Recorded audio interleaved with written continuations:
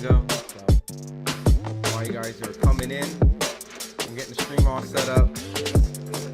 We will be dissecting and doing a live watch along for every fight on the main card zone broadcast. So while you guys are coming in, please take the time to give a quick little vote how you think the fight goes out. Do you think it's Hitchins? Do you think it will be Kambosos back again in New York? And like I said, give me about maybe like one more minute while you guys are trickling in. I see about 100 of you guys so far. So once again, I appreciate you guys dropping in. And we will be calling. On top of that, I have a little interview I have to do in between. So I won't tell you exactly who I'm interviewing at that particular time. But I will be doing an interview on the side. So you guys will be able to hear first exclusive before it goes up next week. So anyways. Alright, some Kambosos folks in here. Okay, alright. I see some Kambosos. Alright. 27%. I don't know how much of that is, but I think maybe that's like 20. Alright, let me see.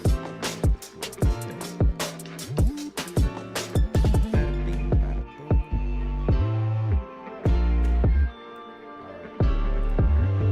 I think that's enough time, right? That's enough time? Alright, cool. Switch over straight into main cam. What's up, everybody? It's Ron Goodall over here from FightHype.com. We will be doing a live watch along for the whole entire card. Sound is not good? Uh-oh. What up, Marvelous? What up, Marv? What up, NM? You said the sound doesn't sound good? Help me out, man. Do I have to ditch this microphone? Is it time? Is it time to switch out? Because I got like one of those little lavalier mics that I can put on right here. But if it sounds, it sounds good? Sounds good? All right. I had like music playing on the startup screen, right? So, but let me get you guys up here, right? Because highlight, right? And hold on. Why are you not popping up? That ain't good. Hold up. Hold up. Highlight chat.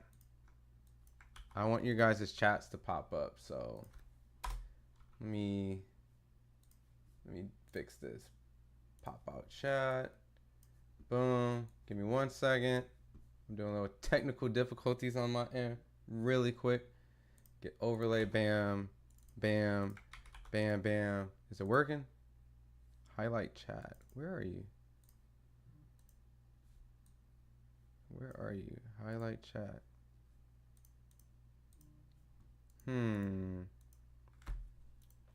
Perfectly fine. Why is the highlight chat not popping up? All right, hold up. We go into another screen. Bear with me really quick. All right. All right, cool. All right, let me switch this up. I'm gonna restart this right here. Other than that, while I'm fixing my little technical difficulty, let's see. I'll read the chat. Can't seem to find the channel. Close this. All right. There you go. Boom. Get overlaid. Boom. I think there's something wrong with my overlay. All right. While I'm doing that, I'm just going to read the chat. Let me pop up the chat like this right now. Because normally I would have your guys' individual chat somewhere up here, but I'm going to be messing with that. But I'll start reading you guys. Anyways, NM, you were first. What's up, NM? Marv, sound is not good. Okay, we already fixed that. Let's go Hitchins. I can hear perfectly fine. I favor Hitchins in this fight, so I'm just going to get that right out the way, right? I think Richardson Hitchins is a guy who has a style that'll be able to keep Kambosos from afar. Kambosos is definitely on like 5 losses with a controversial Maxie Hughes fight. And as much as I think Kambosos can compete with like the top 20 in the lightweight division and maybe even the top 20 in the 140 division, it just seems like outside of that Teofimo Lopez fight, he's never was really able to get another big win.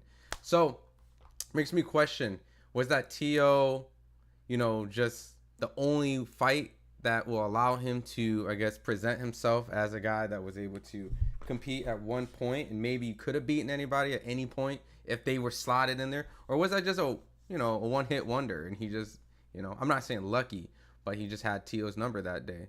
So we'll find out, because I think a win with Richardson Hitchins will at least solidify the wins that Lomachenko and Devin Haney got. Because let's keep it real, Devin's gotten a lot of, criticism per se for beating Kambosos, right? Because a lot of people didn't give him a lot of credit for that, and as well as Lomachenko. So if he's able to beat TO and get Richardson Hitchins, I think that will age those two's resumes tremendous, right? But do I think he'll get past it? Yeah, I'm not sure. You see the fight? Which fight you talking about, Jay? Okay, just started. Yep. So they're doing some early broadcast stuff. What up, Attorney Bailey? It's been a minute. What's up, man? Jay Lex, what's up, man? It's been a minute. Yeah, I was out in Norfolk last week. N8FLX, what's up, man? Benjamin Davis, Hitchins will absolutely walk it in. Kambosos got heart, though. I respect it. For sure. The one thing I do give Kambosos a lot of credit is that he's a guy that's definitely... What network's going to be fighting on Pepe? Is DAZN. Yeah, it's on DAZN. The one thing I give Kambosos a lot of credit, right, is that he has a lot of heart. He does not duck smoke, right? I mean, he's fought Lomachenko. He's fought Devin twice. He's fought Teofimo Lopez. He's fighting Richardson Hitchins. And at a point, I really believe he was going to fight Shakur Stevenson. But going from Teo, Devin, and Devin, Shakur even told me he understood why that he didn't take the Shakur fight, because it was like, brother, give him a break. That's really what it was. Just give him a moment of time to just relax a little bit. He's come off 2 losses. Now you're going to throw him in Shakur. So Shakur respected that. But I feel like Kambosos would have took Shakur too. So this dude was willing to fight, and he still is willing to fight anybody. So I got to give Kambosos a lot of credit. Another thing too is he's extremely fast. Very fast, a lot of heart, doesn't duck the smoke. And he used to also be Pacquiao's sparring partner. So at the end of the day, I think we got to give Kambosos all the credit in the world. Yo, what's up, Jay Quinn? What's going on, man? Yeah, I got to get my chat highlight thing. It's not working. What up, Squid Ink Pasta? We in the building. What's up, man? I got to interview a world champion on this broadcast, so I won't tell you yet. But when it happens, I got to open up my laptop. I'll do the Zoom. I'll let you guys listen to it. And just because the time, like, I got the Zoom scheduled at the same time as the fight, and like it is what it is. So why not just do it live with you guys, right? So yeah, what up, Pepe? Andre Durrell in the building. Yo, man, what's your YouTube channel, man? I know that you're trying to build it up. Hold on, let me see. Andre Durrell. We got the champ. I think this is it, right? 8.2 subscribers. Let me throw a quick little shout out. Andre Durrell. If you guys haven't, take a chance to subscribe to Mr. Durrell's YouTube channel. Doing a lot of Master the Basics and a lot of breakdowns. I've seen him a lot on Instagram doing great reactions. So, of course, man, headed home now. How long do we have before the fight start? So it's I'm not sure. You know how boxing works, right? But I think it's 3 hours from now is at least what they're saying that potentially the Hitchins and Kambosos ring walk would be. So bear with me. I was told it would be like 11:30 Eastern time. Might be a little earlier, might be later. You know how boxing rolls. So I would bet on that. Ben, what's up? George Kambosos has huge heart, absolute warrior, but he is very disrespectful when he's living off the Teal fight from 4 years ago. I mean, I think that's part of his mantra, right? Like, he's a great trash talker, and I think part of that trash talk is actually what allowed him to beat Teofimo Lopez, because of a lot of the mental warfare that he applied in that press conference in the lead up. Teo actually fought extremely aggressive and tried to take Kambosos' head off. He fought with a lot of emotions, and because of that, sure enough, he got drops in the first round. I believe it was the first round. So at that point, Kambosos definitely always works with mind games, and that's kind of his whole gimmick. But for the most part, I believe that you know, he's a fighter. These guys are always going to speak from the heart, and they believe in pure confidence. I mean, they have a lot of confidence. So I just think it's part of the game, and I think Hitchins is delivering it well. I think these two have been going back and forth for a hot minute. So I'm sure the second the fight's over, those two will be cool. Like, I haven't really seen anything crazy. I know there was a chair thrown or attempt from his Hitchins trainer Lenny, and you know, Jim Kambosos' dad came and smacked Lenny with a microphone. I don't know what all that was about, but theatrics. But I believe they're gonna be cool after. That's just, you know, fighters, man. I didn't really see anything too crazy, but yeah, he definitely needs a solid win because Maxie Hughes was a fight that was extremely controversial, in my opinion. Which, by all means, if he lost that fight, he practically lost every single fight leading up to the Richardson Hitchins fight, minus the previous one that he just had in Australia. And he didn't really look spectacular either, too. I think it was like Jake Wiley, a guy that was like 16-1 in Australia. So he definitely needs to get this win. If not, I hate to say it, but I think pretty much these big time fights will probably for sure dry up from this point. So, yo, N.I., what's up, man? Yo, what's up, man? Rosalina Hernandez, what's up, bruh? Dang, you just bruhed me. Hitchins lost in Kambosos. Damn, yo. Anything can happen, yo. Anything can happen. I got a little insight when I was talking to one of Kambosos' trainers, and you know, he pretty much, you know, told me what every trainer would say. Like, hey, you know, he's a lot more focused than his last fight. He's motivated. He's worked on a lot of things. You know, he added some new stuff to the team in camp and yada yada. So we'll see. Yo, brother, Hitchins has the jab over Kambosos. Kambosos needs to move his head. Yeah, I really don't know what the game plan will be because Hitchins is definitely going to be able to keep Kambosos at least from at least a jab, like keep his distance from a good point, you know, a good presence. I don't know how to describe it. He's going to keep him at the end of his stick. You know, he's going to box, he's going to move, and at moments he's going to sit somewhat in the pocket. But other than that, I think he's just going to box Kambosos' head off, have good right hands. And if Kambosos does not change levels, does not use that quick speed and time Kambosos in and out, I don't know. Tight beats on there. What up, John? When would it start? So right now, got this nice little doohickey right here. I'm going to start the official time. So if some of you guys haven't been here for a minute, as you can see, I will be actually able to. Yeah, this is dope, right? So I'll actually have a start time. Let's see, start. So I'll actually be able to start it. You can see right here. Oh, let me fix this, right? So Zaquin Moses is in the ring right now. And Carl Rogers is in the ring right now. This is the first fight. But see, I'll be able to start the time. And then right here, this would be the round and how many rounds is in that match. So 1 out of 6. You see how it works? So at any given time, if you're curious what fight is actually on or what will be coming up next, what round we're in, and how much time we have left, this is exactly going to be the tool that I'll be using, right? It's pretty simple, right? And the next thing I'm working on is to get unofficial scorecards so I can tell you guys like my personal opinion of who I think is winning and stuff like that. But as in for right now, this will be the tool that we'll be using so that at any point, if you don't have the ability to watch it, you just want to hear, you're just jumping in, reference everything right here. It makes everything pretty simple, right? So let me reset that clock.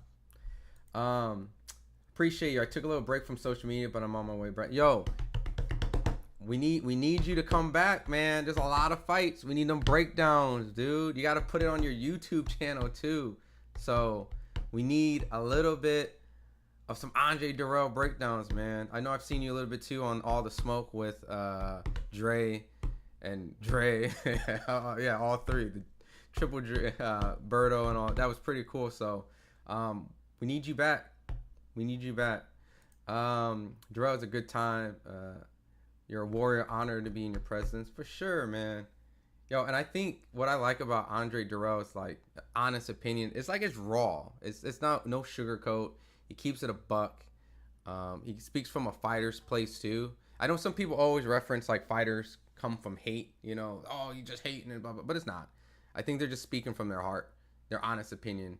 And I think Darrell would be a cool commentator. So hopefully you can get something like that one day. Just keep up your good work on your social media, man. And of course, appreciate you showing love to FightHype, man. Fighters first. So without fighters, we wouldn't be around. What time does it start? So right now, Zaquin and Carl Rogers are face to face in the ring right now. So I'll actually be getting ready to start and commentate that. So Zaquin is Shakur's cousin. Do you know who won Campos' fight? Was that one of the earlier fights, right? The Campos fight.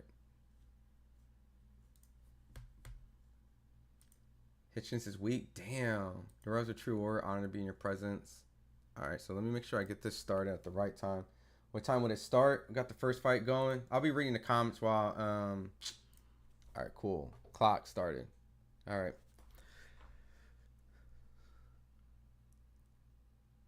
All right, so a little bit of insight, just in case some people who aren't hip to Zaquin Moses, like he's the cousin of Shakur Steven, right? So Shakur's grandfather has like so many kids that he's trained over the time. And I'm not exactly sure how many family members in Shakur's family box, but I believe it's a lot. And so when I used to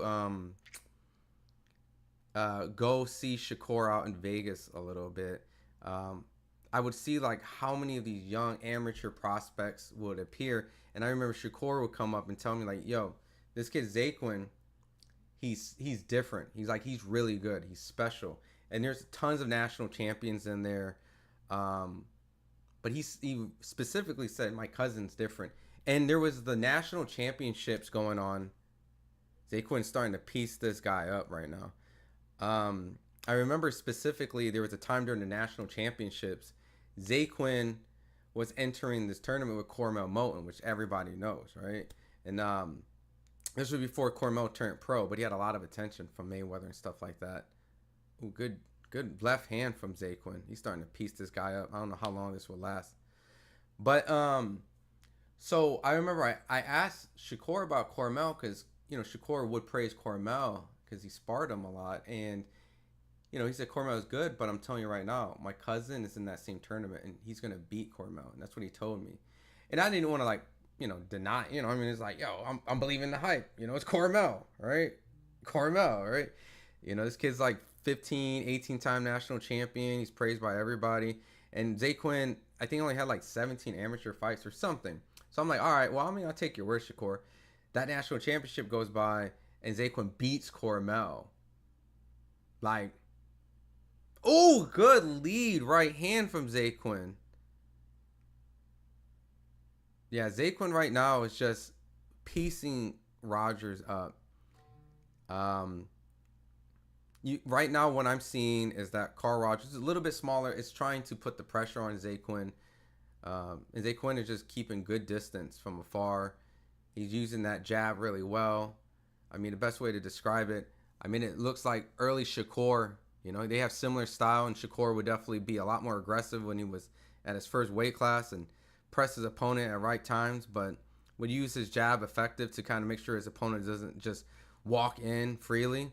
But he goes to the body pretty well right now. So this is a pretty easy round to score, and it feels like it's one of those showcase fights where unfortunately Carl Rogers just on the other end of the stick, just getting pieced up. So I just don't know if this will make it to the 6th round. So, but all right, cool. Let me make sure I switch. Bam, reset. All right, Kambosos can beat Chavez Jr. You're crazy, man. Ron, you know how I feel about Hitchins. Believe that is the consensus. Of course, I understand how you feel. Kambosos is going to be a guy that's definitely going to let the world know like what Hitchins is capable of, right? I know Kambosos have seen better days, but it's still an opponent where they're going to try to tie him and Devin Haney together. So stopping Kambosos would be impressive regardless at any point, because it took Lomachenko quite some time. It didn't feel like it was going to happen, but yeah. Kambosos is too much for Hitchins. He will overwhelm. Look, Kambosos is fast. He has dog, and at any given point, if Kambosos is going to take any risk, Richardson's going to have to be really on point on the inside, which I think he will. I mean, we've seen him struggle against guys like Gustavo Lemos, you know, where he blames it on a bad weight cut. But neither here or there. We've seen moments where Richardson Hitchins has struggled with some sort of pressure fighter, small pressure fighter. And Kambosos is faster, in my opinion, than Gustavo Lemos. So we'll see what happens. Oh, shit. I didn't even start my clock. Second round. Where we can watch it. It's on DAZN. Oh, that's a dope setup. Oh, shucks. You got me blushing, bro. Yo, there's this interview I got to pull up. Darrell at some point where it was hilarious. I don't know. I think it was like a Clarissa Shields fight. And you were dogging a reporter, dude. It was hilarious. I gotta find it. What time's the fight? We're on the first fight on the main card. I did go to Zoom, but it's saying his event's over. John, just restart it. That might have been the prelim. Man, Zaquin is just piecing Rogers to the body right now. If Hitchins is born again, I give up on him. Like the last fight. I mean, he definitely was calculated, man. Paro is definitely a good fighter too, so I didn't really think that was a boring fight personally. DAZN said the event's finished. Are you on like the DAZN app? I mean, it's DAZN we're speaking, right? DAZN definitely isn't like the greatest app out there, so. Good jab from Zaquin. Just an easy fight to score right now. Zaquin's just in full control. And Rogers just swinging. Just getting pieced to the body, man. Apparently, Carl Rogers was an MMA fighter, so, I mean, I'm not really giving this other than more than a showcase fight for Zaquin, so. You know, and Zaquin's a young kid. I believe he's 3-0, only at the age of 20, so. You know, eventually they're going to have to move him along. But this is just one of those fights just so he can learn how to fight, you know, in front of the lights.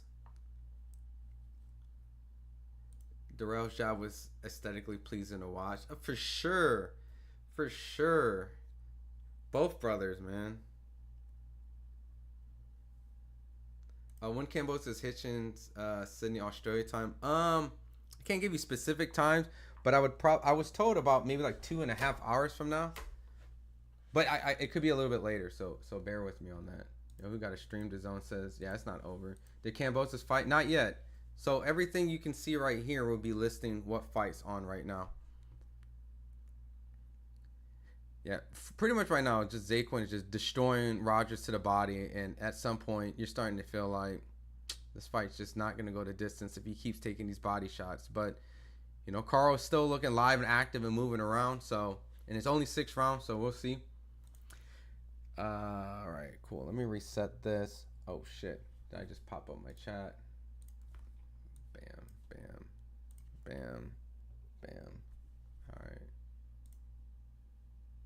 Why is this not working? Okay. Highlight chat.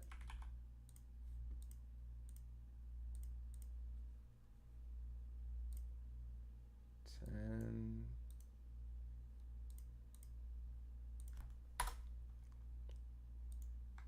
restart.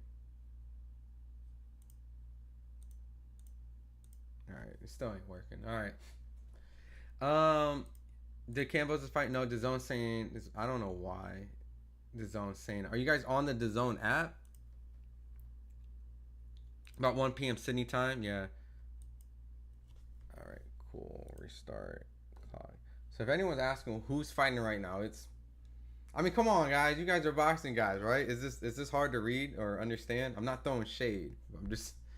Fighter ran up on Darrell in the hallway one time and looked Darrell in the eyes with crazy about a crash out look. I think Darrell got a short fuse for bullshit. I do too. I think they both do. I mean, I think honestly, it's just more of the fact that like when they hear something stupid, they're gonna respond to it, man. Especially, I think Andre, man. What up, Mr. DC? That jersey style's trash. Damn, bro. What up, Brotherhood Sports? What do you think about the fiasco that went down last week, man? I didn't do a live on it. I did like a little hot take on it. I got killed in the comments because I was all politically correct, but you know, they're like, "Oh, you should have crucified Keyshawn," and I'm like, I didn't really obviously approve anything that went down the week, but for what happened the night of, I can't really speak on that because I wasn't in the locker rooms or nothing like that. So, and we only heard pretty much one side of the story. Good body shots from Moses, man. You know what's really interesting for me too is this Andy Cruz fight that's on this card, because now it's like we wanted to see Keyshawn and Andy, but it may not happen now because they're completely in two different weight classes. It looks like that's going to happen. So that's unfortunate. Maybe Andy moves up, but oh man, Moses is starting to really tee off on Rogers, man. What time does Josh Padley fight?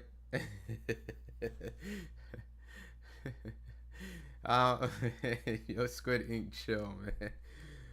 Who's fighting right now? Zaquin Moses and Carl Rogers. It's the first fight on the main card. Shakur's cousin. Congrats to you, Ron, making your way in the boxing community. I appreciate it. Yeah, I've done some. I've been on my Twitter game a little bit too, man. And it's funny because I've gotten some heat a little bit, but I've gotten more love than anything, man. It just comes with the territory. All right, man. Third round. Zaquin still going to the body, throwing some jabs. I'm gonna need you to take a couple more chances. Not anything reckless, but just give the fans what they want, man. You're 3-0. You're fighting an MMA guy. Ooh, good body shot. Carl Rogers is 3-2. Has he ever been stopped before? He's been stopped one time.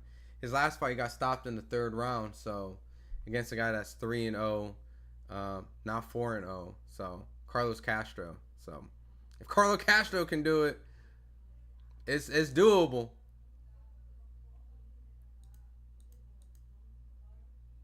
Yeah, and his grandfather is telling him, "Yo, it's time, man. It's time to get his ass out of there, man." Who has better stamina for later rounds, Hitchins or Kambosos?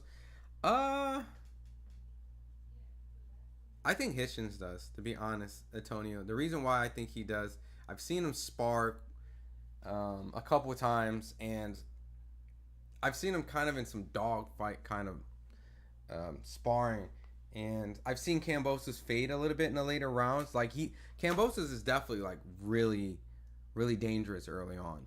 But over time, I've seen him fade a little bit. Somewhere along the line in Lomachenko in the middle of the rounds, he kind of started to turn it up. But then he started fading again. So I don't know. I think Hitchins, for the way he fights, the way he moves, I think unless he had a bad weight cut, I think he will probably be the one that be able to take the fight in the later rounds and probably drown him out. But we can't count on Kambosos' speed, man. Kambosos is fast.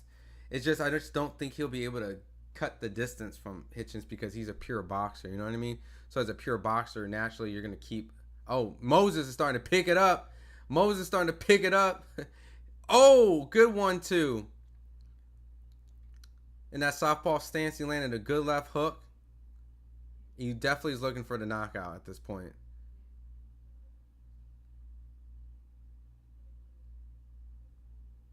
Oh, he's starting to really tee off on Rogers, man. Do you know what how many fights from this one? There is going to be, we got Zaquin and then Pablo, right? I think it's Pablo. Is the Pablo fight still going down? Did something happen to that? Oh, yeah. Moses is starting to tee. The refs are going to stop the fight. Rogers is down. Got dropped by a lead right hand. He's being counted 6, 7, 8. Ref's giving him an opportunity to walk. He's asking if he wants to fight. He's telling him to come to him. Moses is walking towards him. Moses starting to pour some shots. Ref comes in, saves him. Knockout victory.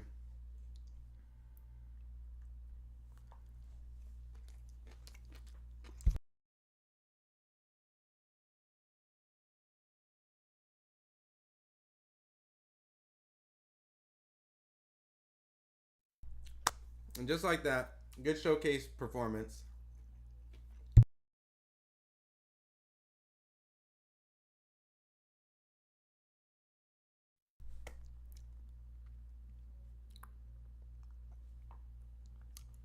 Yeah. Solid performance. It was a showcase fight. He did what he was supposed to do. So, oh, you talking about Campos no Nito? They're fighting today, huh? That's today. Mm, you're right. What is that fight gonna be on? He's gonna be fighting Argentina. That's what you meant by Campos. The Zaquin fight's over. The heavyweight fight, random stuff. Um, from my understanding, they had this fight supposed to be coming up, right? Pablo Valdez.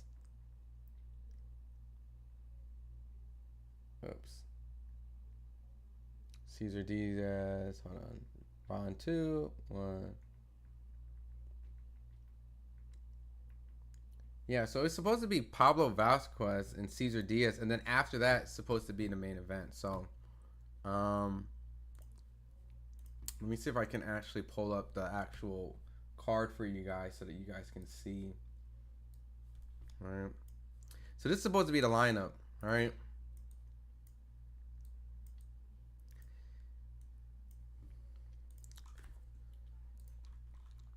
So we just finished Zaquin, right?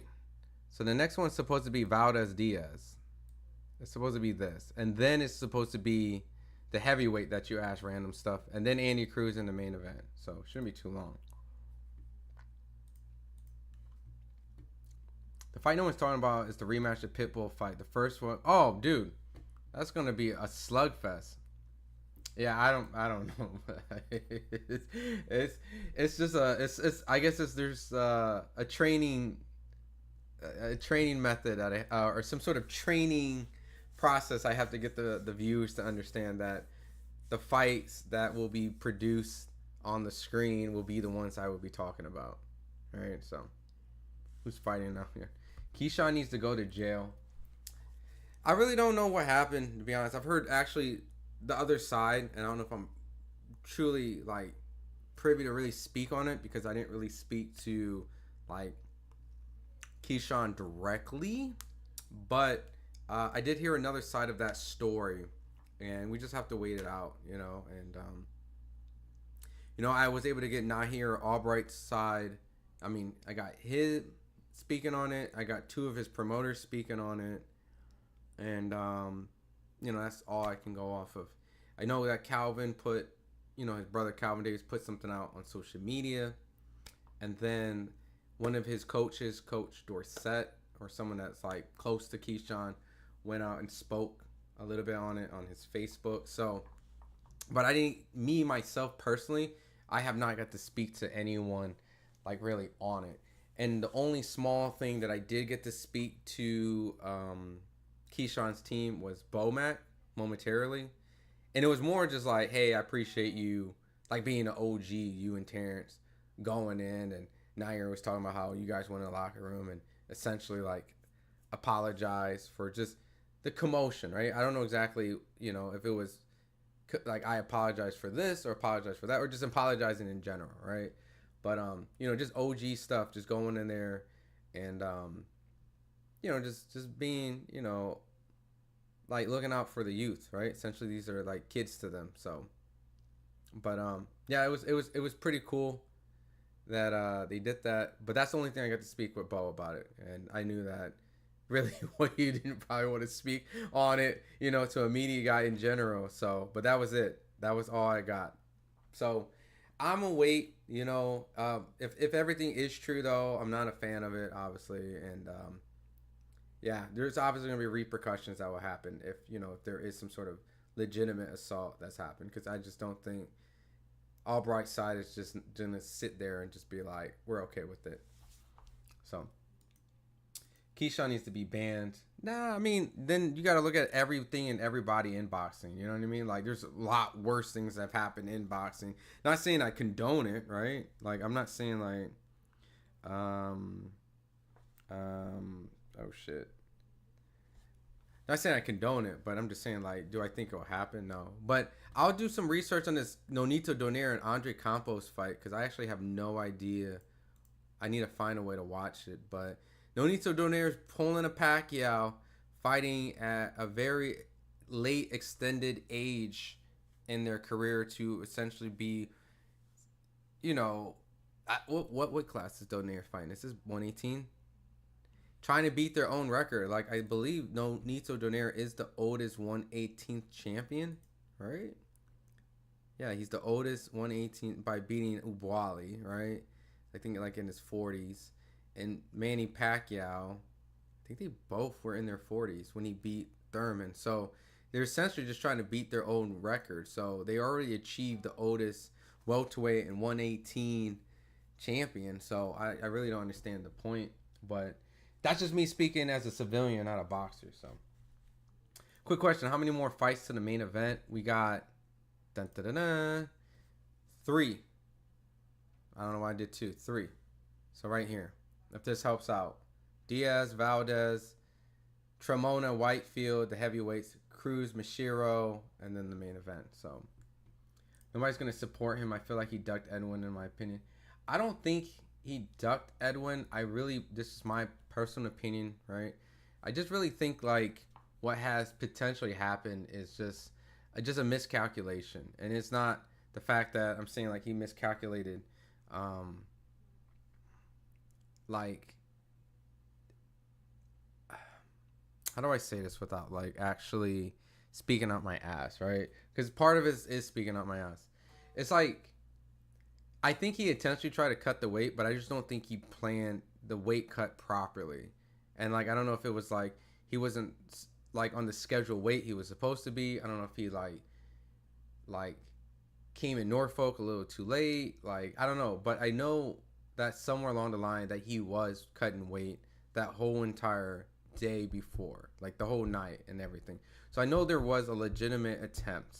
And then in the morning, I believe that he was still trying to cut, but I don't know if it was something like if he kind of like stopped or like he just couldn't make it no more. Like, I really don't know, right? So I don't know if he was supposed to do something and he wasn't. That's just my only like half-ass attempt to kind of, I guess, somewhat. Oh shit, are we not getting this pop? I think we're doing straight into the heavyweight fights. Hold on. I think we're not doing this Pablo fight because screenshot, if you look right here, yeah, we're going straight into this. So camera, where's my camera? All right. Yeah, so we just did this fight. So my bad, y'all. No Pablo fight. We're going straight to the heavyweight. Then we go into Mashiro and then the main event, which is cool. We get straight into it. I feel like we get this card moving. That's great. So, my apologies. Their own social media said this was the running order. So, something must have happened with this Valdez fight. I don't know. Did something happen at the weigh-in? I didn't even watch the weigh-in. So, that's my bad, y'all. Like, I've only watched Richardson Hitchins Kambosos weigh-in. So, I might be slipping, so my bad. But all right, cool. Well, let me fix this then. Tremaine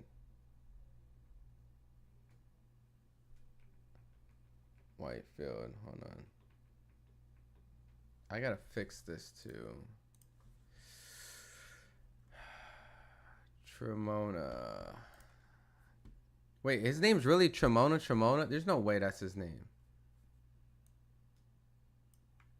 Taroma? What? Is that really his name? He has two first and last names the same name? Wait, what? I thought I just copy and pasted, but what the? What the? He really has first and last same name. The Campos and Donaire fight, I haven't got any results. Let me go on Twitter to see if it's. What the hell? All right. The zone's trash. I was watching the fight. All of a sudden, the said event is delayed. Yeah, I don't know what that was about. Yeah, Mashiro's not up yet. Next right now, Jasmine. Infamous.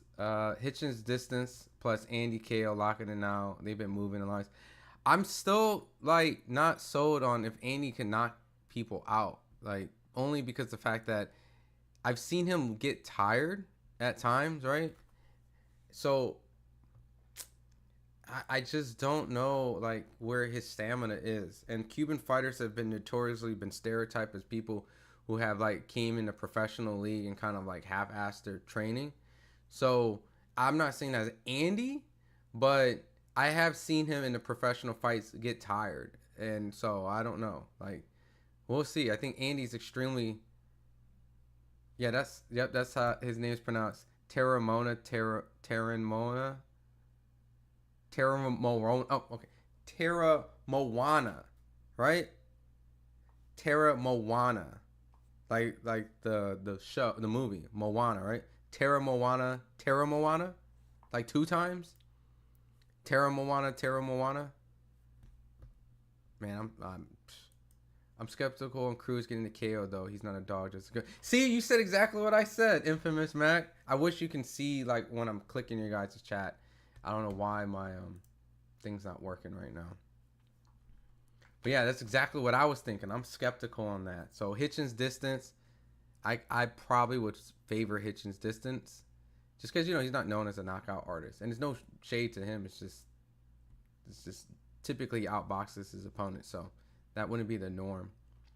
And how these sports streamers don't have any commercials, just annoying ass beat for 20 minutes. Their broadcast right now has commercials. I'm actually the opposite. I hate commercials on these type of paid. Like, why do I want to see commercials? Like, have programming in between. Like, make a documentary and do some sort of like pre-fight build-up. Introduce me to some of these fighters. And I know I cover boxing, for a living, but I don't know every single person. Like, I don't know everyone's backstory. Like, Terra Moana, bro, he's only fought in Australia. I'm sure I'm probably seen him maybe on like some sort of undercard from like George Kambosos. I think I might have seen him one time. It might have been that last one. But for the most part, like, I didn't really get like a deep backstory. And I'm not in Australia to really get a chance to talk to this dude and get to know him and yada yada. And really, to be honest, right, like, for the most part, I don't know if I ever would. Like, I don't know if I ever would go out and take the time to figure out Terra Moana, seeing that he's ranked on BoxRec 113. So if these broadcasts will allow some sort of backstory and actually and introduce the fans more about them, like that would do so much more for their promotions versus just putting these random commercials. I get if it's like ESPN or something like that, but when there's dead time, like, actually really make an attempt to really educate your audience on who these people are, and maybe they can connect or relate or find some sort of like relations why they probably should support them outside of just enjoying them as a fighter, right? So but I'm just saying, like, I don't really know too much, like I would have to do my homework, and shame on me for not knowing that, but I'm just being honest with you guys. I'm not gonna be like, I know everybody, I know everything. So that's just me being transparent, right? Alba already came out and said he forgives Keyshawn and asked the fans to forgive him. Well, like he did like an interview like somewhere. Yeah, and his promoters kind of told me something like that. So if he's done interviews, and it's a smart thing, like forgive him, blah blah blah blah. But the question is, are they gonna forgive him? Like, is there gonna be a lawsuit? Like, we'll find out, man. He overstepped the boundary within the boxing game, loses focus, feeling himself. Yeah, I mean, once again, we just have to see what Keyshawn has to say, before we can actually, at least for me, like, have a fair opinion. I have an opinion, but I don't know if it's fair. Because I wasn't in the locker room. And I know it sounds like I'm caping for Keyshawn. Oh, but it's just, I think it's just the right thing for me to just make sure I'm not just jumping the horse. Because I've already seen a lot of people bash him. And so, but I know a lot of people weren't also at the fight. And let alone, a lot of people weren't even at the scuffle itself. So, but for the most part, I feel like a mistake might have happened on Keyshawn's end. And so, how many rounds is this? Tara Moana? 6? Okay. 6 minutes. 6. And we're in this round. Okay. All right. Andy better get the KO. That excessive movement going to come to minimum. That's one thing. He needs to make sure like he doesn't just waste all that energy. Like that amateur style moving around is great for 3 rounds, but in the pro games, he has to make sure that he paces himself properly, because if not, he's definitely gonna get tired and he's definitely gonna gas out, and we've seen it already. So Tara Moana too, yeah. Super skeptical about getting the KO. He's not sharp. He's not a sharp shooter to me, but I already put my bet. I hope he can pull it off. The thing about Andy Cruz is that even though he beat Keyshawn, like, I think, 4 times in amateurs, I feel like him right now is still developing somewhat, like, it's almost like somewhat too fast, right? Because of his amateur pedigree, they are pushing him at a point where if they give a fight in between a little bit more, you can start to see his development actually look more polished. But since each fight is just like a step up, a step up, a step up, a step up, like, you see his flaws in between his progression a lot more apparent. And so for me, I wonder if they're pushing him too fast and he's going to run into something and actually be in some shit, or like this is the pace he's supposed to go at because he's this top amateur and doing this Lomachenko shit. Because the next step after this is Raymond Muay Thai. And I'm not saying Raymond Muay Thai is the best lightweight, but at the same time, damn it, like, he's top 4. He's like the top 4 guys in the division. He's fought guys like Tevin Farmer and and he knocked out who Abdullah Mason fought the other day, like, in 2 rounds. Nakatia. So like, Raymond is a solid fighter, and I think that on any given night, if Andy Cruz isn't prepared, Raymond could take him out. He's strong, he can box, He's intelligent. He has a great trainer in his corner. Personally, I don't know if Andy should jump right into Raymond Muay Thai immediately, but I could be wrong. So, but I am skeptical, But I do feel like they're pushing him very fast. After Devin Haney's last 2 performances, the attention hype behind him has died down quite a bit. For sure. I mean, it's boxing, You're only as good as your last performance. I'm watching the fight in the zone. Pronounced Tara Moana. He's a beast. He's fought in the Olympics recently. Okay. So he's on the Australian Olympics team. All right. Did not know that.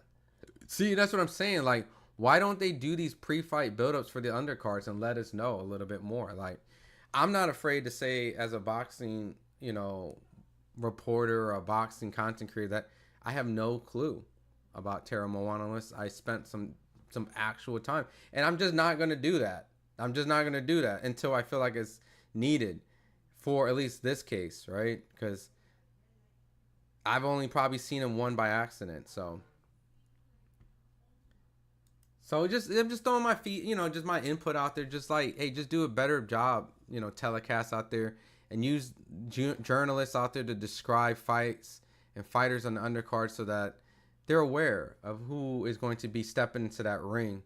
Casual fans or even reporters, need more exposure here in Australia. I agree. I mean, we have our guy Nick Noonan. He does a good job out there, but he definitely does a lot of the big guys in Australia. I got Hitchins, Moses, Andy Cruz, and Hammer. Well, you definitely got Moses right. He stopped his opponent, Victor. So Hitchins, Andy Cruz. Yeah, I think.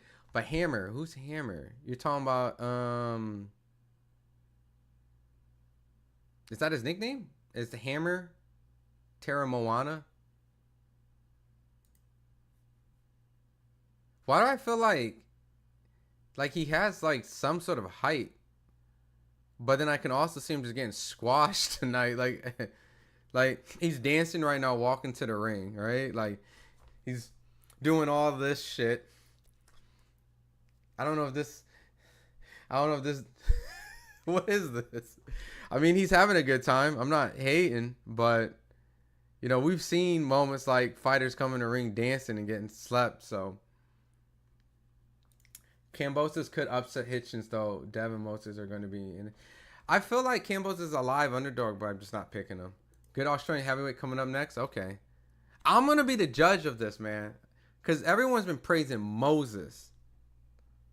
So, and I saw a little bit of Moses, and I was like, all right, I can see why people are hyped about this dude. He's nice, you know. But typically, small heavyweights can move and do all the different lateral movements, and they're flashy with the pullbacks and stuff. So I expect that. But we'll see against. He's facing Dillian White, I believe, right?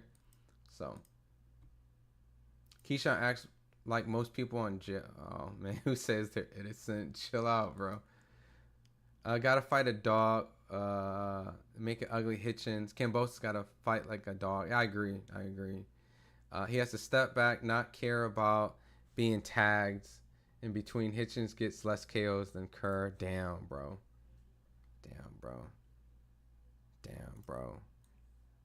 That's harsh. Hey, we're presumed innocent until proven guilty in court. Can't judge Keyshawn without the facts. Yeah, that's just how I'm rolling with it, Dana. I know I'll probably get dragged for it, but how long to the fight? Well, after this fight, we got Andy Cruz and then the main event. So 3 fights. I'd like to see Hitchins be the first instead of looking for the counter all the time. Fight on the front foot sometimes.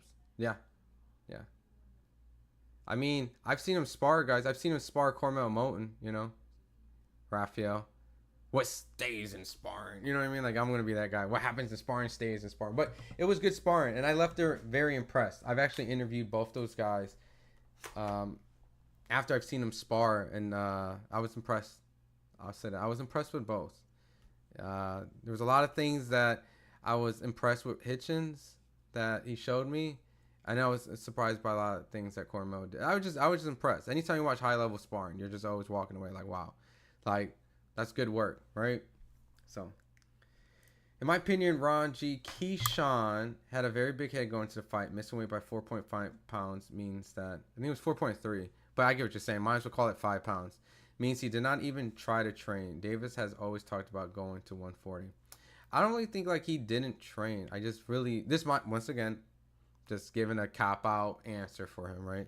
But I really think like he just poorly executed his weight cutting program. You know, I think he didn't do it right, and I think somewhere along the line either took it for granted or just delayed it, or maybe celebrate a little too hard, so maybe the cut was a little harder. I don't know. I've always was told that when a person becomes a champion, they become bigger, like immediately. Like the next weight cut becomes harder because it's just like they're gonna go out and celebrate and they're gonna do things. So I don't know necessarily if that was played like if that was not like accounted for, right? Like, oh man, I'm heavier than I normally am, and I don't know, man. We'll just have to see. Maybe I'll be able to interview Keyshawn and I'll be able to ask like thorough questions and see. But that man got paid to throw that fight away for Zaquin Moses.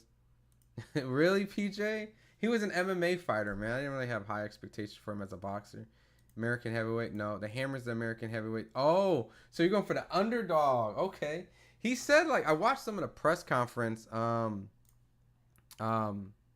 He said he was like the number 2 amateur at one point. He's 35 years old now. So, like, he's definitely, there we go. Let's get the clock going. I'm expecting this to go by KO, but Shannon Briggs was in his corner, and so we'll see how this fight plays out. Australian gonna hurt him. Terramone is unreal to watch. Really? Okay.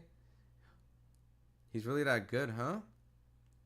I just found out he was on an Olympic team. Good jab to the body. Good right hand from Tara Moona. I'm just going to say Tara, right? Just so that I can just be... Oh, Mona, right? I'm just saying Mona.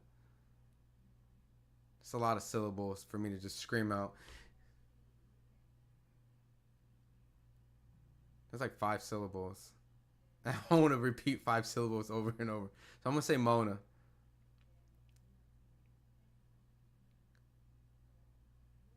I mean, yo, Whitefield definitely looks gamed. Never heard of Whitefield either. Whitfield.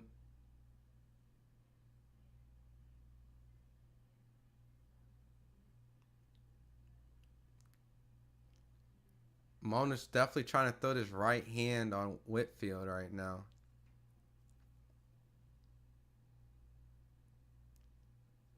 And since Mona's the bigger guy, he's definitely going to be punching down. So Whitfield needs to be careful the way he dips. Ooh, eats a right hand already. I think he's hurt. I think he's already hurt. I think Mona landed a right hand that already staggered Whitfield a little bit.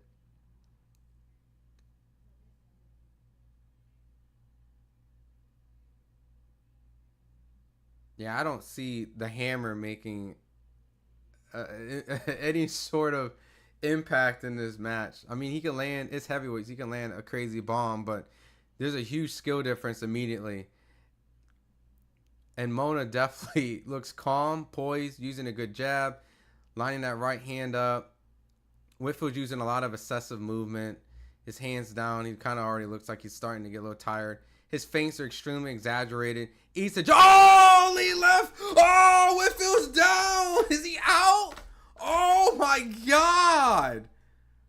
Oh, my God. He is out.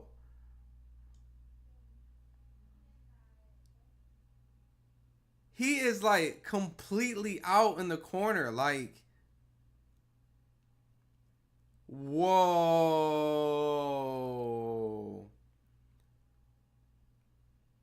Whoa, that was like Ray Mercer, Tommy Morrison. Like, he's out, bro. Like, he's out. Fat Joe in the crowd standing. He for sure had been unconscious on the way going down in the corner. That was bad. That was bad.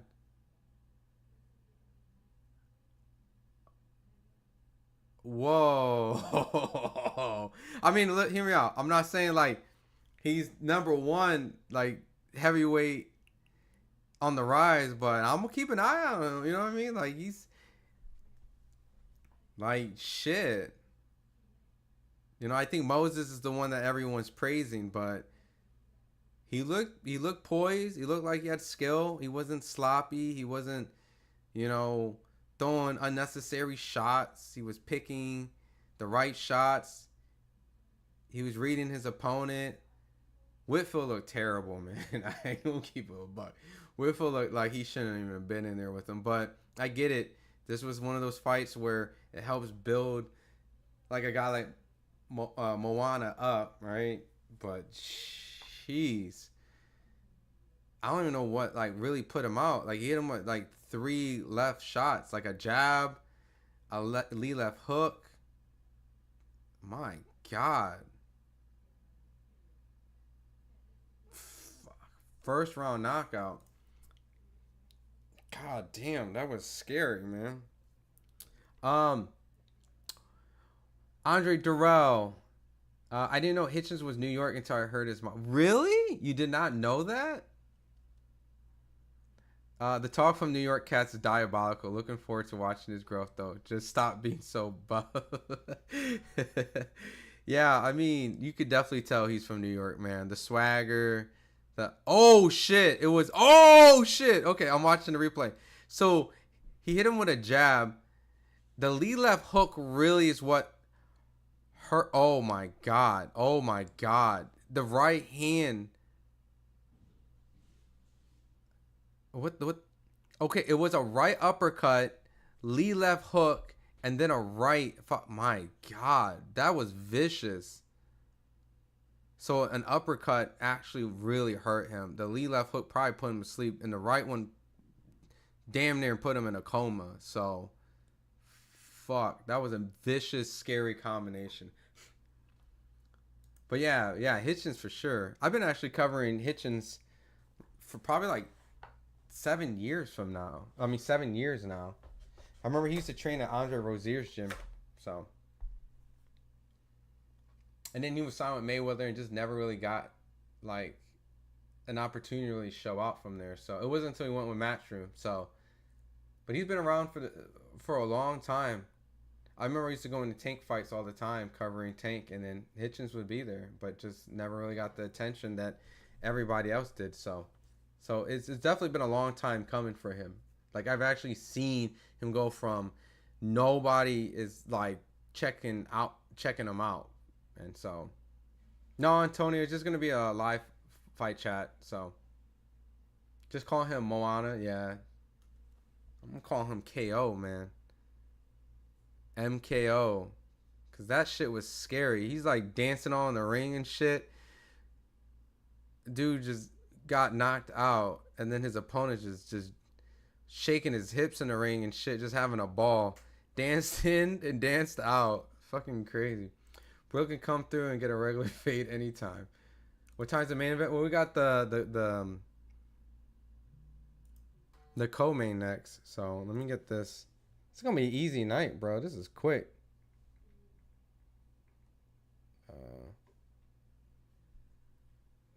What is that? A Tila dance that Moana just did?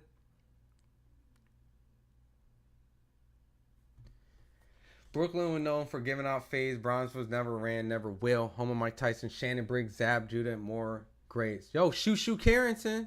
That's another one from Bronzeville. That boy's been Shoo Carrington. Shoo Carrington, man.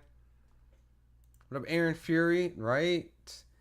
Infamous Mac. I know we're talking about boxing, but who we got in NBA Finals? I'm Team Thunder, bro. I'm not gonna lie. I'm a Bulls fan, so when the Bulls are ass, I just don't even watch it no more. So it's like what? It's the Pacers and Thunder, right? That's what it is. I don't know. I didn't really watch this season, so I just know that you just don't count the Pacers out, right? Because they've been kind of like in some of these playoff matches where they're just behind and then all of a sudden they somehow win. So yeah, Australian's nice, man. Big guy. I don't even know if I can even think of a big Australian heavyweight in the last, like, I can't even remember. The Cruz fight is what I'm looking forward to. The fight might steal tonight. Yeah, that's what, I mean, I'm curious about what Andy Cruz does, because he's always kind of had, like, exciting performances, but performances that are enough for you to, like, critique and criticize. Like, I'm always like, that was great, but I need more, bro. Like, you ain't looking like Lomachenko, like how Lomachenko came out. Like, you looking, you know, you have skills, but still, translating to pros, I still see holes in your game. But, you know, it takes time. Told you Terramona is a beast. Yeah, man. That shit was scary, bro. He had, like, good sense of distance, and, like, he really made sure, like, he didn't waste punches, which is really important for heavyweights, because a lot of energy is, like to move all that weight and throw all that weight is very exhausting for big guys. So, what up, Curtis? What up, Curtis, man? Who just won that fight? Tara Moana slept Whitfield in the first round. That shit was vicious. Yes, Pacers and Thunders, yeah. Them same dudes who took down on New York won't come get a fade here, never. Damn, he was outstanding. Yeah, he was outstanding up. He wasn't even standing up. He was just slumped in the corner. Like, can always come to the gym and Picton Avenue if you feel about Brooklyn Cancer Gleasons. I used to live in New York for a little bit. I covered New York boxing for a little bit. And I never... let me see. Give me 1 second. I never fell short of watching and getting good talent, so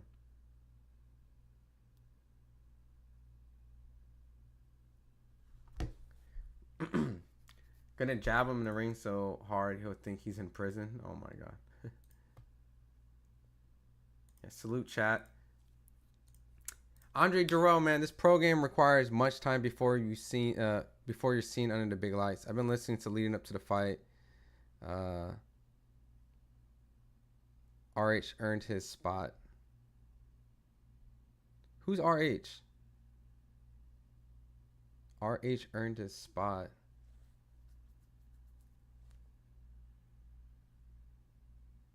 RH RH earned his spot. He earned his spot. Is that what you're trying to say, Darrell? But yeah, this program definitely requires like a lot of time underneath the lights, and you would know better than anybody in the chat, right? I remember, I interviewed Joey Spencer before, right? I know Joey Spencer probably been around you when he was like a kid, right? But cause he was always around Andre, right? But I remember Joey when he turned pro. He turned pro really young. But I remember one thing that he was telling me that was like really important for him is that he really had to learn how to just fight in front of people. It was like you learn how to do magic tricks, right? As like a person leading up, going to the parties and stuff like, oh, I know how to do the magic tricks. But then the moment you're in front of people and you actually have to show the magic trick and you actually have to perform and do it right, or you learn how to play a song on the piano or guitar, and then now you're in front of a crowd and you're like, all right, what was that note that I practiced? So that's kind of like the big thing, right? So I always hear people just saying like, I just had to learn how to just fight in front of the crowd. And plus there's tons of people that, oh, Richardson Hitchins. Okay. The program requires much time before you see on the big lights. I've been listening and leading up to the fight. Richardson earned his spot. For sure. Richardson Hitchins definitely has. Richardson, let me pull up his box rec. While I'm pulling his box rec, but just finishing like what I was saying about like what Joey Spencer's like, he just like had to learn just, whoa, don't freeze up kind of moment. And I think a lot of the fights where people, when they come up and turn pro and they immediately like fight guys that like really bad resumes or like considered tomato cans, that's really what those are for. It's just like those guys learning how to actually perform in front of people. You know what I mean? Like perform in front of people and actually know how to take from what they did in the gym and make sure it was translated in front of people. Because there's tons of people that I've known for a fact that in the gym, they look phenomenal. And then they go fight someone that's just not as good as them. And then they get destroyed. And I'm just like, what happened? How did that translate? You know?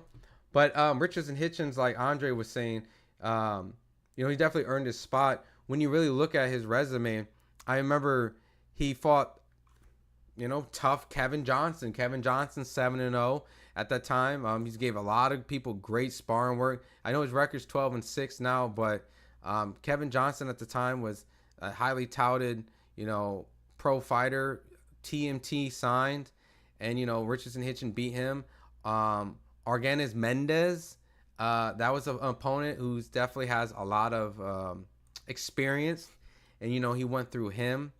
Malik Hawkins at the time, it was a guy that TMT signed, and I remember Leonard Ellerby was high on him, and I think at the time the only loss he had was Sibril Matias, and he fought Matias before Matias really was who people think he was, and so he beat Malik Hawkins, and then he fought John Bauza, undefeated. He was on Top Rank, and Top Rank legitimately had some really scary performances by stopping like some up and coming guys on Top Rank. And then he like beat up Jose Zepeda. Well, he beat up John Bauza, dropped balls in that fight. Beat Jose Zepeda, former champion, gave Regis Prograis a good fight. Then had a tough fight with Gustavo Lemos, but controversially won. Some people thought he lost, but he beat him, undefeated Gustavo Lemos, and then he beat Liam Paro.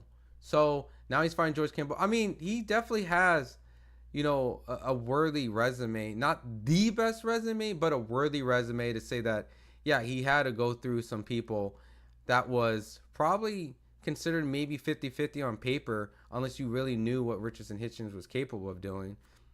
He fought credible guys that weren't known names in the sport of boxing to get him to this position. So beating George Kambosos would legitimately probably be his first known name in boxing, really, in my personal opinion. And then keep in mind, he beat Liam Paro, who Liam Paro beat Matias, who was allegedly the boogeyman in the division, and many people didn't really necessarily felt that people wanted to fight him. So Richardson Hitchins has worked his way up into this position, and I do believe that he is probably top 4, top 5 in his weight class. Depending on where you want to place him, I really legitimately give him credit for that journey here.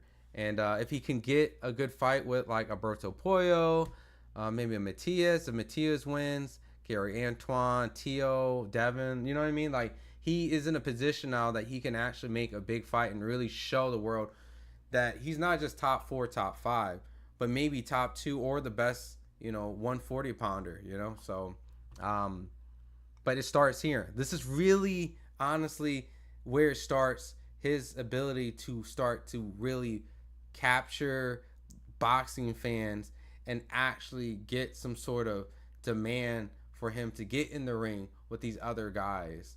And we'll see how he does against Kambosos. So he's fighting in his hometown in New York, and we'll see how well it does. Justice Huni is probably our second best heavyweight to... Okay, all right. Huni was doing his thing. I didn't watch the fight random, but I saw highlights, and he was doing his thing, and then he got caught. So, yeah, Australian boxing always has one guy that randomly comes in, and always make sure that they're in the mix at any time, at any given time. There's always an Australian fighter that holds it down. So, but Hitchins from Crown Heights is not sweet over here. He's active all day. He gets a regular fade boxer or not. Warner punish him. Durrell, for sure. Yeah, Durrell is definitely a great fighter. Pocket, what's up, Pocket? Props to Ron. Thanks for your great interviews and work on FightHype. Appreciate it. Shit. That just reminds me. I cannot forget an interview I have to do at... What is it? 10:10. Okay. 30 minutes. I have to interview a champion. So you guys will hear it. I got to make sure. I wanted to do a live, but I also wanted to interview this champion. I won't tell you guys who it is, but you'll know immediately once I start doing the interview on my laptop over here. But you guys will get a sneak peek and hear the interview from the start. Just don't let me forget. I won't forget, but I have to do it in 30 minutes. So maybe it's in between the Andy Cruz fight or it might be during the Andy Cruz fight. But or right before the Richardson Hitchins fight. So if I'm doing the interview while Hitchins fight, I'm sorry. I'm just doing my job. I can't be two people at the same time. How many rounds is this Andy Cruz fight? 12 rounds. Okay, so let me make sure. Reset the clock. 1 12. Okay. Just sub to your channel. Oh, but yeah, I appreciate it, Pocket, man. I was beat when I came from Norfolk, man. Maxwell Brinks, just sub to you because I was missing a fight, but sub to Akitu, only reports about gossip. Well, I appreciate you subbing, man. I mean, look, I ain't gonna put it past us. We do report gossip too, but we support. I mean, we report everything, right? So, Don, how do y'all figure Kambosos better than Paro?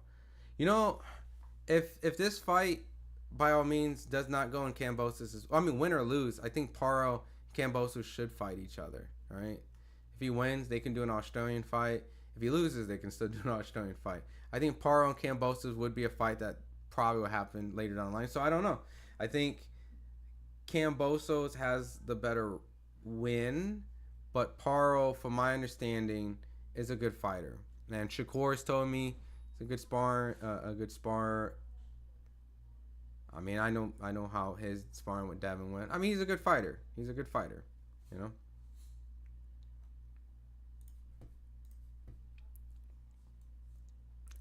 Cruz's best attributes are technique, speed, and reaction. KOs won't really be his thing as a pro unless they come from a cumulative punches. I could see that, Charles. But I really think he could be a devastating knockout artist. I just feel like he does a little bit more movement than he needs to. But I don't know if that just comes from the fact that that's his style from the amateurs. But I feel like if he knows how to conserve his energy a little bit better and kind of sit down on his punches and use lateral movement without all the crazy jerky excessive run. Oh, I don't want to say running, but it just seems excessive when it comes to pros, because if you move like that for 12 rounds, you're gonna get tired. So use it effective. I know he can, but use it effective so that you don't burn yourself out. And then if he sits on his punches a little bit more, like I think Andy would be part of that like new Cuban style where offensive minded these dudes have became David Morrell and Yoenis and Iglesias. Like I think Andy fits into that category, but he still moves a little bit too much than I would like. And it's not that like it's effective like Lara or Gamboa, not Gamboa, Rigondeaux. And Rigo, when you really look at Rigo didn't really move like crazy. He moved like properly and like watch how Floyd fights. They like say he runs, but like if you really look at it, he's really like taking the proper steps to get away without just burning himself out. So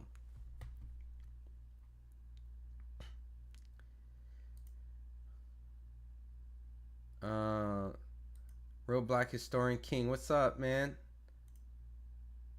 Cruz said Keyshawn's his son. Yeah, I know. That's all. That's how they always promote him. Keyshawn's father. Yeah, we waiting on Andy Cruz. You think that was a low blow by Dubois? Nah, I thought it was a fair shot. I did think it was a legal shot. And obviously, that's what they're going to promote this fight as the idea that Dubois should have won the fight. So the rematch is warranted. And I do agree. And the ref definitely did a botched job, in my personal opinion. But he got up and then stopped him. So fair play on Usyk. It was nothing wrong. Didn't do anything wrong. He just was in the realms of what the referee said. But I think Usyk's gonna beat him. Yeah. I think Usyk right now is my pound for pound. You know, personally I think he is. And I love Crawford. I love Inoue. I love Bivol. These guys are amazing. But I definitely have to give my props to Usyk and say right now he is the pound for pound.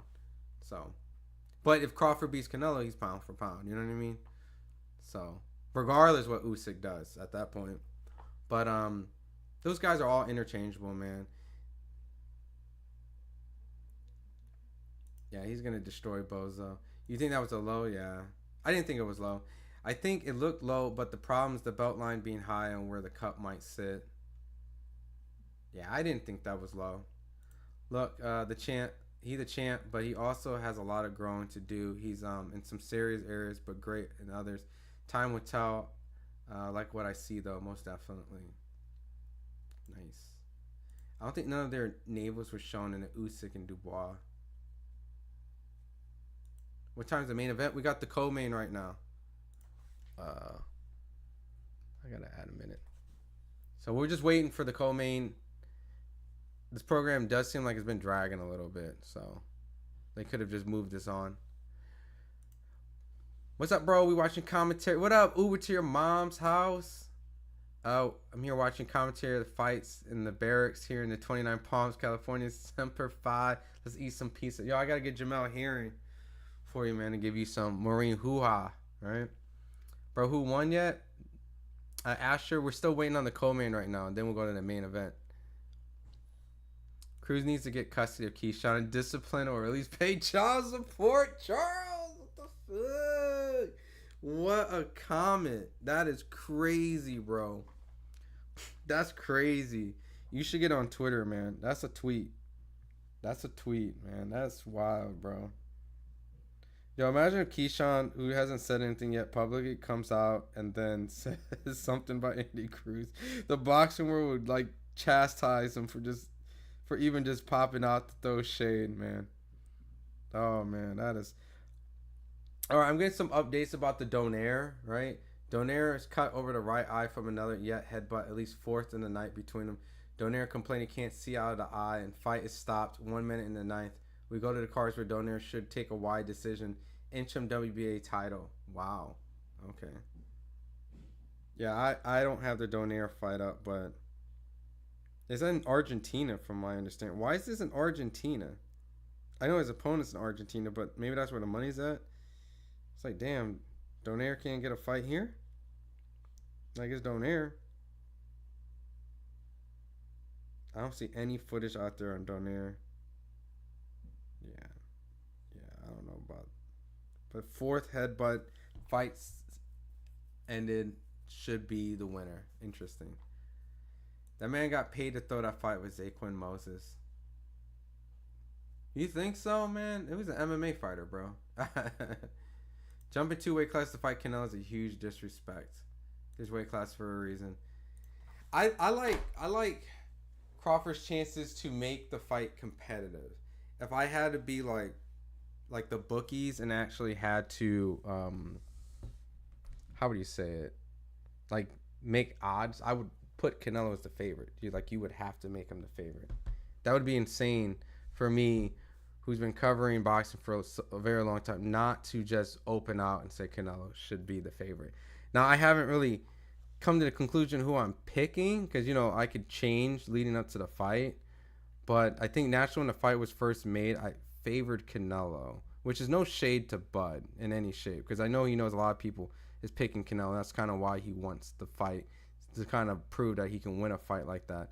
But outside of it overall, I mean, it's just one of those fights where if Crawford loses, it's just like you're supposed to lose. Duh. Canelo's 168, brother. You don't even fight at 160. So I think by all means, if Crawford's able to do it, it is something remarkable, and you have to give him credit, for sure.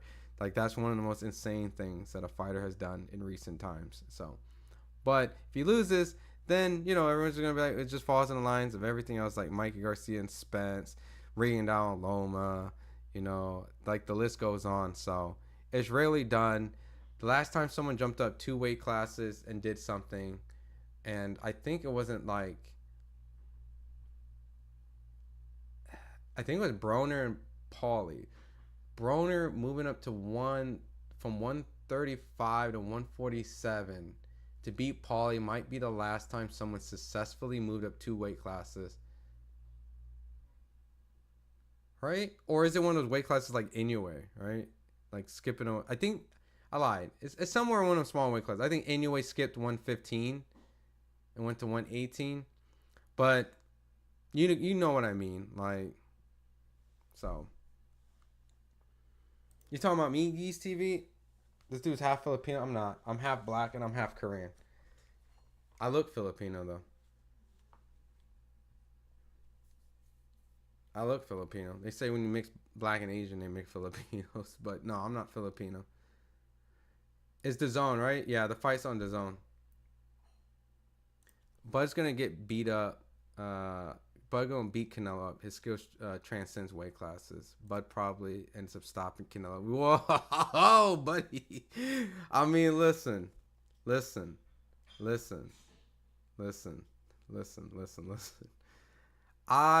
I give my flowers to Bud, but stopping Canelo, holy shit, bro. Canelo is taking punches from it's an older Kovalev.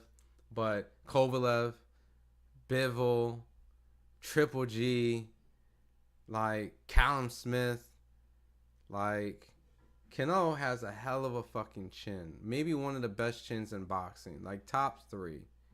So for me to see, not saying it's not possible, hear me out. Anytime you doubt Bud, right? I was just playing Street Fighter with Bud, right?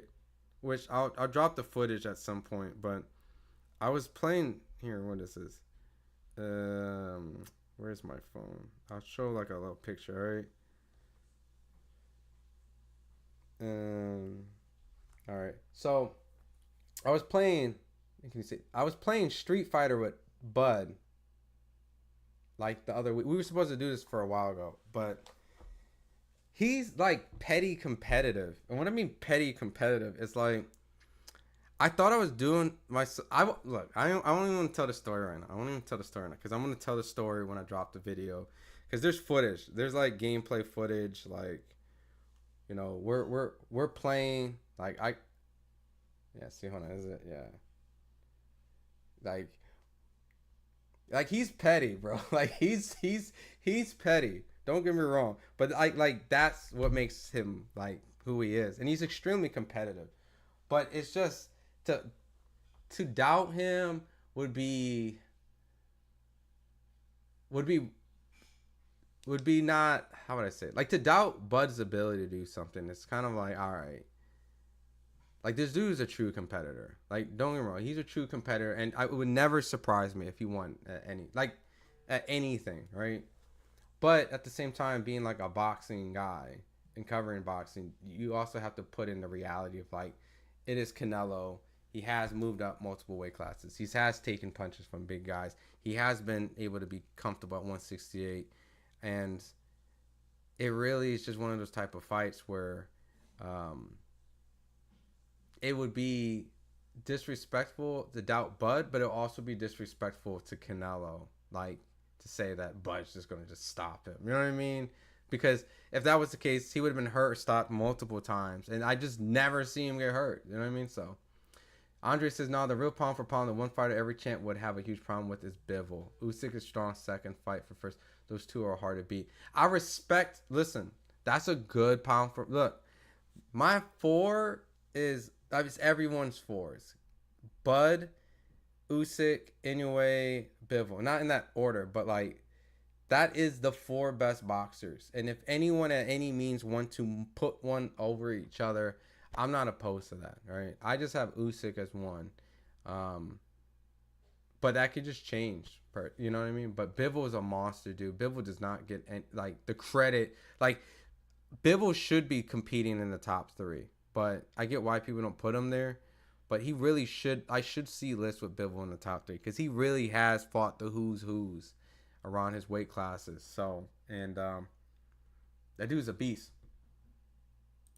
We talking about Bud looked the same size as the face. Canelo's Bud's why people y'all giving Bud too much credit for Spence when he's damaged. Guys who aren't as good as Bud. Damn, you could pass this Filipino. I know, man. Who wins Tank? Roach too? 51-49 fight.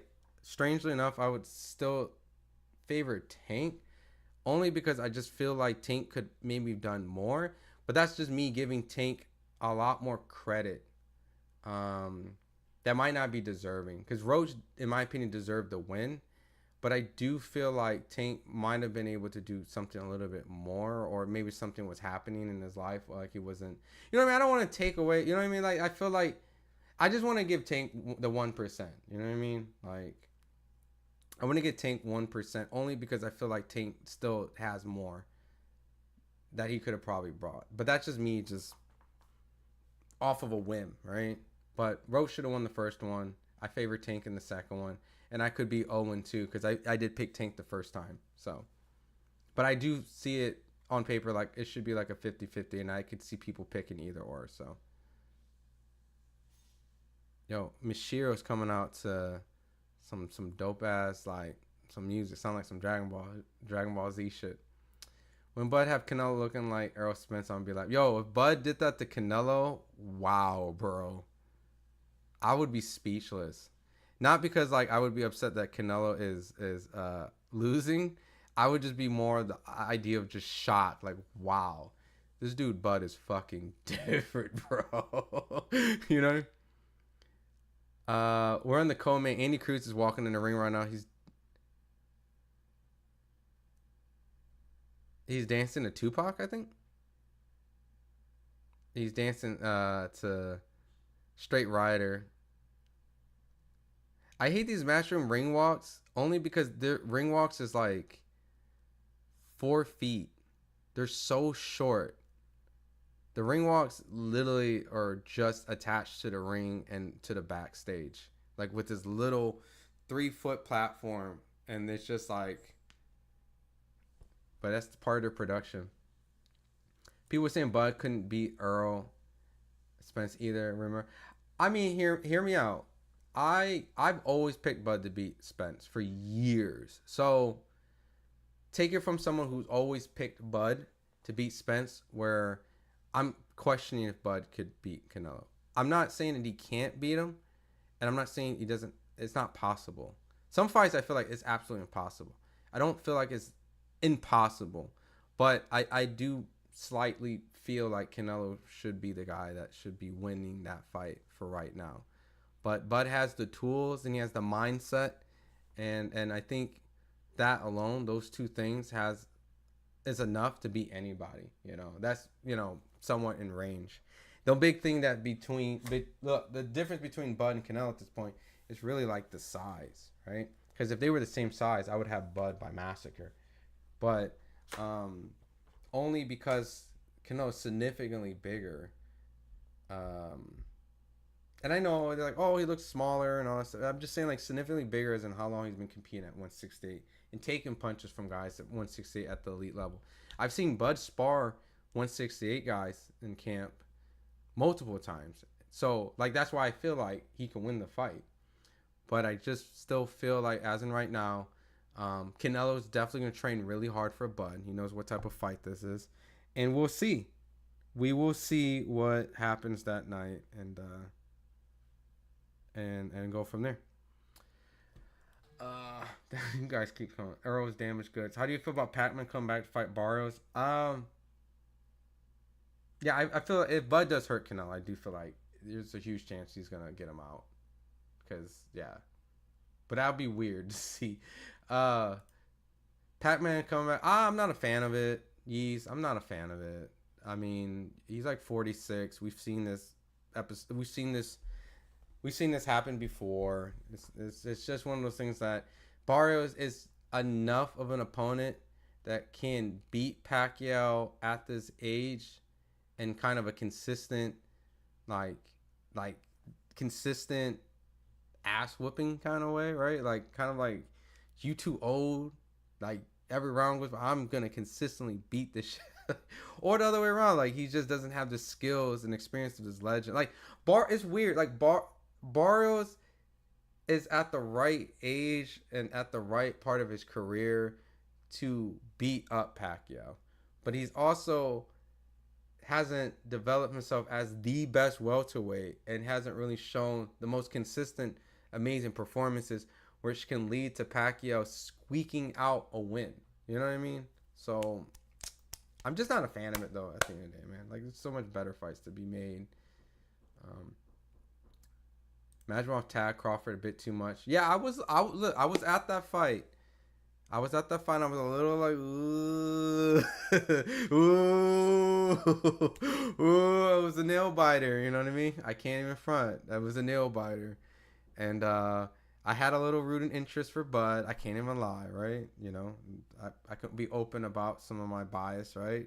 I'm a fan too of the sport. Remember that, right? And I wanted to see Bud achieve the ability to become a champion at weight class, right? Like, whoa, this, and I thought Madrimov was a tricky fighter, but when it came down to the fight and watching it, I was like, whoa, shit, I don't know, bro. This is a lot more competitive than what people have made it out to be, right? Because I remember talking to Bomac about it. So, oh shit, let me get. All right, let me get this clock. All right, Andy Cruz's fight is going on right now, which means I will be doing this interview in 8 minutes. Spence was the film. How was Earl already damaged good? All right. Who you got winning? I got Hitchins tonight. Not taking anything from Canelo. He's all-time great. I just feel like people are underestimating Bud and overplaying the whole size thing. Yeah, I mean, what's ironic is like I feel like they're underestimating Canelo, low-key. Like, I know Canelo looked kind of bad, but I feel like there is kind of a little underestimation with Canelo because I think because he looked so bad against the Skull fight that people, like skill-wise, right? I know that people think big in size for Canelo, but I think skill-wise there might be something that you could potentially see Canelo being a lot harder to hit than Bud thinks. You know what I mean? So can you follow me to the fourth floor mines? Sure. Can you follow me to the fourth floor mines? Yeah. It's not. Let me ask Monica if she. Monica if she can. Doing a live stream. Okay. All right. Give me 1 second while I get this. I gotta get this interview up. All right. Give me 1 quick second. I gotta make a quick emergency call.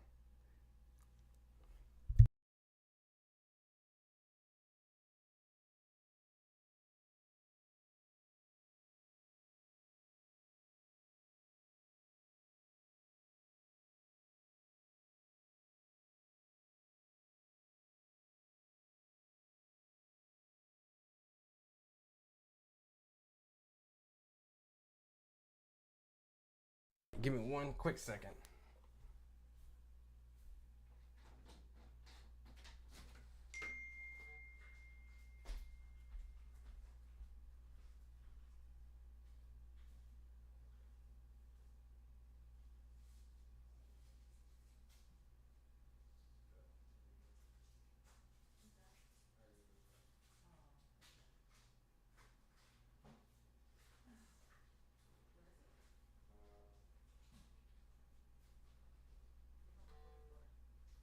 Can you follow to the 4th floor? I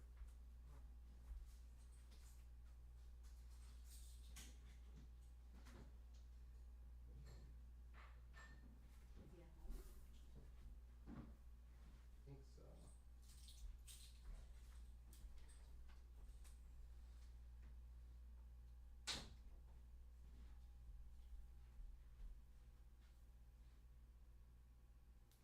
All right, my bad. My neighbor needed some help. All right, let me see. Hey, it's not where Roland Bryant will be next year, so you could please come in. Okay, cool. All right. All right, so I know that we got the Andy Cruz fight going on right now, but I'm actually going to be doing a Brian Norman interview right now. And you guys are going to hear me do the Brian Norman interview live. If you guys can fill me in, ironically, right? I'm the one that's supposed to fill you guys in with this Andy Cruz fight. If you guys can fill me in with the Andy Cruz fight, and I will be doing this Brian Norman interview. Thanks for, are you going to interview him? So I'll let them know what he feels is the biggest between fighting in the U.S. and fighting in Japan. Is he facing any chance? Okay. All right, cool. So let me get my shit in order.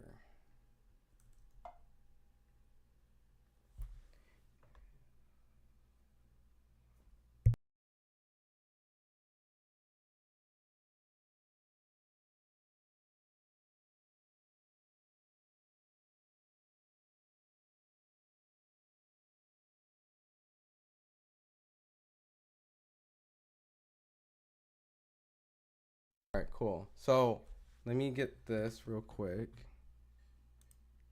All right, so I'm going to be quickly doing this.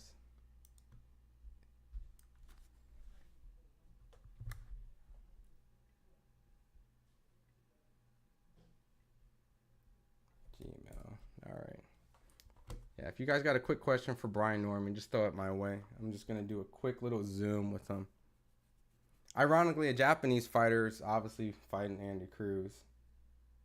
So, Brian.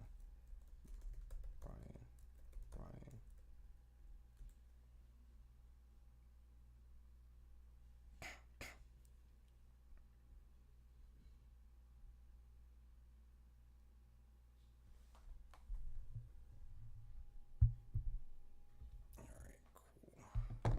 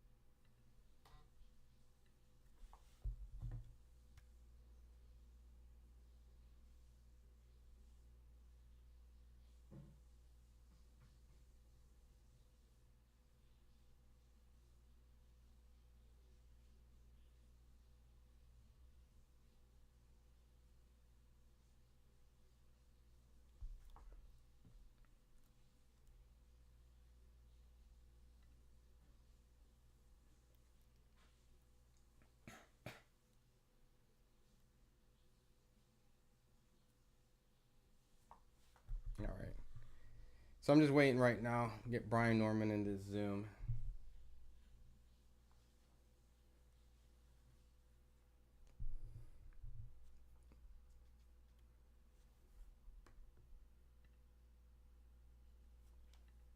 Cruz definitely should knock this guy out. He's stiff and stands tall. How is Mashiro looking right now? He gets hit too easy.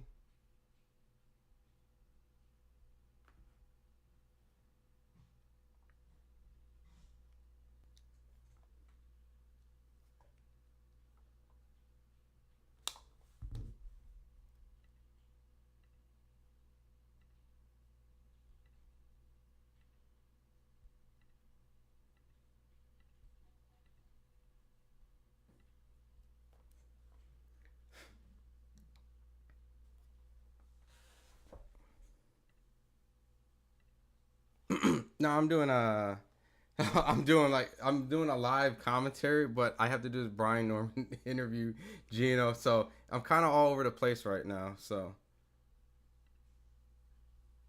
June 19th.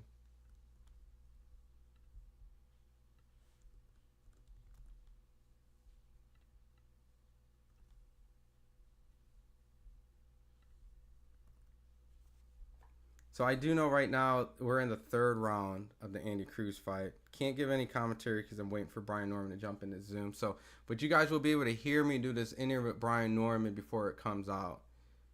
Just the timing, I have to do the Zoom literally during this this fight. But I'll be able to call the Richardson Hitchins and Kambosos fight next, right before this. So. Yeah, next fight, Norman's on a tear right now. Yeah, I mean, he has a good fight with Jin Sasaki coming up. And Andy Cruz looks like right now he's fighting this Mashiro dude, just dogging it out. I really don't know too much about this Mashiro guy. Yeah, it's a watch along, Gino. You know. And I can't even give the commentary right now but you can listen if you want to chill right here. You're gonna hear me do an interview with Brian Norman Jr. as well. So I'm gonna knock it out right here on my laptop.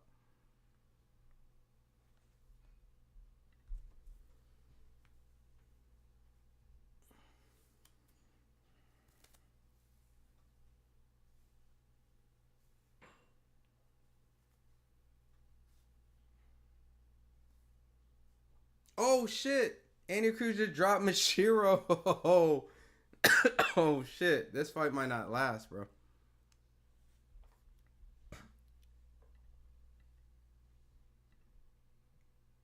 Yeah. Can you hear me? No. All right. Cool. All right. Cool. It's perfect. It's recording. All right. All right. Ron Goodall, FightHype.com. I'm here with the youngest male world champion in the world, Brian Norman Jr. Makes his ring return June 19th against Jin Sasaki in Japan. First and foremost, man, good talking to you again, man. How's everything going?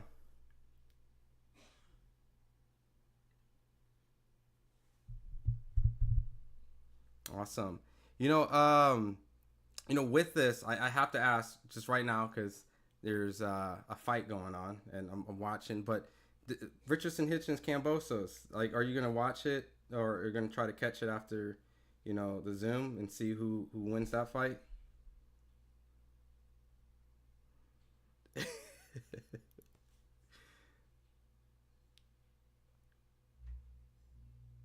hmm Okay. I'm watching Andy Cruz demolish his Japanese fighter Mashiro, so I'm assuming that's the goal. You're gonna end up trying to destroy Jin Sasaki when it comes to ring time, right? I think we're like in the fourth or fifth.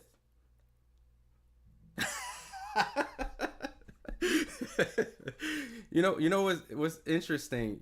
This is gonna change over time because you can't be the youngest world champion forever. But he's younger than you, and I know that at the mindset when you were fighting for your world title, he's probably gonna come with that same. So like with the young pup, right? With him now chasing after you, what do you expect with him, knowing that you've been in that shoes before? What type of fight that he's gonna try to bring to you?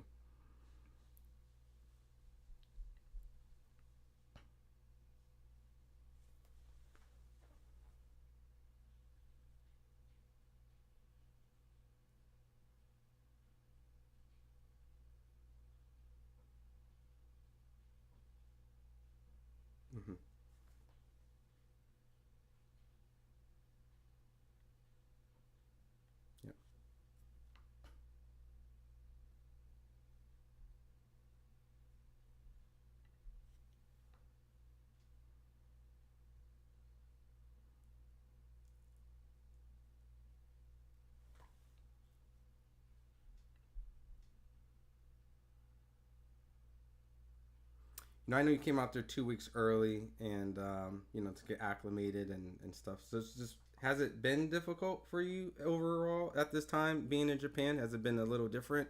Has it been easier? Has it been the same?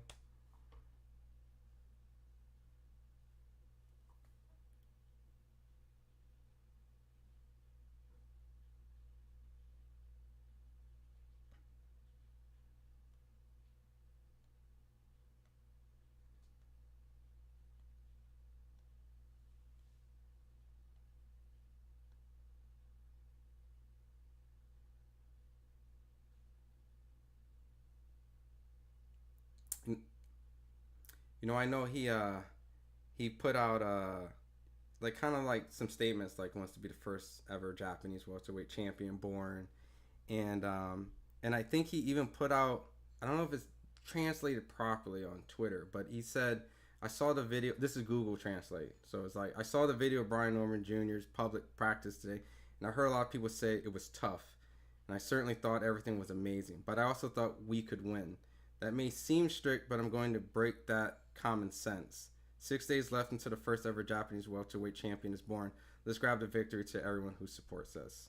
So I don't know if that's translated properly, but just wanted to get your thoughts on that tweet that he put out.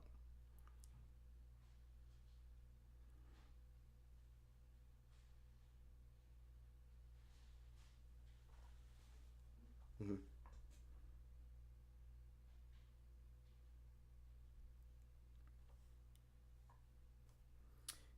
I've been told that he has a good left hook, and I know you have a good left hook. Is this something where we can expect that might be potentially the shot that we see that ends it in this fight?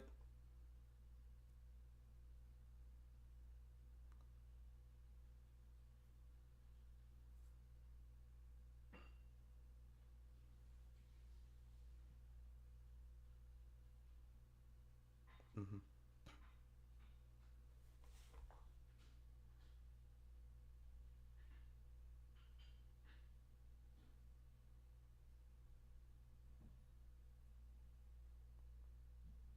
It was Jeff. For sure. What's this God of War stuff that you're talking about? Saying that you're the craziest person out here. Can you explain a little bit about that?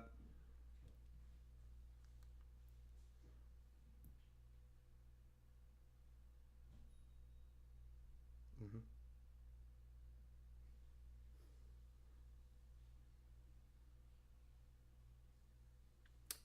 I've had some people ask me, if you get past Jin Sasaki, maybe Andy Hiroka, maybe in Japan, like it might be a thing, or maybe Manny Pacquiao. Like I'm half black, half Asian, but it seems like you got three Asian guys lined up potentially that that maybe it'll be a nickname for fighting all those guys. But is that opponents, those opponents that you're thinking of?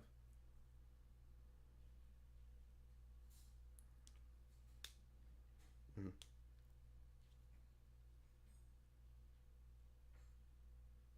Awesome.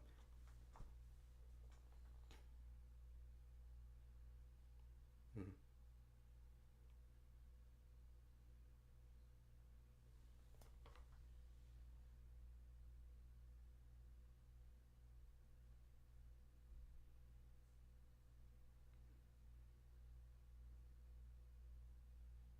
Awesome. I'll be remiss, obviously, the news, and I know you're not focused on it, but the division might clear up with some belts. There's talks of Jerron moving to 154. Your thoughts? Little disappointed, or I know that it's not something like it's on your mind, but there's obviously something that the fight fans have kind of talked about a little bit from that point. But missed opportunity, just you think, just for the fight fans, you think that you guys would have been able to give a great fight, or do you see yourself maybe later down the line if he does move up?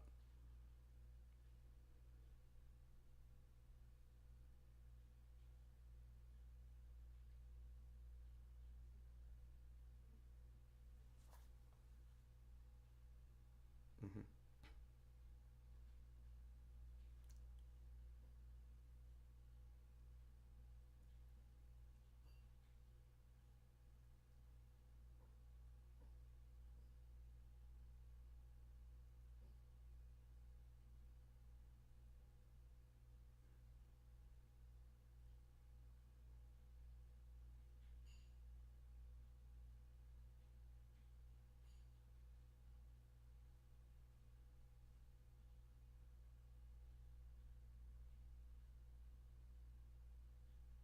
what do you think would have happened if you did sign it? You think they would have actually took the fight? Because it seems like if there was a rush to make the fight and you asked for essentially to start the negotiating, the day after the fight, as long as everything goes well, the need to, I guess, potentially move to 154 right away. Does that make sense? Like, I guess did he kind of plan maybe the idea that you weren't going to take the fight without getting past this fight first, like you said?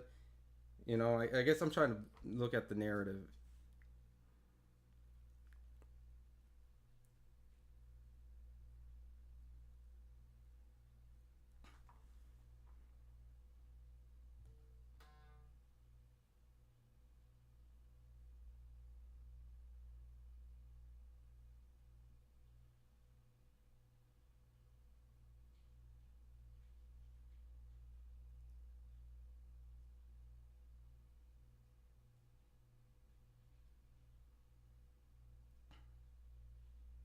Awesome. My last two questions. Is the goal to be undisputed?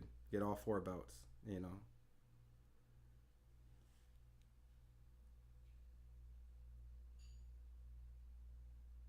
Awesome. And then my very last question before I let you go. Did you nickname your left and right hand? Like something like a mountain, and the other one's a dragon? Like, I just want to make sure I understood the quote.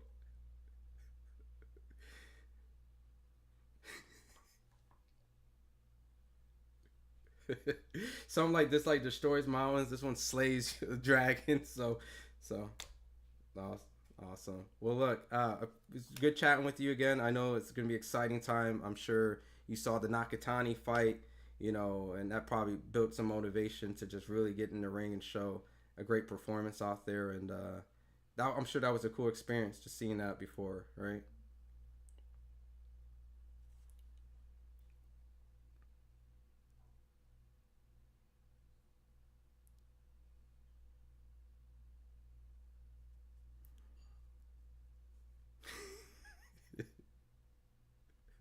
Well, awesome. I'm looking forward to the fight on ESPN in Japan, June 19th, against a very, very tough opponent, Jin Sasaki. 2 young guys in their prime, just 23, 24, just amazing. So, anything you want to tell the fans before I let you go?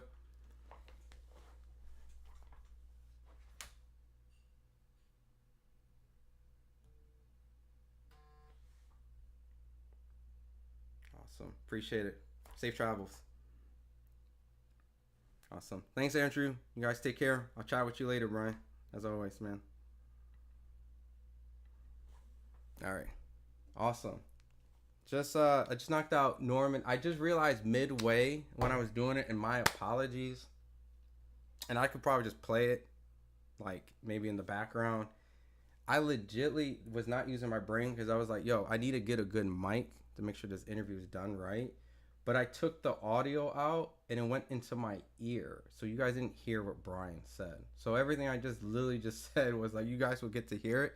I just removed it from you guys. So, man, sloppy on my end. So, but you got to hear my questions. So, hopefully you guys a little bit nicer to me on that. The fight's about to be over. The fight is over. So I just looked at the corner of my eye, and Andy Cruz was just beating the shit out of him, and he looked like kind of how I wanted him to look. Not excessive movement, pick his shots, not waste energy, sit down in his punches. Like, he looked pretty good. Like, but I didn't really watch the fight. His opponent was probably a little bit stationary, if I'm not mistaken. Tiger said he wants that smoke with Norman. I mean, I could have asked that. I mean, I'm gonna talk if Norman gets past his opponent. I mean, this won't be the last that we see Norman, for sure.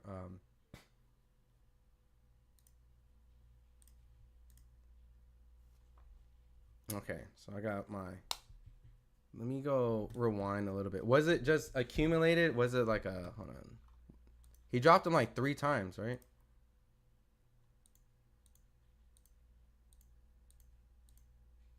I'm rewinding right now. Give me one second.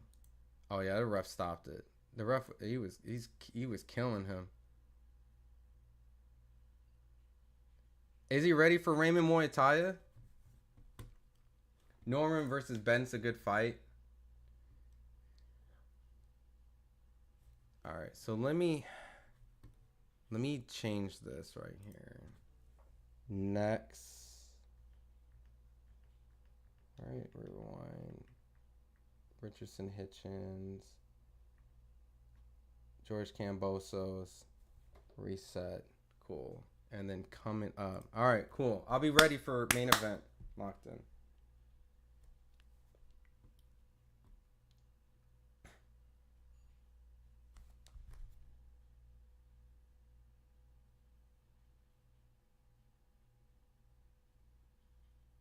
That's nice.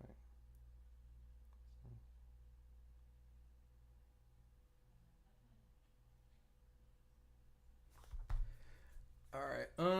Bivol needs to move Opataya. Toja, easy money. Norman got my support also from ATL.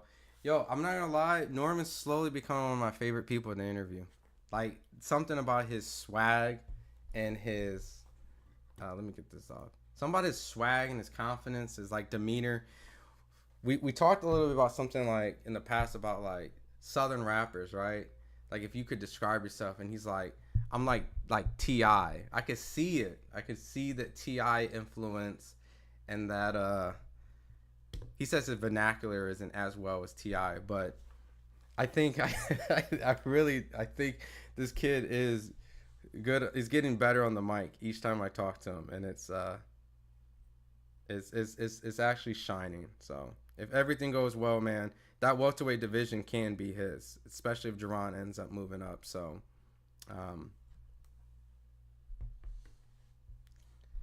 but all right, cool. Andy Cruz demolishes his opponent. What's your prediction of Kambosos' fight? I think the fight goes the distance with a potential knockdown, right? Maybe like a mid-late knockdown. Nothing that like gets Kambosos like hurt. Like oh my god, he's out. But maybe like a knockdown that was a good shot, and I could see the fight going the distance. Pretty one-sided Hitchins, only because I favored the boxer in this sense, because Devin and Hitchins are very similar, and because of that, I think that there might be some adjustments that Hitchins would have to overcome early on, like the Paro fight. Like Hitchins might be slow in the beginning, not really wanting to engage and take a lot of chances. But once he starts to get in a rhythm, and I think that he'll start to pick his shots, he'll find what shots make sense and which one don't, and then he'll start to mix them up a little bit more. And I think after a while, I think Kambosos will struggle to land anything significant. And I think after a while, I think Hitchins is just going to box them to a very decisive, clean fight where he'll throw a lot of right hands. There'll probably be a lot of ooh moments in that fight where he's going to land flush. But for the most part, if Hitchins is able to actually get Kambosos out, I would be impressed. I would. So I would give Hitchins his props for sure. Because Kambosos is definitely a tough opponent. Live dog. Believe only got stopped one time. It was Lomachenko. And Kambosos was giving it back to Lomachenko before he got stopped. So Kambosos, if he can press the action early on and really use his speed and take some serious chances, then I think Kambosos has a great opportunity to make something happen. But the longer the fight goes and the more Hitchins gets comfortable in the fight, I start to see him start to dominate and separate himself throughout the fight. So Kambosos has to make sure he gets a really good early start. Make sure that he uses effective aggression and actually make Richardson Hitchins uncomfortable. But if not, I just see it be like a very simple, not saying it's a simple fight, but like a very simple fight to score where Hitchins is just clear the one that's out landing, out punching, and just not getting touched. So that's just my prediction. I could be wrong. Kambosos does have fast hands. I didn't think he was going to beat Teofimo Lopez at all, but that happened, and we're in the same building, the same city, and the same promotion. Like everything is parallel to Teofimo Lopez minus the weight class and the opponent. So if Kambosos can do it, he will be 2-0. It will be the fight's on DAZN. You can watch it on DAZN. It's a matchroom event. Charles says, I think Cruz needs to work on his ability to hold his position in the ring. So feint and misdirection level changes. His opponents feel too comfortable coming forward. Okay. I'll have to watch that fight again because obviously you guys heard I just did the interview, which I need to send that right now, which is actually not time sensitive because he did not give any type of prediction or breakdown of the Kambosos and Hitchins fight, but I'm gonna throw that in right now. Brian Norman Jr.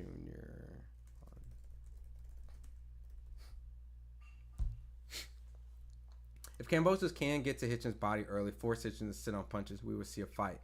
I agree. If Kambosos can start early exchanges and actually get in the inside, push Hitchins on the ropes, and really actually make it kind of a relentless fight, there is a possibility that Kambosos can do some damage. But Richardson Hitchins has a great jab. And with a great jab, you can control your opponent. You can misdirect your opponent. You can keep the distance that you want. You can disrupt the rhythm that his opponent. Like there's so much you can do with the jab, and you can set up a right hand. Hitchins has a great jab, meaning that everything that I've said, Hitchins can do. And we've seen George struggle with that style, which was Devin Haney twice. Lateral movement, Maxie Hughes has given him a lot of problems with movement. Lomachenko. Hitchins has great footwork, and so it's something that's not something that Kambosos can't overcome because Lee Selby has great footwork, and he was, a defensive fighter and slick, and George was able to beat him. But other than that, I think Lee was past his prime, while these guys are all either elite level, like Lomachenko, who was past his prime but was considered elite around his weight, or young in their prime, youthful, strong, tall, lanky, things like that. So if Hitchins fights unintelligently and doesn't use his advantages, then I would say Kambosos will definitely dismantle him, because I don't know if I've seen Hitchins show tremendous inside game. I'm not saying he doesn't, but I haven't really seen him use it in a way where I'm walking out the fight extremely impressed. Mid-range and long range, he looks tremendous, so I'm expecting that will be kind of how he will fight. But if he steps to George to make a statement, because I do believe he wants to make a statement in this fight, do something that Devin didn't, and probably call out Devin, then I think if he takes those chances, then Kambosos definitely needs to use that to his advantage. Kambosos is going to get outclassed. That's what I thought. I think brutal. Kambosos lost to Maxie Hughes. Should have not went the distance with Jake Wiley. He's getting cooked tonight.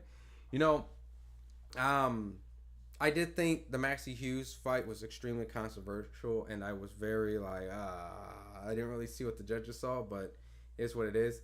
The Jake Wiley fight, he should have stopped him, but I got some insight that he was just unmotivated. I'm saying like that's a valid excuse, but it's just what I'm being told, that he was unmotivated for that fight. So it was kind of tough for him to kind of get through that fight. Really, you should always be motivated, right? And so that kind of lets me know like there is a possibility that he is not George like we were expecting him to be in a fight like that. Maybe he's showing signs that he's kind of getting for sure out of his prime because he got stopped by Lomachenko, and that's just like obvious signs. Kind of like the Caleb Plant with Trevor McCumbee, right? Like Trevor McCumbee made a great fight with Caleb Plant, and we're thinking, okay, that could be a style matchup, but that kind of foreshadowed a little bit of what we saw with the Resendez fight. So the Jake Wiley fight could be foreshadowing what we're going to see with the Richardson Hitchins fight, which then, in this case, Hitchins may stop George Kambosos and may actually create a fight where George is all over, the canvas and getting knocked out and stumbling on his feet. So if he is getting destroyed, that could be the tail sign that, hey, it was a good career And now at the top level, this was going to be your last major big fight name. Outside, maybe you can do a domestic fight with Paro, but other than that, um, yeah, this is it. You know, if it's not competitive, this is it. So, whoever said put cousin for Joe just whoever said put Cruz for KO won me money. Thank you. Oh, that was infamous Mac. give Mac the credit. What up, Nan? That was me. I'm glad you made some money. Let's get this bag. So now we got Hitchins distance.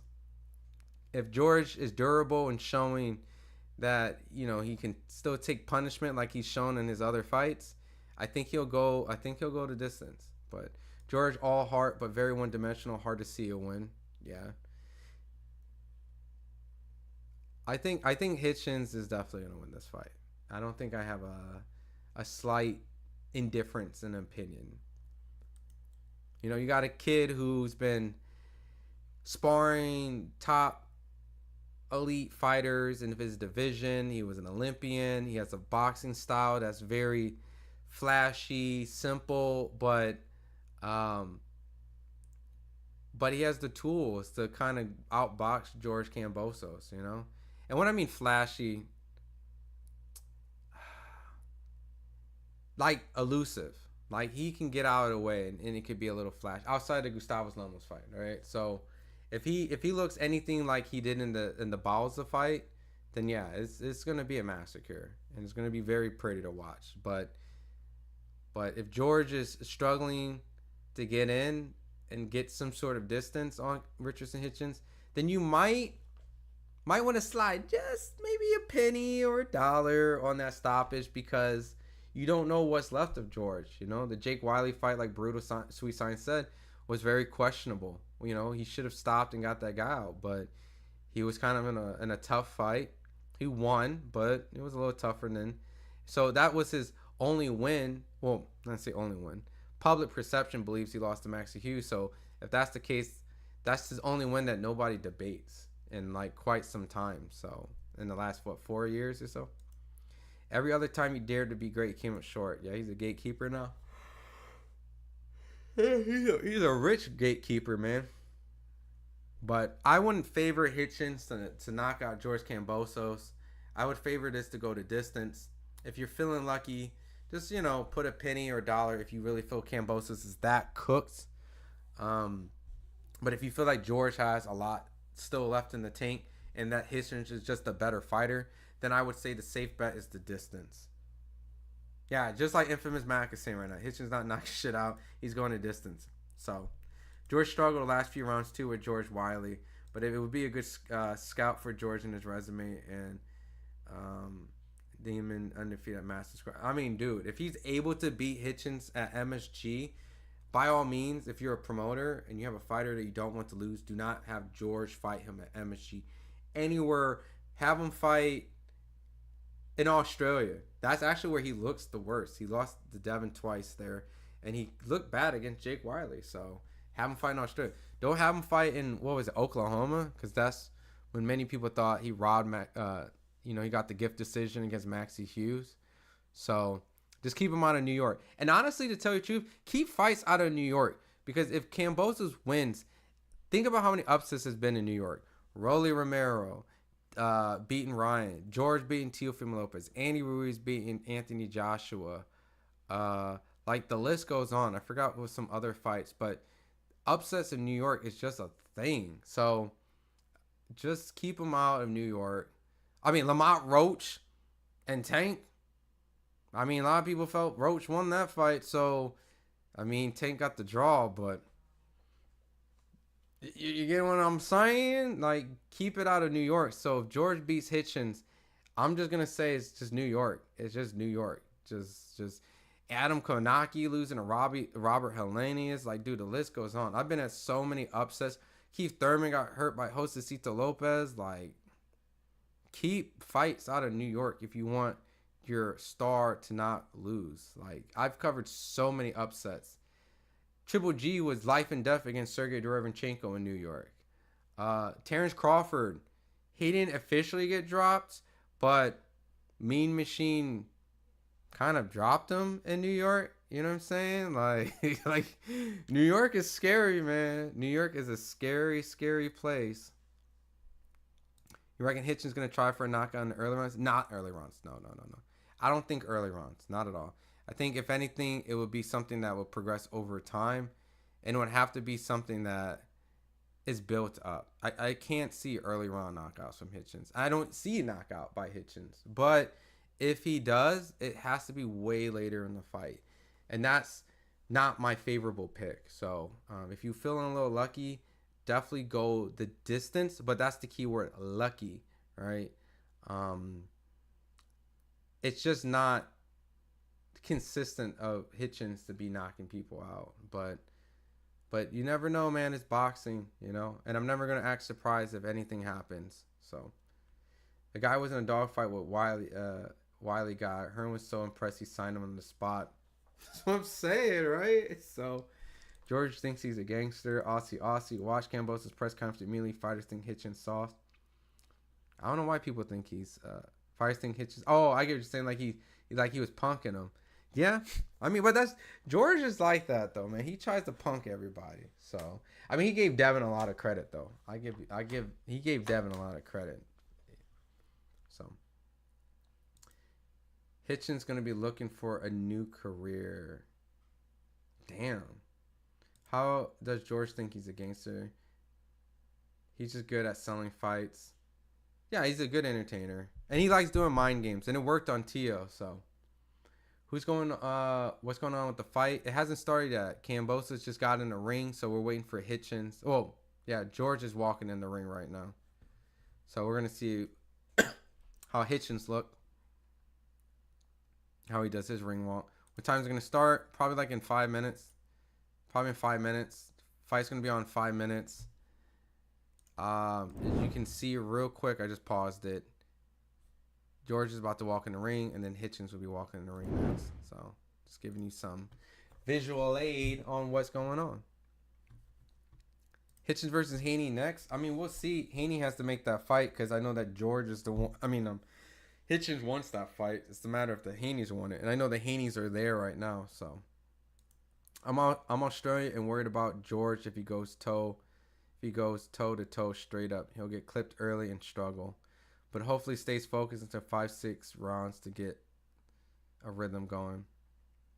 You should be worried about George. This is another tough, scary fight for him.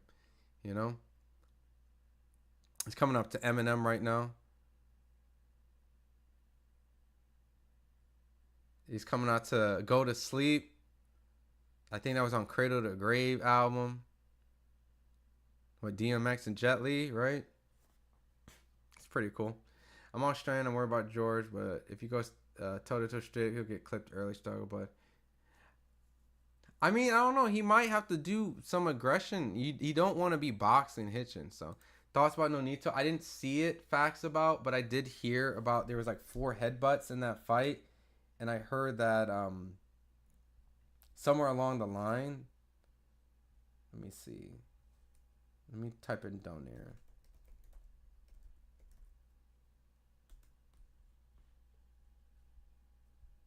Did he get the win? I have to see. Because he had like 4 headbutts and they had to stop it. But did he get the decision?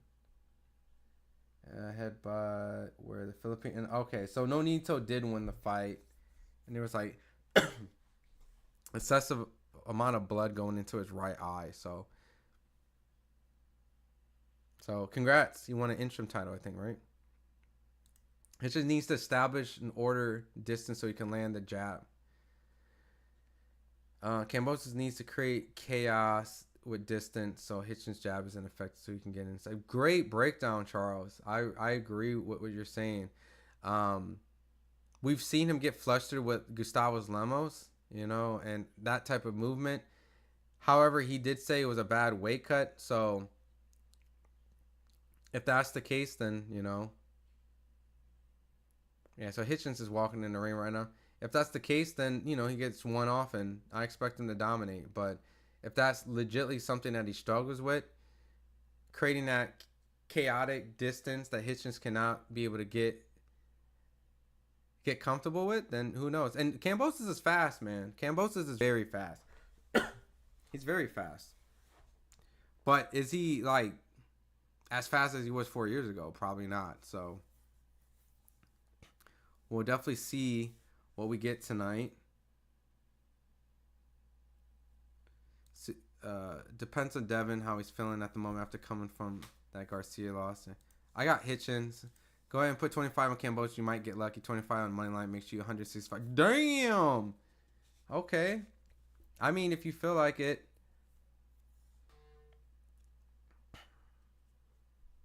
Charles keeping distance is the last thing Kambosos want.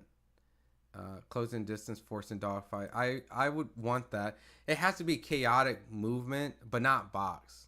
You know what I mean? He does definitely have to create some sort of chaotic offense where Hitchins cannot establish the jab. But if he boxes Hitchins, it's not a good idea.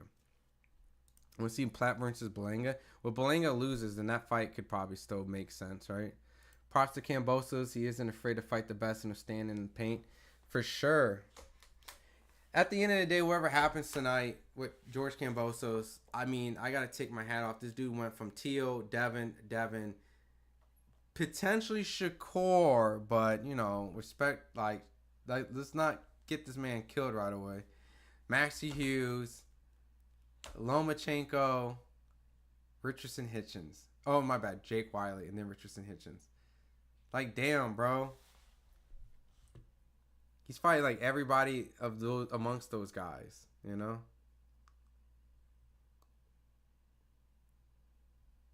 That's why I said he wants to create chaos with distance. Not even Chuck Norris could beat George. Not the night that he beat Teo. Hitchins wants to control distance, not Kambosos. Yep. He's going to use that jab. Speed means nothing when you can't land. Timing beats speed every time. And that is the truth, brutal, sweet science. That is accurate, you know. And I think Hitchins has a really great sense of timing. So I think that's why I'm also just comfortably picking him. I think he'll be able to get George's timing down. And then I think he'll be able to control the fight with that jab. So, and if George over time tires out, then, you know, if you're feeling lucky, maybe a knockdown. But it should be a pretty decisive victory by Hitchins. One more fight and a cash out. Hop on an Uber Eats and make more money. What are you gonna get from Uber Eats? Kambosos is gonna beat the 6-figure fighter. Damn. I ain't gonna lie though. George beats Richardson Hitchins. I said it earlier that I wouldn't be surprised by anything that happens, but I'll be a little surprised. Like, I could be very genuine about, like, all right, I didn't see that coming. So, who's the lead? Like, who's like the A side of this? This is Hitchins. Here we go, baby. It's starting. Hitchins gonna try to get George out of there. He's gonna try, but let's see if he actually does.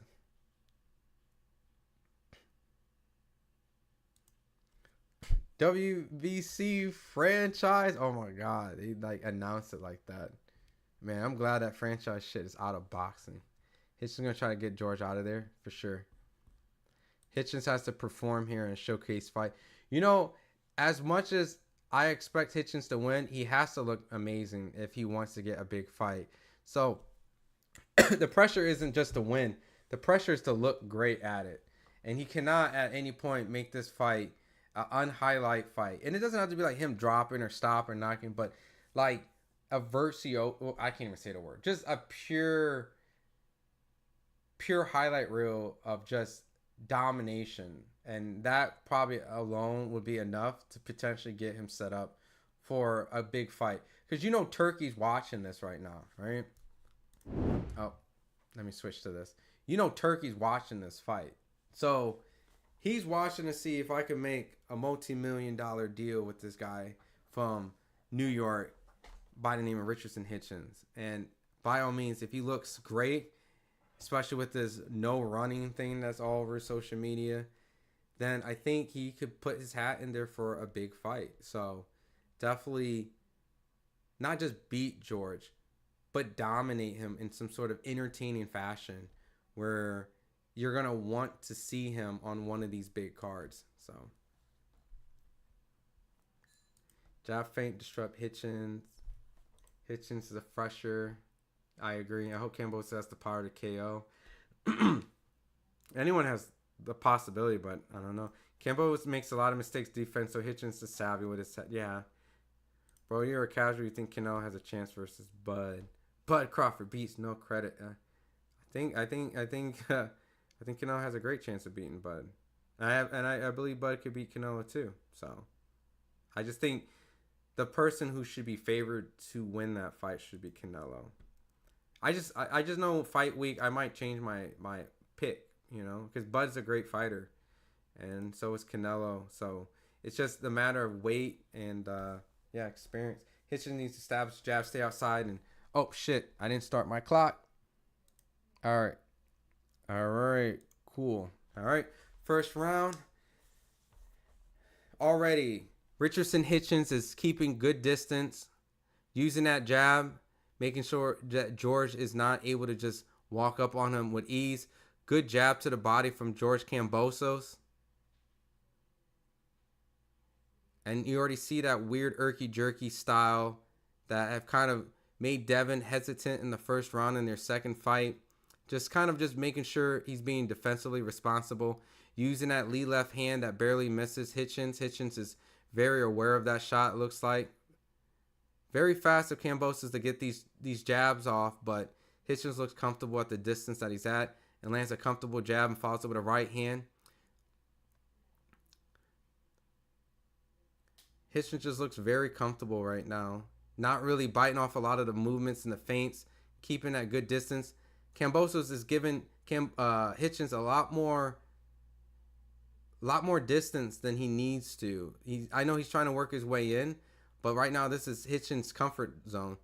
Good lead left landed on Hitchins from Kambosos. Very quick double jab from Kambosos.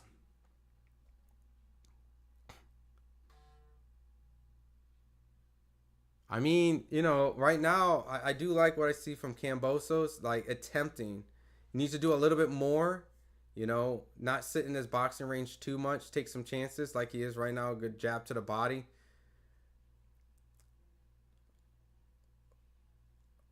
Ooh, good jab from Kambosos landing on Hitchins. You just definitely have to be very physical against Hitchins, you know, and maybe he's just being cautious right now and get caught with anything crazy. But Hitchins doubles up with a jab and throws a right hand. Good jab again from Hitchins. Ooh, good right hand from Hitchins. The rhythm is slowed down a little bit. George's face is starting to get red already. Double jab from Hitchins. Good jab to the body from George. Lead left hook misses again from George. George is definitely relying on that lead left hook out of nowhere.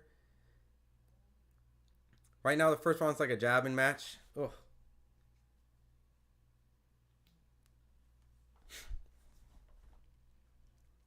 Good jab from Hitchins again. Starting to mark up Kambosos' face a little bit. Competitive first round so far. Good right hand to the body from George.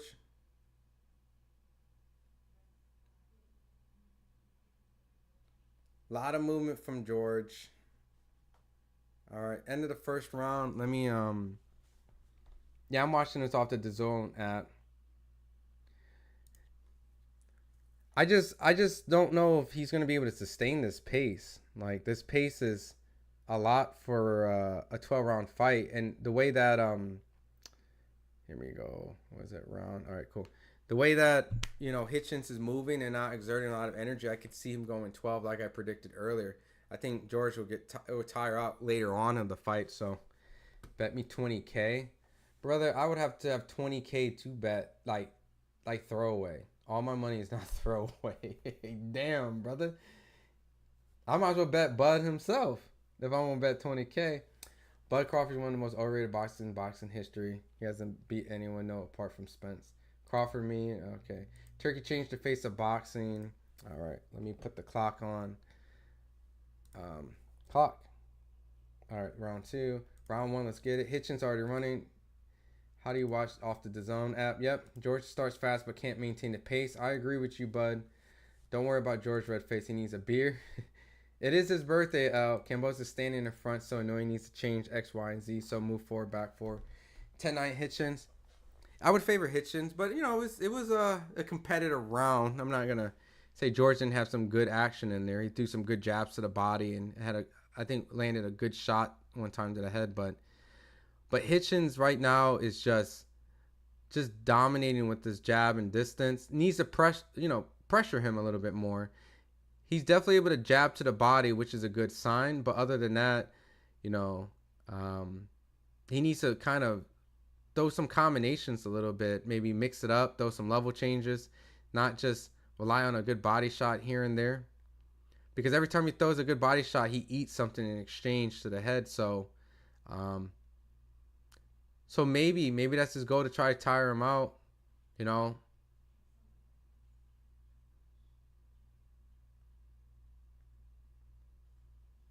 But Hitchins just landing that jab at will, just never really misses it, doubles up on it, comfortable in the range. He's starting to, good jab from Kambosos. But you're just starting to see like him picking up his activity is starting to bother George a little bit right now. It's not allowing him to settle. Good right hand from Hitchins. Good body shot from Kambosos. You can see Kambosos is definitely targeting the body a lot. But Hitchins is just looking crisp. He's landing at ease. These jabs, the right hand. Almost every time George lands a shot of any note, Hitchins is definitely firing back and landing. Try to do a pull counter right. Hitchins is about to get flashy, and it's only in the second round. I mean, George is definitely standing there and putting pressure, which is perfect for Hitchins, because this is the type of fighter who, not like Gustavo Lemos, who was smothering him, but just in the mid-range where it's allowing him to get some shots off and counter, pick his shots.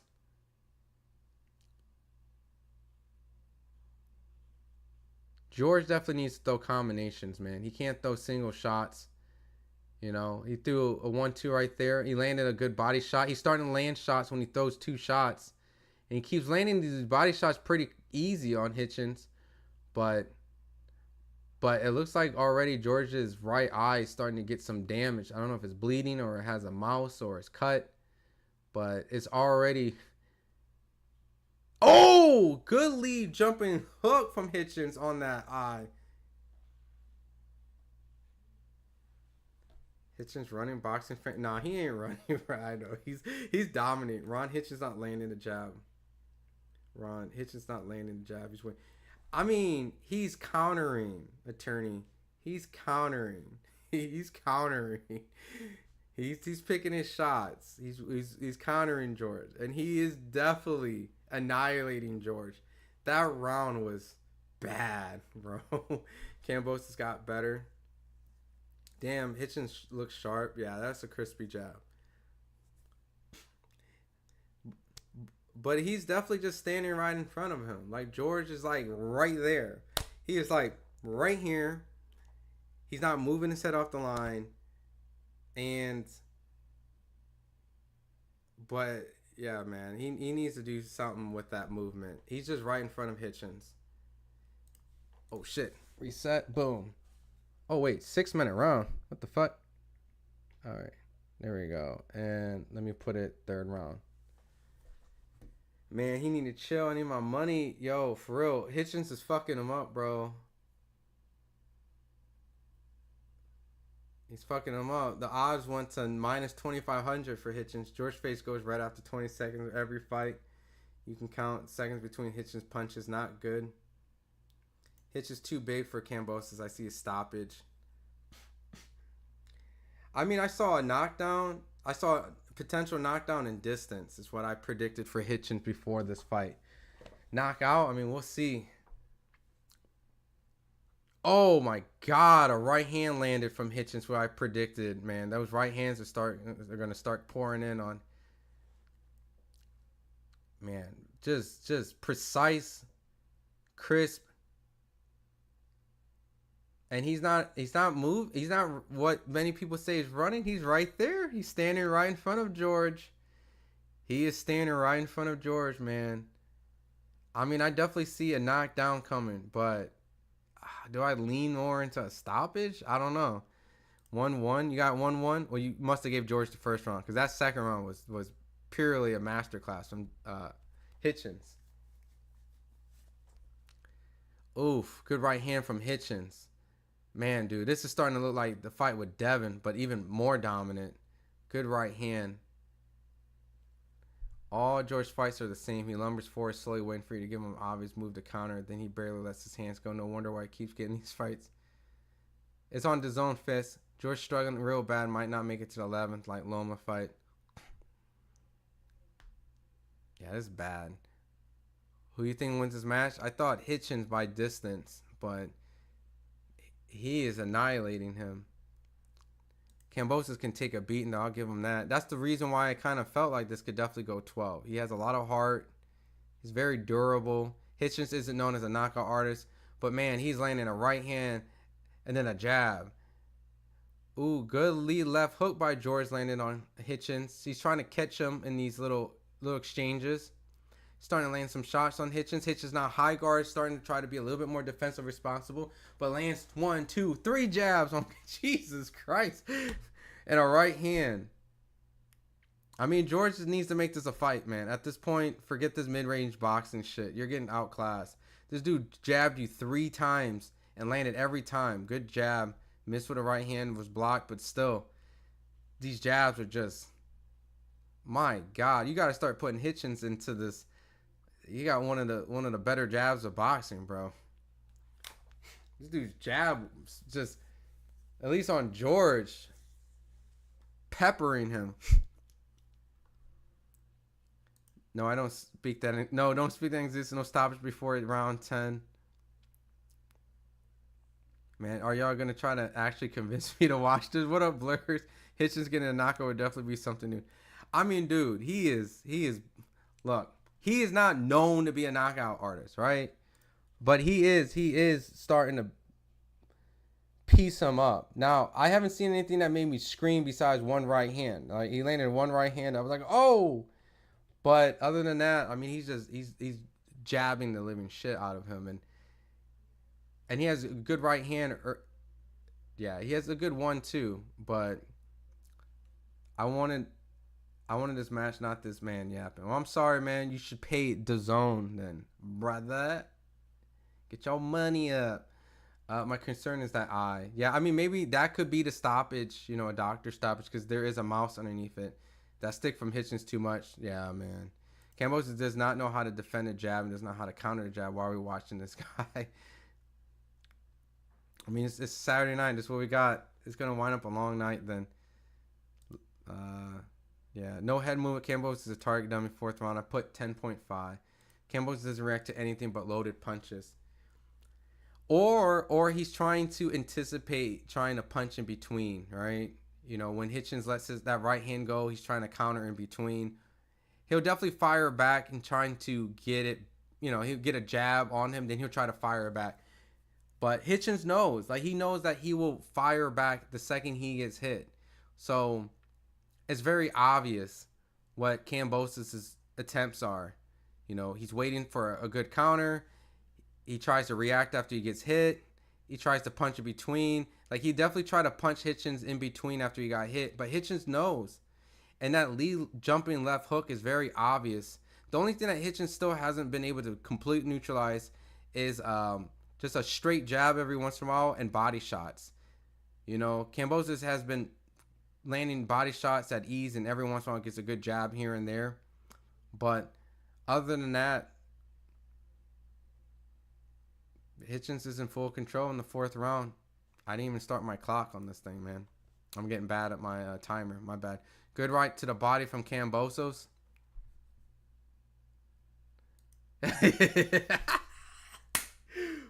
FightHype, what's up, bet? Wait a minute. You're telling me Kambosos is having a problem fighting a boxer with a jab and a 1-2? No way!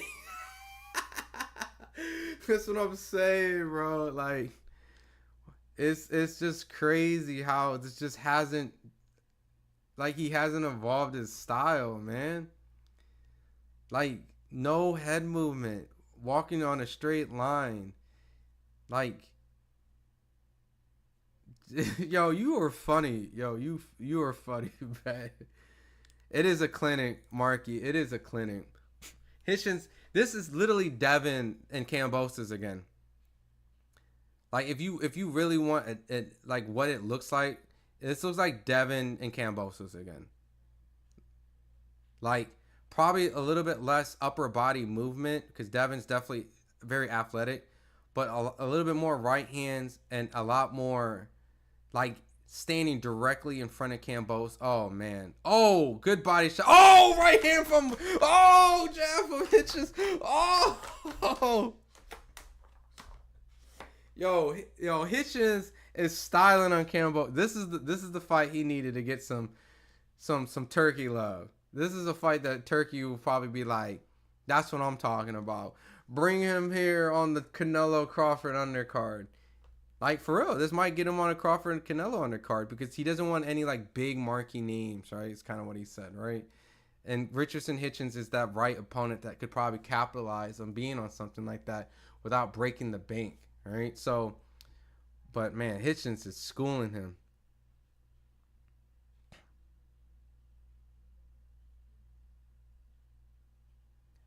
And the problem with Kambosos, he's not being first. He's just waiting. Like the chat's been saying.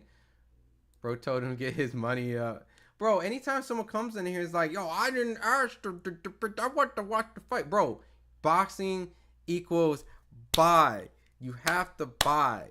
Buy. Buy pay-per-view, buy subscription, buy the premium channels. Come on, man. Everyone knows that, right?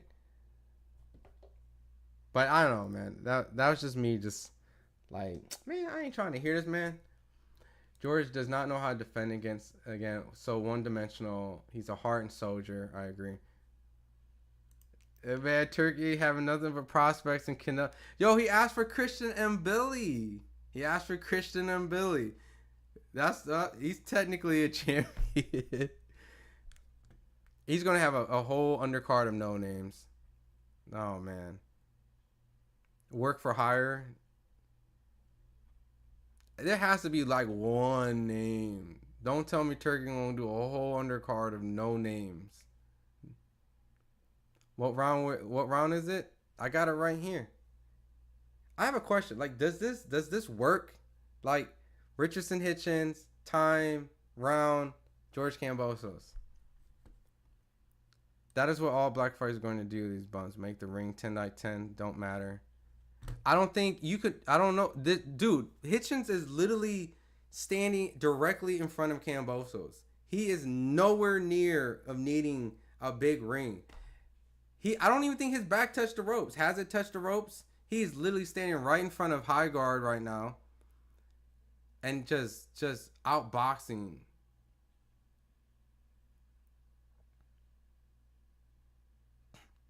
These body shots are just not effective when he lands on Hitchins. Oh, good right hand from Hitchins. Hitchins is right in front of him, so I don't know. Big Gucci. I mean, in this case, this doesn't even matter. Yeah.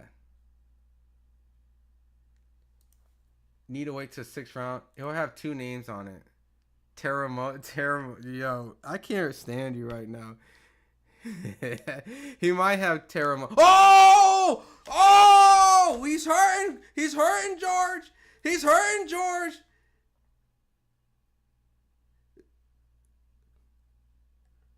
Kambosos is getting beat up to the body. Oh, he's about to go, guys. He's about to go. There's no way he's not gonna go down. I predicted a knockdown, but he might go. Like, he's hunching over. Oh my God! Lead left hook, right. Hitchins is putting a ass beating on Kambosos.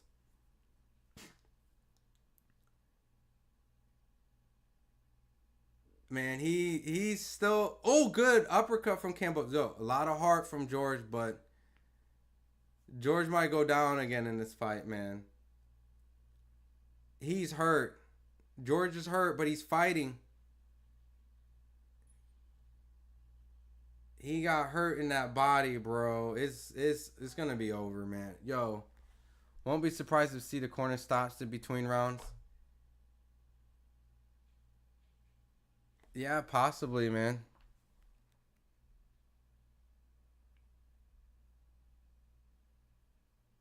Oh shit. Fire, man.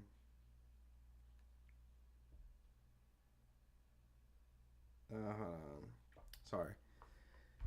Now that's what I want to see. Yo, is it? Yo, he's putting on a clinic, man. It's looking bad, man. And Blurs is like, and he has no power at all. Teofimo's Tio's there enjoying watching Kambosos getting cooked. Telling him say move his fucking head. Stop is just what happens when a little 135 fights a welterweight. Jeez. Another overzealous father leads the son to a vicious ass whooping. In the 6th round, they stop it. Oh shit, I didn't start my clock. 6th round. Brooklyn's too much. Who got hurt? George got hurt. He got hurt to the body. George needs to stop training in Australia. Not enough work there. He needs to start. Bro, it's just he's just not able to compete with this style. The way that he fights, he stands right in front of him, man. Tio's dad really couldn't stop himself from jumping in the camera. Yo, right? I didn't even think about that. Oh my god. George Kambosos post fight, your breath still stinks though. I mean, that's fair. That's how he is. What up, G Johnson? I miss HBO boxing. Fights like this is not meant to be pay-per-view. It's not pay-per-view. This isn't pay-per-view. It should be premium network. Technically, this would be considered premium because it's HBO's. You pay that premium fee. The Zone, you pay for a subscription. HBO bill stars towards pay-per-view. These days, folks on pay-per-view, anyone knows who. I mean, I get what you're saying. HBO was just raw, man. But this is definitely an HBO, just a regular HBO fight.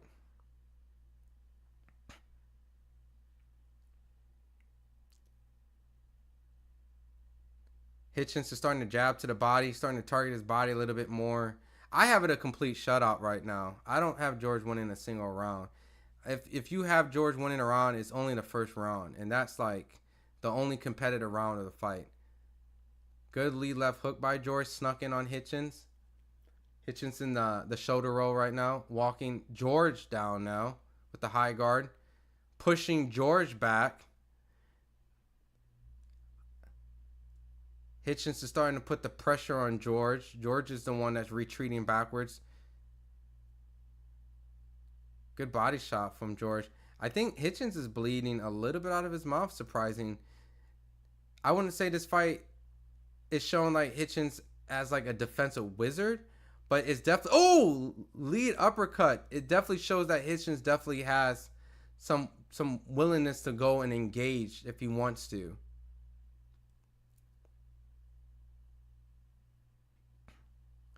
But George is fighting back. It seems like he's recovered from that body shot. Hitchins is targeting to the body again. What's crazy is Kambosos used to be Pacquiao's chief sparring partner. How he still not know how to move his head out the way after all these years. Imagine what Manny was doing to him. I don't understand. Like, even after the adjustment, like, you would assume like he would have had made after the second Devin fight. You would think that by now. Oh, right hand by Hitchins. Another right hand by Hitchins. You would just assume at a certain point, like after all those type of fights, like he would move his head and get off the line. Like, I don't know. Welterweight, he's damn near a middleweight. I joined late, so Hitchins is cooking Marcus. He is cooking him.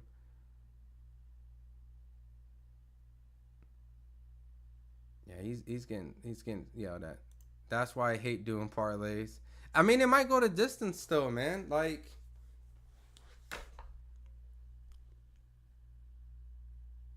but George is in good shape, man, to take that body shot. Hitchins gotta go for Tio next. I mean, that's the fight that we hope to see, but that's if Tio stays at 140. I'm hearing that he might want to go to 147. So all these guys are starting to move out of weight classes. So Please last 10 rounds. I love the fact that George steps up fight against anyone like these champions. Clock. I'm always 5 seconds behind. Bro just tripped and fell. This dude is the worst boxer ever, man. Yo, chill. Damn it, I should have just did Cruz for KO. Nah, I still see this going the distance. Hitchins is cooking him. He did hurt him in that 5th round, but George looked like he recovered. Kambosos is going to retire after this watch. Kambosos has my respect now. He ate that body shot really well. What's Tank tweeting? They not killers, they just talk a good game. What's Tank saying? Okay. Will this match go 12? I mean, I still haven't really seen anything that makes me feel like this won't go the distance. Good right hand from Hitchins, but George just eats the shots. So, like, is he? Oh, where's my audio? Oh, did I just lose my audio? Shit.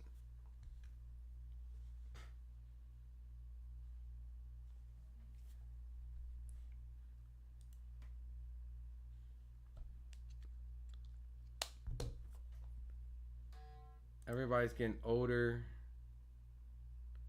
What round are we in? Right here in the 7th. It's not over. Come on, Kambosos. Warrior mindset. Keep pushing. I think Hitchins may need like a 1-2 more fights at 140. Then he can move to 147.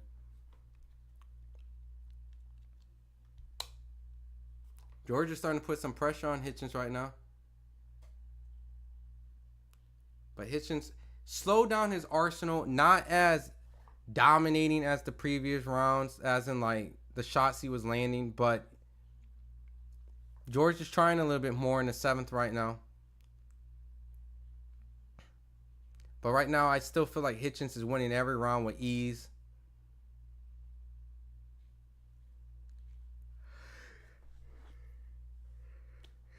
All these jabs, man, are just landing. Just closing George's right eye, man.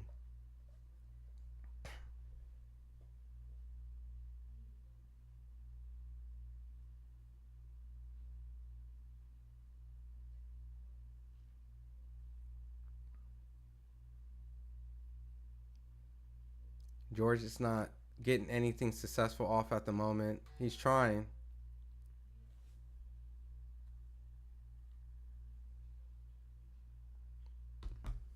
Good job from Hitchins.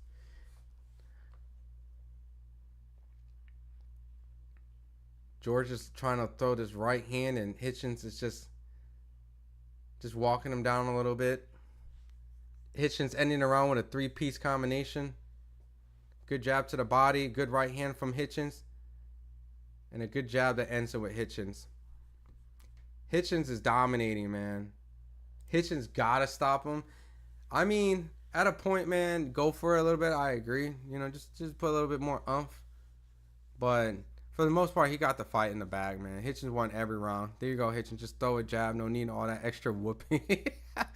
Bro, I still think it goes the distance. Regardless of that 5th round. I mean, I thought there maybe be a knockdown opportunity somewhere in this fight. But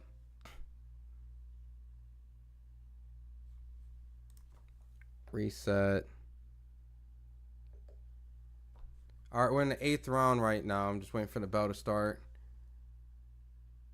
Don't want to kill the man. Close the eye. George should have been preparing kangaroos out in Sydney. George is terrible, yo. Y'all vicious.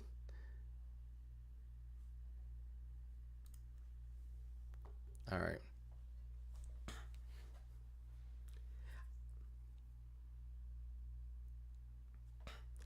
But I'm not surprised by what this fight is. This is exactly how I called it at the moment. It's painting ass watching him expose himself to a jab in the face. He's just standing right in front of him. Oh, 2 leaping hooks from Hitchins landing on George. George just don't even move his head. Oh, man. Hitchins is looking for a knockout now. I don't know, Mac. You might be in trouble. Lead left uppercut. Oh, and a right. Oh, Mac, you might be in trouble, man. He's definitely trying for a knockout. Good jab. Just a doctor stoppage on the eye. That's easy money.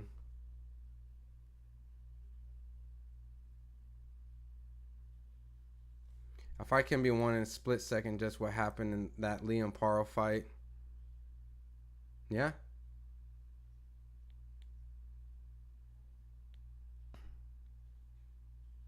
Oh, man. These jabs just... A right, left on George. Right on George. Hitchins just landing at ease. Another right, a left.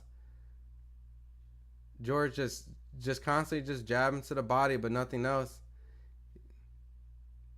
Eats a jab. Hitchins ready to fire every time George throws. Just eats another jab. Eats another jab. Oh my God. Hitchins just ate 3 jabs in a row. A right, left.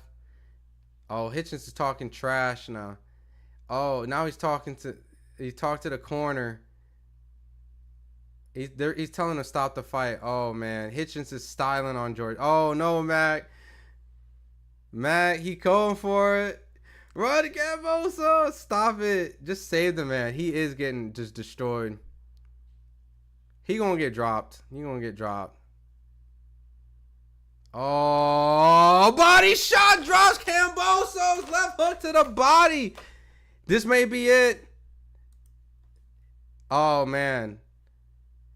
8, 9. And they stop it. Body shots over. I'm sorry, Mac. Body shot, man. It's over with. Body shot. He wanted a knockout. He went for it, and he got it. Body shot hurt Kambosos, and then Kambosos couldn't beat the count. Ref stops it. There you go, guys. It's a wrap. Richardson Hitchins did it. He stopped George Kambosos. As the Don says, he's out of there. Hassan says, Bumbosas. Jesus. GG, Matt. Who won? Richardson Hitchins by stop. Hold on. Let me put this. Hitchins. KOs. Kambosos in 8th round. I don't know. Boom.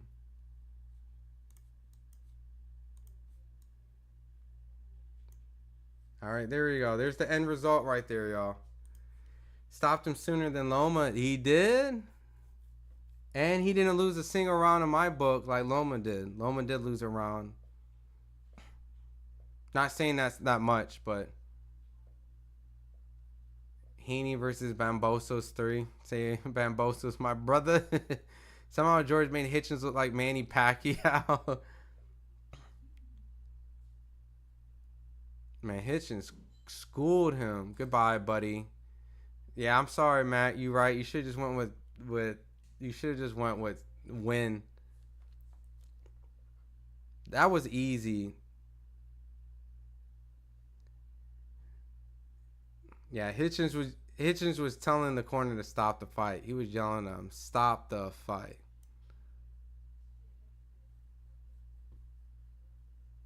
He cooked him, bro. The Austin media really tried to save George, saying George is the best fighter, Aussie, than Jeff Horn. Second, what a disgrace. I mean, what's Jeff Horn? I mean, Jeff Horn had a controversial win against Pacquiao, right? Then what else did Jeff do? They're kind of like same in my book. I mean, well, I feel like I'm disrespecting Pacquiao for saying that. So, no, they're not the same on the wins. But you get what I'm saying? Like, they both had a... Darrell Brooklyn wins. George Kambosos is the only guy bad enough to get stopped by Hitchins. Jeez, y'all brutal. He was... So who do you want to see him fight next then?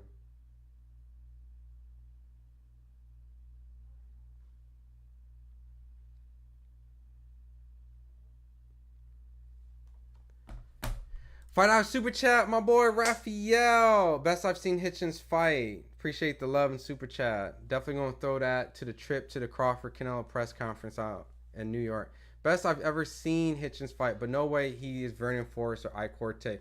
Yo, who the hell said I Corte and Vernon Forrest? I mean, damn. Did someone say that in the chat?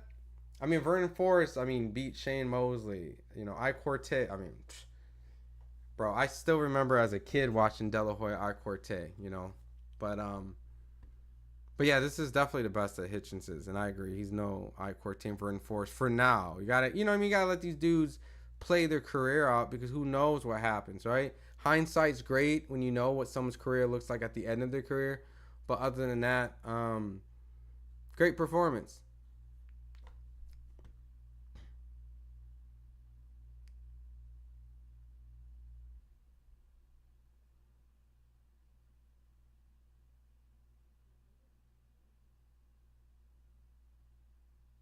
So yeah, so he did his thing, man. Hitchins can get that turkey money now. Yeah, I mean, look, it was a good performance. He didn't stink up the place. He looked great. He got the stoppage. He did what he was supposed to do. So, no, Mannix and Sergio said that. Shut the why they just be throwing stuff out like there? You just can't be just throwing names like it's the new I Corte. What is the relations with Hitchins and Vernon Forrest and I Corte? Like, what is it? Like, what is the? Like, that's just you know, they doing their job though. They hyping up. I didn't listen to the broadcast.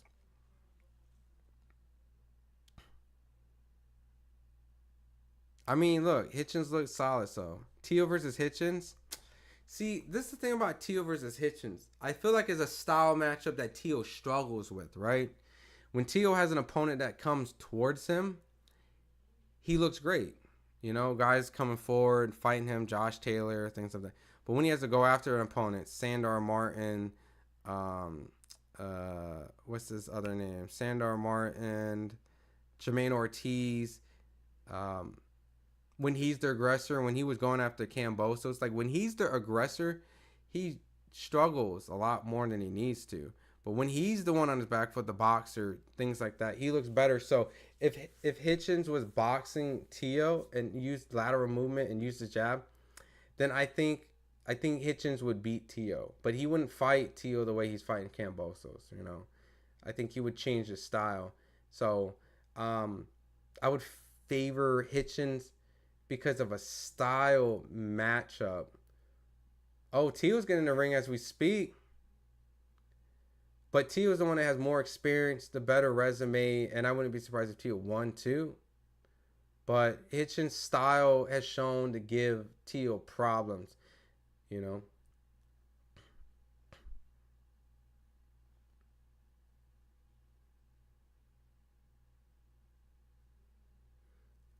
Oh shit. He calling Devin Haney pussies and all type of shit and that he wants Devin Haney, man. And then Teo's taking a picture with Richardson Hitchins.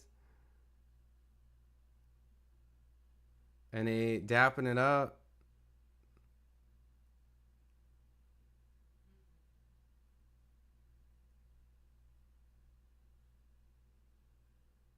Fucking George is like, look at this. Teo and Hitchins are in the ring. I fought both of them. He's calling out Haney. I fought Haney. And George is being a class act, giving Hitchins props.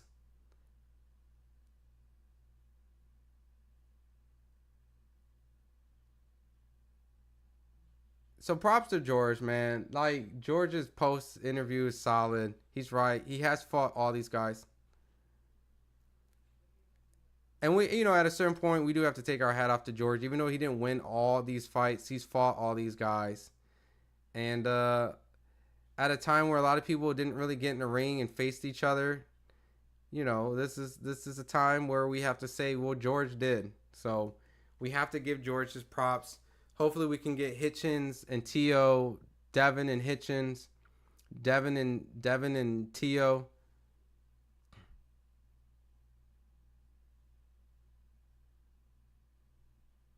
And you know, he tried. So I hate when Afro fighters stream the N word on air. It makes us look bad. Hey man, it's boxing, dude. Hitchins absolutely outclassed him completely. Yeah, it was a domination. Dane, I won't hate on either boxer. It takes a lot to get in there and put in the line. Props to Richardson Hitchins. Hope George Kambosos is well in the future. I agree.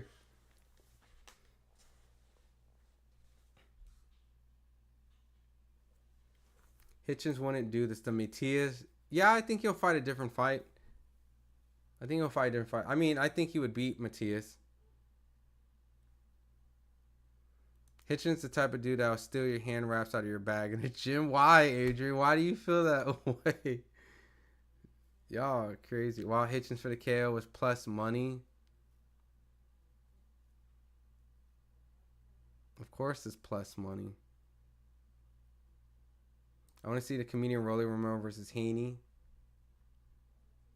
How many knockdowns were in the fight? Just one. The one that ended it senseless.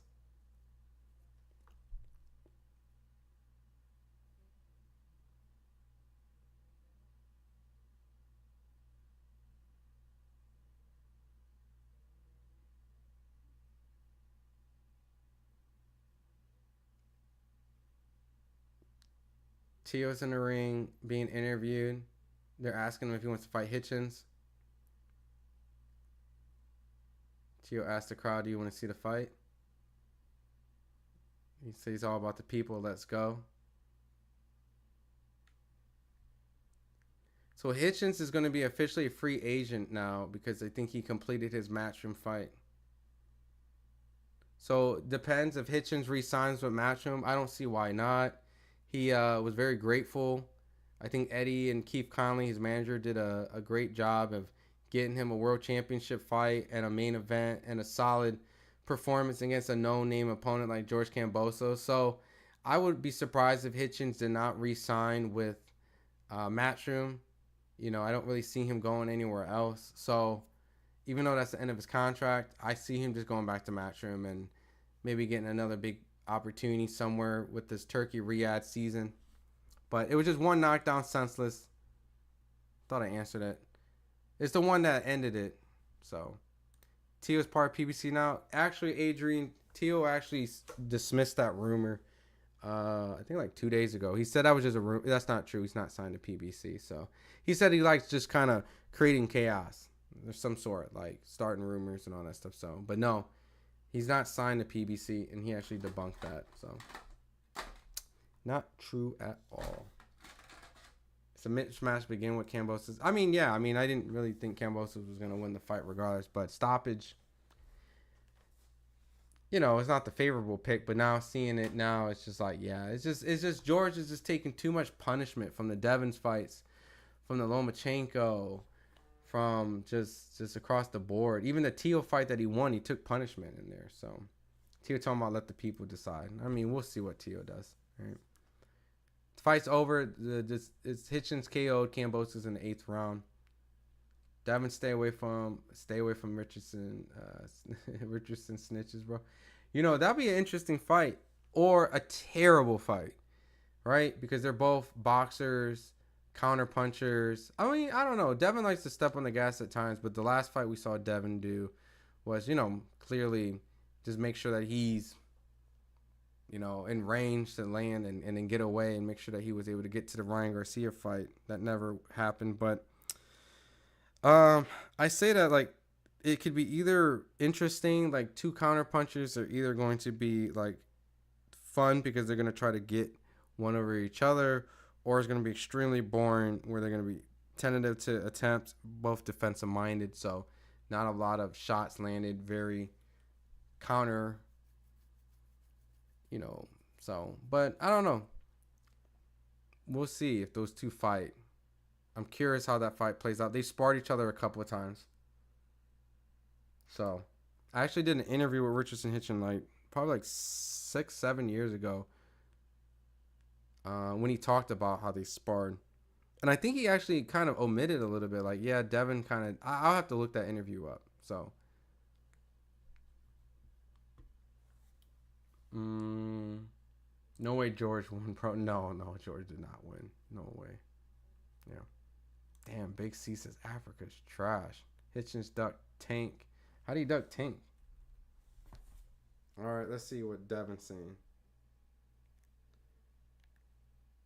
Oh, Africa don't want to fight Tio because he's too busy glazing his races. Y'all, because they ain't about boxing like I told you.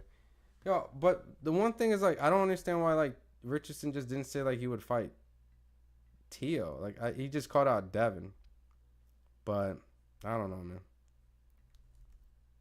I think all these dudes should fight each other at this point. Let me screenshot this. Boom, boom. Devin Haney reacts. Hitchins is better than Haney. Shushu Inoue. I think Inoue should be the favorite. But Inoue moving up to a whole nother weight class, it's going to be a nightmare. Because let's keep it a buck. We're starting to see a lot of resistance in this weight class he's in right now. And let's see. Let me get this video together. Devin Haney reacts. You're starting to see a lot of resistance with Inoue. He's got dropped twice in this division he's in right now. And if he moves up, you know, he's definitely going to have more difficulties with bigger guys. A lot of those guys can't punch and fight. So, let me get to Devin Haney. Devin Haney, Hitchins. All right, let's see. Has there been any Devin Haney hit?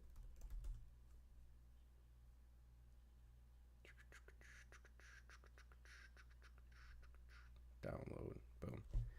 All right. How was the fight? George got stopped by Hitchins. Yeah, he was getting fucked up. Yeah, I know you heard me screaming a couple times. Hitchins didn't need a hug. Who won? Top right. Hitchins stopped Kambosos. Hitchins and Tank spar all the time. Hitchins sparred Keyshawn, Shakur, Devin. He sparred all those guys. I watched him spar Cormel. You know, he spars everybody. Anyway, we'll lose that feather. Yeah, I think that's his limit. I don't think he'll clean that division out. So, and he knows it too. He knows he's getting to a limit where it's going to be more than tough than really get up there. You know, we're seeing it. The resistance is there already at the weight class he's at. So, a bum beat a bum. A lot of casuals in here. Turkish should set up Haney Hitchins next if Hitchins can't get into a unification fight. And Tank be sparring Brian Norman Jr. Tank be sparring heavyweights, dude. Rex knocking down Bill Haney. Rex knocking out George Kambosos with a body shot. All right. Let me get this Devin Haney video up.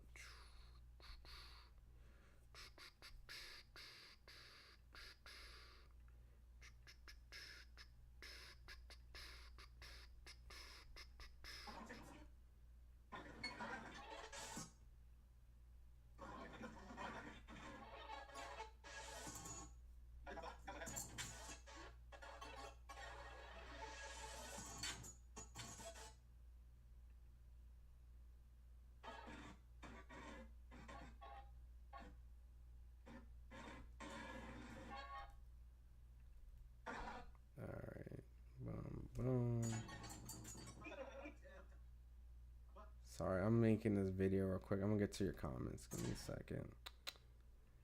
Bam. Bam. Bam.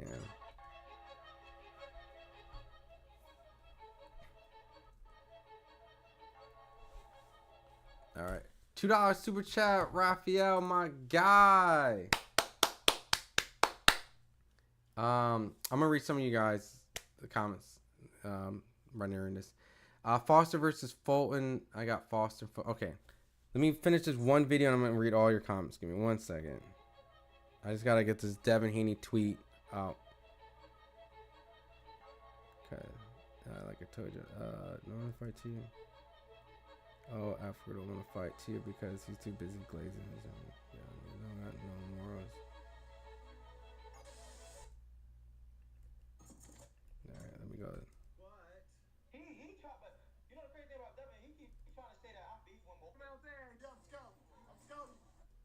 All right, cool, cool. Boom, boom, boom. All right, cool.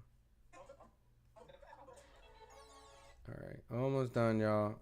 I'm gonna read your comment first, Raphael. Give me 1 second. I'm just rendering this video. Boom, boom, boom, boom, boom, boom, boom, boom, boom. Boom. Devin Heaney reacts. All right, cool. All right, all right, cool. I'll read you guys. All right. $2 super chat, Raphael 32, my guy. Foster versus Fulton. I got Foster. Fulton can upset. Oh, it's a good fight. I think Foster rises to the occasion of the opponent. I've seen him kind of look subpar against lesser opponents, like guys I think he should have blown past. And he looked good against guys that, were a lot tougher. So, but Fulton, in my opinion, has shown that outside of the Inoue fight that he can make adjustments. He can get better. The last fight with Brandon Figueroa, I'm on record on PBC's social media saying that, I favored Brandon Figueroa in the rematch, and Fulton dominated the fight. So I think weight classes does matter, but I also think, moving up sometimes does change a fighter. And something tells me right now that Fulton moving up is going to either let us know that he was overspent at the weight class that he was at. And I'm not saying that's the reason why he lost anyway. I always picked anyway to beat him. But maybe at a point we have to look at him maybe getting better as the weight class he goes up. And this will be something that will let me know for sure. So it's a tough fight to pick right now. I have to really think about it. Foster's a good boxer, and Fulton is too, but he likes to sometimes get in firefights. And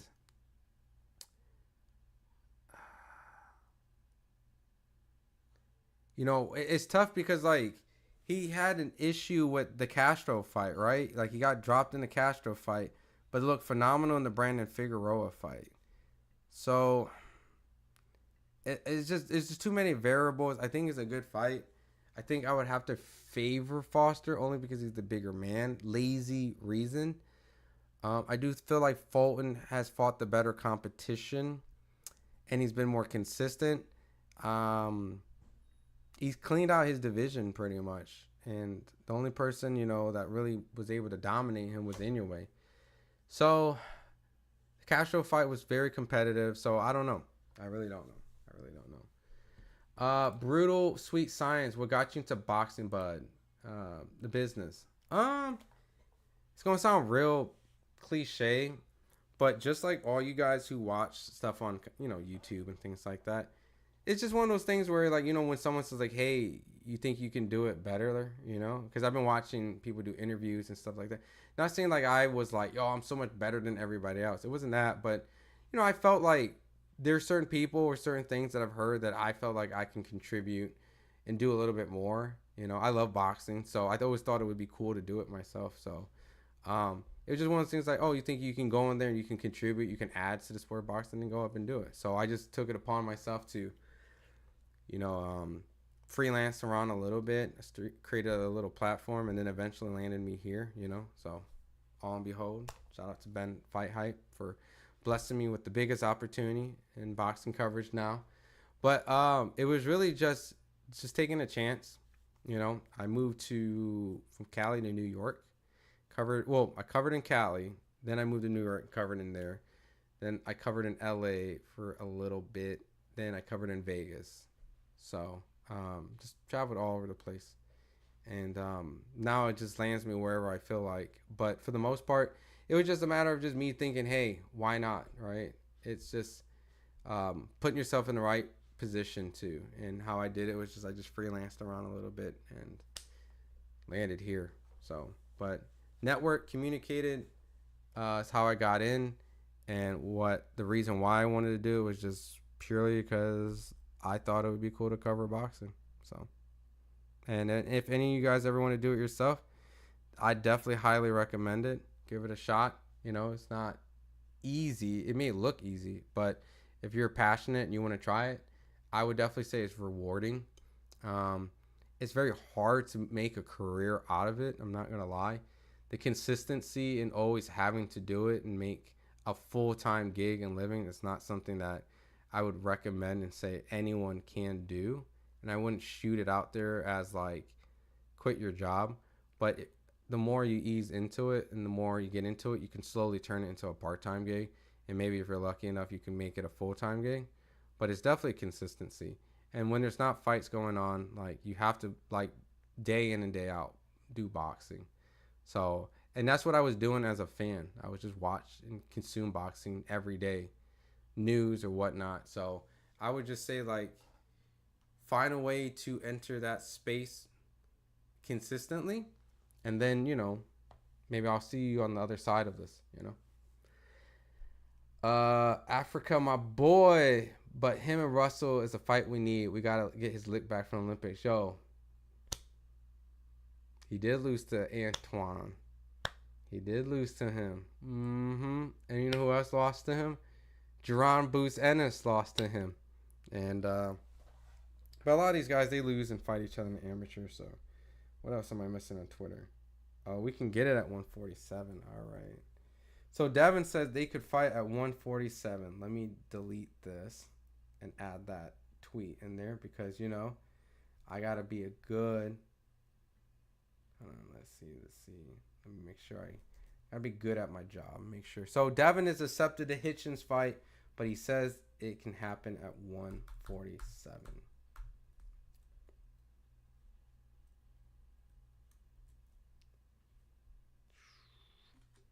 Interesting how everything is going to 147 now, right? Boom. Desktop 147. All right, let me update this video.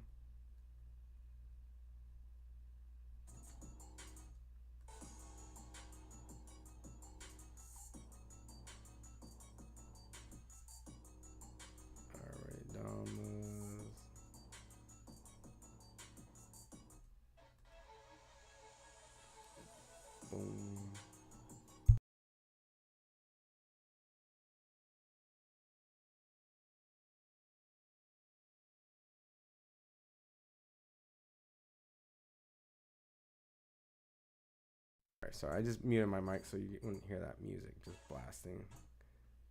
What do you guys think? Richardson Hitchins and Devin Haney at 147. Who you got? Because Devin Duffy is letting it know, and he is not coming down at no motherfucking 140. He said, I'm done with that shit.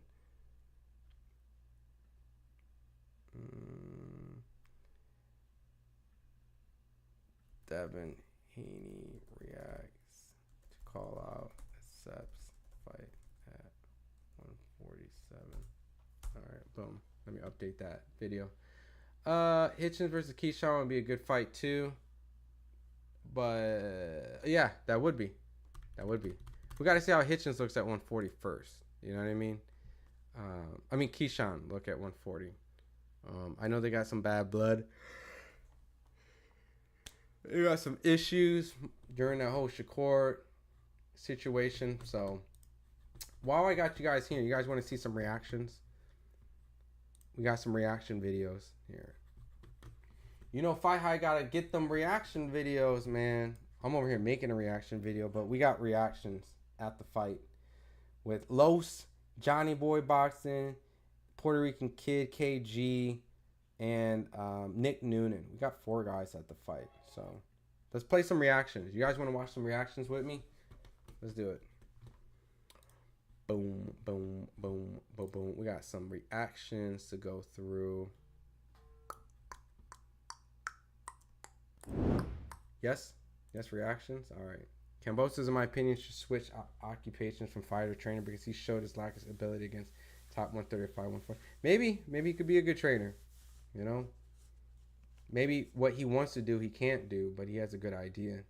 Hitchins got one of those top best jabs. I think with his quickness, Hitchins will outgo Tio and who's Tio, and had Tio his first KO loss. Damn, Tio's tough, man.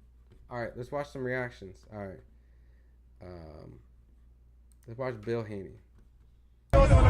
How you going to look out there? Oh, listen. He did what he was supposed to do. Are you impressed by him, though? Huh? Are you impressed by him?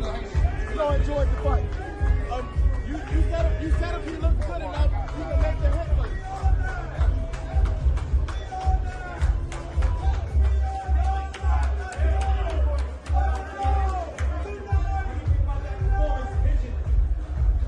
Man, he did what he was supposed to do, right? Yeah, that's it, man. So he's going to fight Devin? He's going to fight Devin now?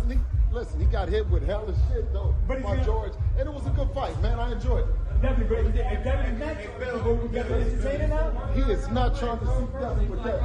Listen, he made I told him he made the honorable mention. You hear me? Hey, Bill, you said if he looks good, he might be able to make He might be able to make the list, right? Did he make it? Listen, it's close. It looked good. Congratulations to him. You know what I'm saying? And it's still Devin Haney versus everybody. Listen, and let me tell you, shout out to George Kambosos and their team because he put up a hell of a fight. And he showed that, you know, he's definitely not Devin Haney. We see that Richard Hitchins is not Devin Haney because he got hit a whole fucking lot. He got hit a whole fucking lot. But he got hit a whole fucking lot. That's what he got hit. And listen, and let me tell you this: if we don't want to get hit, we don't get hit. Period. Hey, Bill. That's it. Thank you, Bill. Yeah. Fuck that. All right, he said no. I enjoyed the fights. Hitchins versus Rolly. Nah, I don't see that fight being made. Rolly gonna want more bigger fights. Not shading Hitchins, but what I mean bigger as in like, you know what I mean, like a Pacquiao. Like that's the stuff that he wants, right? Like doesn't mean he's gonna get it, but 6 months ago, you went down to Puerto Rico, won a title in what looked like the best performance of your career. Tio, come back 6 months later. Tio, what you think, my guy? Hey, great fight.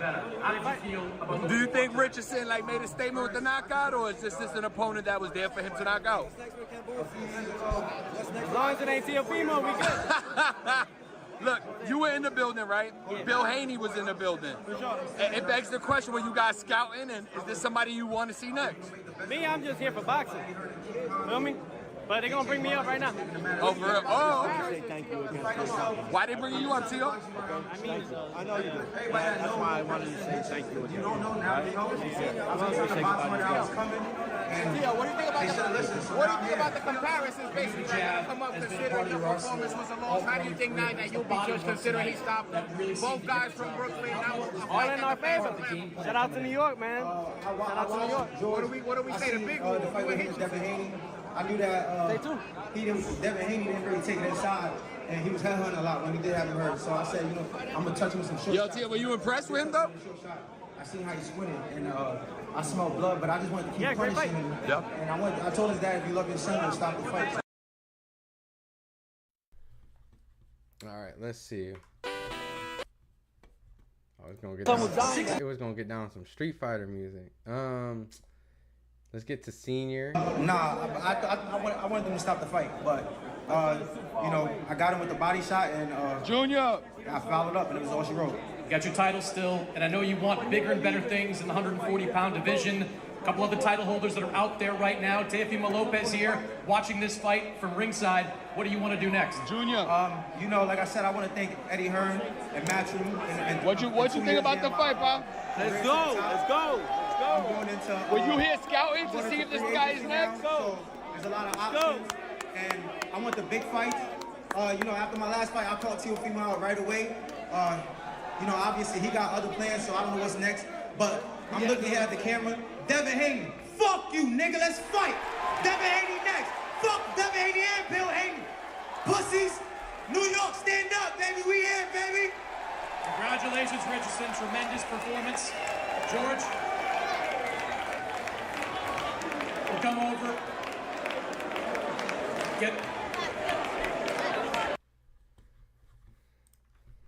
All right.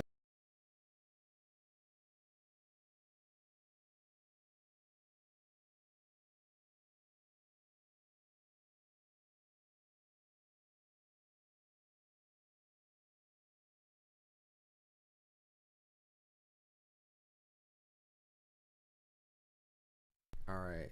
Devin Haney Twitter. Devin Haney. Bow, bow, bow. All right, let's see. Bare Minimum Boy tweets at Devin. Or does he tweet at Devin? No, he just tweets. Oh, Africa don't want to fight Teal because he's too busy glazing his racist ass. Y'all ninjas got no morals. Fight your brother, but won't fight the dude sending bananas to black people. And Devin says, because it ain't about boxing like I told y'all. Then he comes back and says, we can fight. We can get it at 147. So, there you go, man. I mean, there's his response, which, to be fair, I agree. I mean, you got Tio. You got Gary Antoine, which politically, I don't know if that will work, right? Because, let's be honest, Gary's on PBC. Puello fights on PBC. Who else is on? What other champions do we have at 140? Tio, Hitchins, Puello, yeah, Twan. So at that point, we got Matias and Puello that's going to be going down, but Puello is fighting on a ring card, so it's not that crazy that Puello and Richardson Hitchins won't happen. But I would say at this point, Tio or Haney, you know what I mean? One of the two. And they did dap up and do like a selfie video. Let me see. Is it on Richardson Hitchins' Instagram? Hold on, let me see. Just want to make sure. Because, you know, we looking online for these reactions. Hold on. Okay, so I only see it on Ring. Hold on. Everybody about to fight. Me and Teofimo next. I got rid of the job. He couldn't get done. You see you next. So, I don't know, man. Tio's racism comes from a place of insecurity. I think it's from poor marketing. Like, you know, I get the idea of using race sales, but, you know, in this age, this PC culture age, you're just asking to get just crucified. You know what I mean? I want to see this Terramona interview. All right. It's Kevin Garcia, a.k.a. the Puerto Rican Kid KG. This is foundational performance. Just talk to me a little bit. How do you feel? Is this your first fight in the States? Yeah, first fight in New York. I fought in Colorado back in the amateurs, but you know, this city is a lot different than Colorado, but it's awesome. What a pleasure to be here. Yeah, you didn't. It's like you were so cool, calm, collected. You know, just tell us, where does that come from? You know, where does your confidence come from? And just walk us through the knockout. You know, my confidence comes from my training. I do a lot of work in the gym. That was a vicious. But when it comes to before the fight, we're here to fight. Anything you can say anything to me, you're gonna have to back it up when you get in the What you ring. say, Jimbo? So that's my attitude, and you know, I have a good time with it. I enjoy myself, enjoy the journey. TGB Promotions, aka PBC Fights, do be going on the zone for reaction. The PBC brand has a contact. Like he took a few punches. I was very Prime. surprised he like took some of my hardest punches. Yeah, certain fights can probably get made. So I could feel that he was slowing down. y'all hyped that boy up. That Tio win with a fluke. He was going through a divorce. I mean, a win's a win, man. And he was. Listen, I mean, do you think with that performance, that's a long ass divorce. That boy's been in the process of getting divorced for quite some time. But yeah, no, I mean, he was going through some stuff, and that just happens in boxing. But he's not the first fighter to go through something. Fighters all go through something, you know what I mean? So in that case, then everyone has an excuse and out why they lost. So I'm not saying that it doesn't play a factor, but at the end of the day, he was not supposed to lose that fight. I believe that was upset of the year, Haas. So. Social media, this is, I want to say, your 10th victory overall.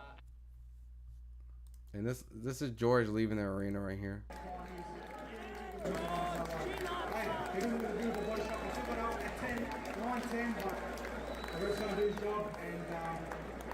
What up, Kerry? Bill Haney, he bluffing. He knows Hitchins most likely beats his son. Damn. I hope you guys appreciate the work that I am and I fight the best. So it is what it is. You knew you'd have to get inside that Hitchins. You had trouble doing it for most of the night. Like when you get inside that one punch. It's the time, man. But just outperformed Haney easily versus Kambosos. I mean, he got the stoppage. However, Devin beat him a long time ago. So like, you have to give credit for that too. Kambosos has been through a lot of wars and took a lot of punishment from then to now. So, but at the end of the day, man, they both were able to dominate George. So we're just comparing apples to oranges at this point. Like it's Matias versus Puerto next. Yeah, that's gonna be fire. Doesn't seem sure of himself. At least Tio dropped him, but he still lost. You feel me? Oh yeah, I mean, Kambosos has definitely been a guy who's never been favored to win any of his big fights. He was underdog Loma, underdog Devin, underdog Tio, underdog Hitchins. You know, even when he got that win, he's never been favored to win any of those fights. So, but he did fight the fight. So, and Kambosos cashed out, and now that he's set for life, man. He's able to take care of his family beyond the norm. He was able to be a unified world champion, have hometown fights in Australia. I mean, made a lot of money. So at the end of the day, man, Kambosos didn't win his fights, but at the same time, he was able to be in big fights. And is a unification fight with Richardson Hitchins something you consider? yeah, so I got to take my hat off to him, man. He could have milked it a lot longer, but he didn't. He made sure that he fought good competition, the top guys, and Is Richardson Hitchins the fight that you want to do next? I don't know. Let me hear it, New York. Y'all want to see that fight? so yeah, no, he did his thing. He did his thing, man, by just accepting his fight. So, any knockdown champion? Yeah, he got dropped in the 8th round, and that was the end of it. So, that was the end of it. Loma retired. Kambosos needs to as well. Probably should, you know, but we'll see what he wants. Maybe he'll try to do a Liam Paro fight in Australia. That could be a lot of money there. Prime's done with boxing, focused on NFL and NBA. I mean, we'll see, man. I heard that was just a rumor article going around. He's the Sean Porter at 135. Sean Porter was never unified, bro. Not that far of a Kambosos. He was a 2-time, so he managed to get a WBC and an IBF, which Kambosos had. A franchise version of the WBC, and he had the IBF, so, and the WBA and WBO, so. Damn, you said the Sean Porter of 135? Yo. Damn, y'all just cooked Sean. What is Sean's Maxie Hughes fight? The Yordenis Ugas fight? Because I thought he lost that fight.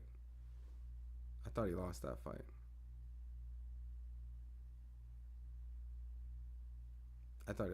fight. So maybe Kambosos, Maxie Hughes, and Sean Porter, Yordenis Ugas. All right. But that's just me. I thought Sean lost that fight. Tio's tough, but if people look back, when Loma started stepping up his offense, Tio, who I rooted for in the fight, Tio showed vulnerability time. Yo, to be honest, the second the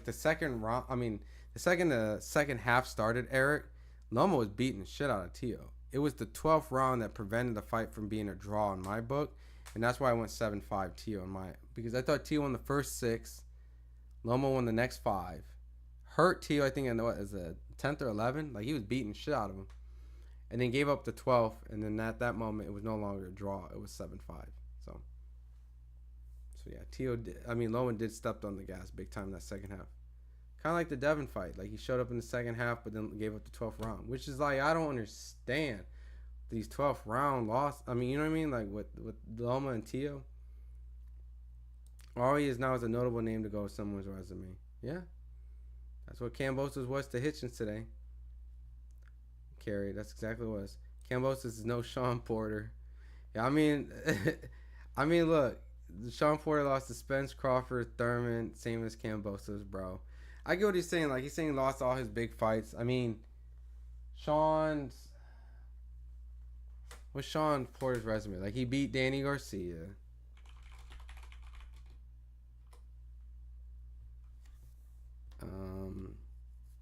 I mean, I think Sean has more notable wins than Kambosos.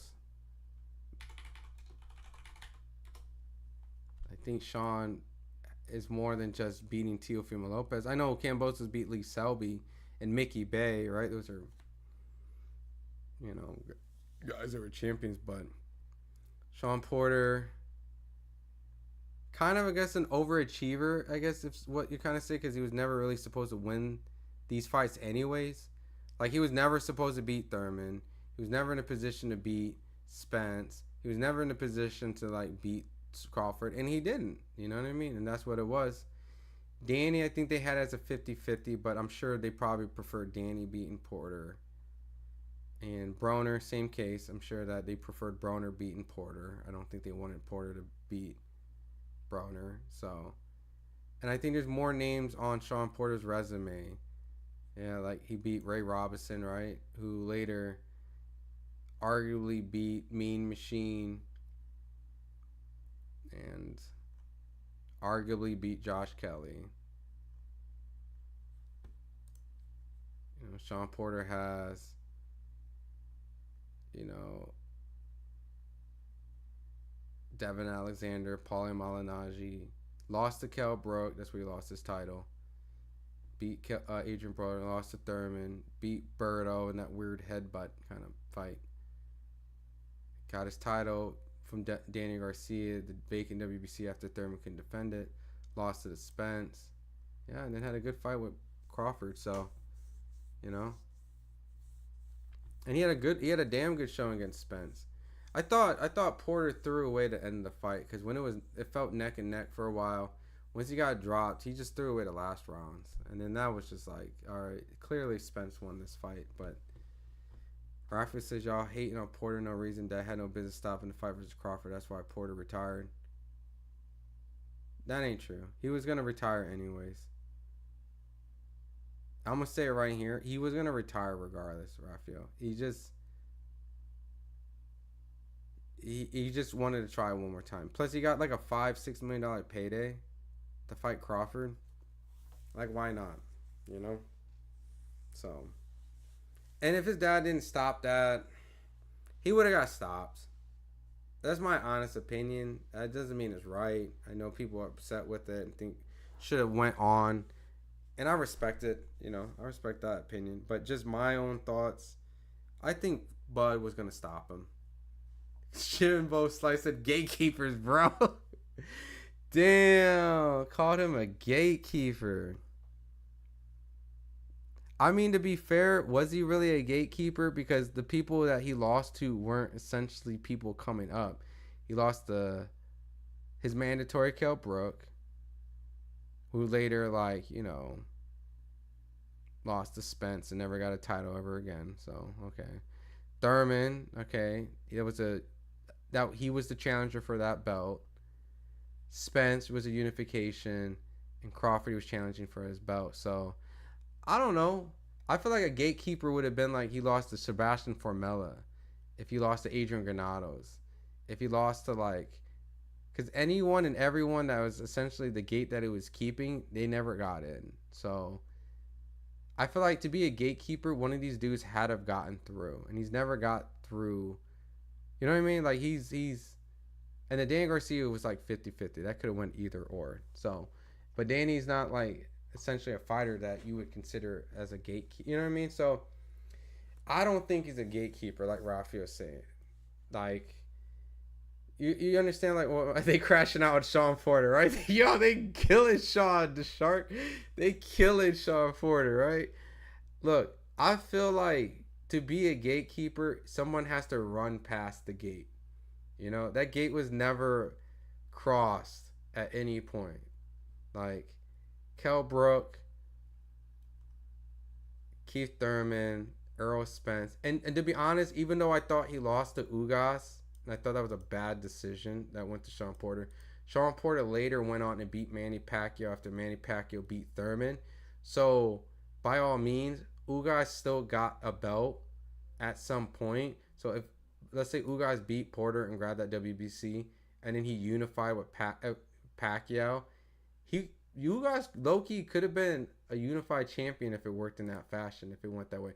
But if Ugas beat Porter, then he would have had to fight Spence. pre-car crash. And yeah, if he lost to Spence post-car crash, he for sure was going to lose the pre-car crash Spence. So, but either or, I mean, I don't think Sean Porter's a gatekeeper. I understand what you're saying. Like, he lost essentially all his biggest fights, which is cool. But I don't think that defines you as a gatekeeper. You know what I mean? Yeah, they crashing out. They kill it. Yo, they kill it, Sean Porter. They kill it, Sean Porter. Do I think he's gonna get first ballot Hall of Fame? No. You know, but he politics pretty well with a lot of people, and really that's how Hall of Fame works. Right? So I'll give you guys how Hall of Fame works. Hall of Fame, if you get an actual ballot to vote, right? Like directly through the Hall of Fame, right? They give some to people, right? You can be part of the BWAA, right? The Boxing Writers Association, right? And you can go through that. Now, they're starting to let people in that from the YouTube world. And, I won't really speak too much beyond that. But essentially, I could vote for the Hall of Fame, right? And, if I was in the BWAA, if I choose to be in the BWAA. And at that point, it's just people picking who they feel should be in the Hall of Fame. Not saying like my opinion matters, right? Because it really doesn't. But like if I'm in a position where I'm voting and there's other people like me who cover boxing, and it's like, all right, do I feel like Sean Porter is a Hall of Famer? No? Yes? And that's it. Like that's just how it works. It's like a group of people who determine who's in the Hall of Fame because they're part of a program. Like, that's it. So, and I think Sean Porter politics really well with a lot of those people, and I think that might help him get in. So, if you politic pretty well, or if they don't like you, like if they don't like I could be like, I don't like this motherfucker. His resume trash. I don't like him. He's a dick. He's a mean. I'm not voting him in the Hall of Fame. And that could be the case for some fighters, So, it really is just a popularity contest amongst media, and it sounds corny, right? But there is popularity contests amongst like the industry, and like some people don't get in, like James Toney, Antonio Tarver. Those guys did not. Oh, because they failed drug tests is what I've heard. Well, so has Roy Jones. So has many other fighters. That hasn't stopped them from getting the Hall of Fame. You get what I'm saying? So like things don't add up and make sense. So, I don't know. Sean Porter might get in because I've seen him do Hall of Fame. He's been at the Hall of Fame doing work for the Hall of Fame. Good moves on Sean for, politicking and doing really well, which might help. But even he says that he feels like he might not get in. So, but it really just depends on the people that are in there. Someone really likes Sean Porter. They're going to vote Sean Porter. I got you, bro. So, but yeah, enough of that. I don't think Sean Porter's a gatekeeper. I think amongst his era, he's not a gatekeeper. Now, if we put Sean Porter in another era, he could be a gatekeeper. You know what I mean? But you put him in the era with Cotto and Floyd and Pacquiao and those guys, he might end up as a gatekeeper. But in his era, I think he did well. And but who would have won? Canelo versus Pacquiao 154? I don't know. Because I know Pacquiao was like, fuck that. That dude's too big. I'm letting this belt go, and I'm coming back to 147, right? So, and then who was fighting for the vacant? It was supposed to be Paul Williams and Canelo that was supposed to fight for the vacant? And then it happened, and then Floyd came in there and then took that shit. And then Jamel Charlo was the mandatory. Floyd vacated it, and then Jamel Charlo fought with John Jackson for it. All right? So, I don't know. Pacquiao destroyed Margarito, so. Do you prefer Teal versus Hitchins at 140 next, or Haney or Hitchins at 147? 147. But I haven't seen Hitchins at 147. But Hitchins looked terrible at the weigh-in. Like, he looked like a skeleton, so. Just put him at a weight where they both feel comfortable. They're both guys that are, like, they didn't start at 147, but they're kind of big for their weight classes, and I want those guys to just be comfortable and fight at an optimal weight. So, no gatekeeper. Y'all hating. Ugas injured his bicep before Pacquiao and was never the same after the bicep surgery. I mean, he still beat Pacquiao, so that was good enough. Hitchins ain't getting with Haney or Tio. Always wanted Maidana versus Porter. Yeah, we were supposed to get Shane Mosley versus Berto. That didn't happen.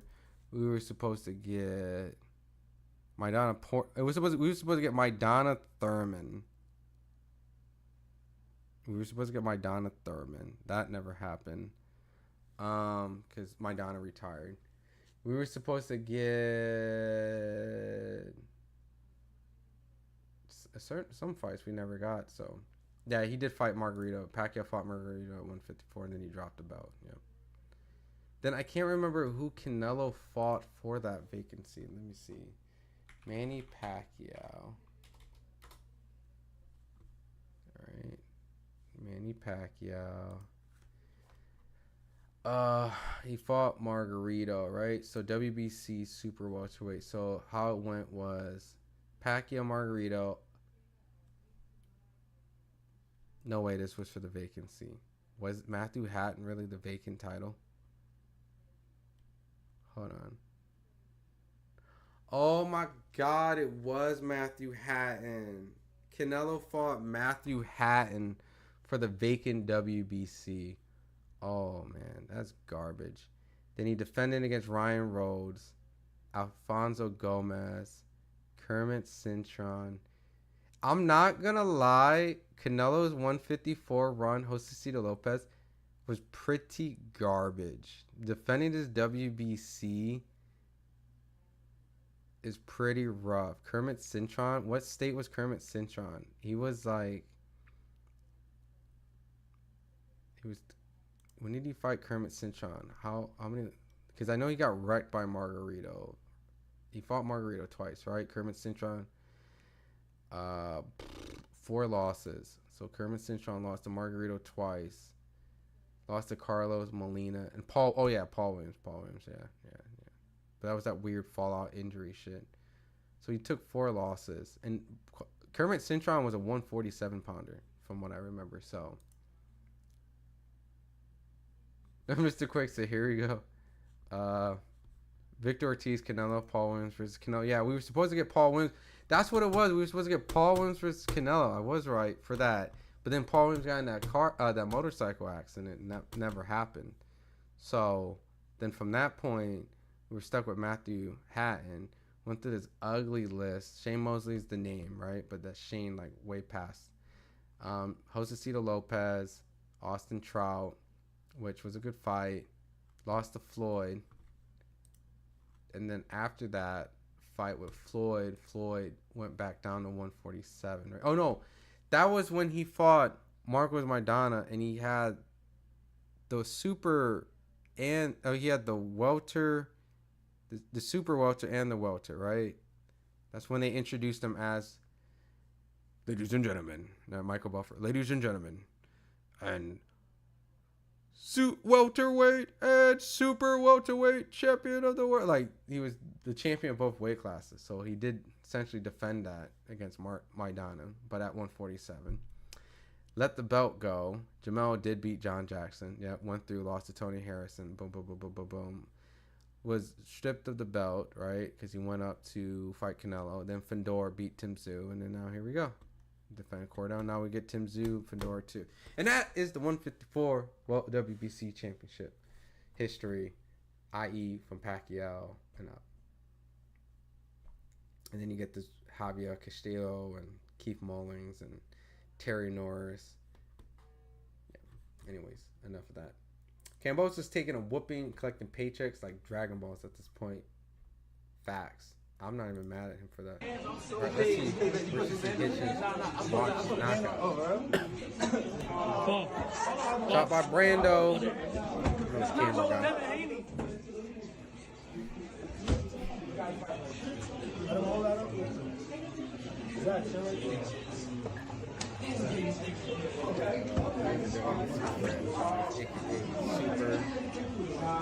He was was like the super WBA Floyd was.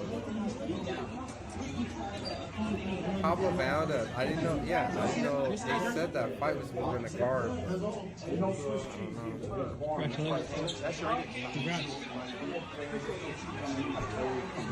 This was easy, bro.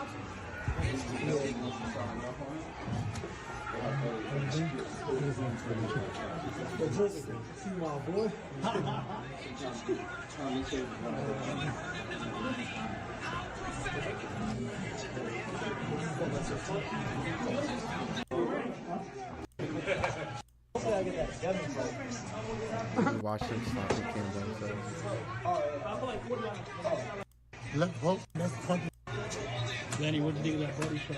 Excellent. I mean, that's punches that we've been working with. Up close and personal. Left hook, body.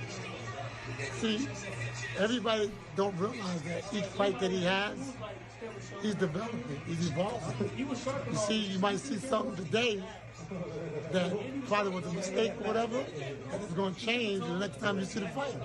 Just like people saw before. It's just each round goes higher and higher. And it's developing to a full-fledged professional fighter. How many different styles do you reckon he's got? Like, how many gears and styles has Richardson got? What you mean? Like, can he go up even extra more gears? Of course. Yeah. I mean, unless it was a swing bout, but he walked out with Richardson Hitchins, so I don't see that fight going down. Yeah, I thought Pablo Valdez was too, but I don't have to. He walked Richardson Hitchins out. Get him out of there. You know? Make that a priority. I promise you, you'll be able to. Oh my God. Canelo during his time as a belt holder, yeah, he did catch Mosley at the down, for sure.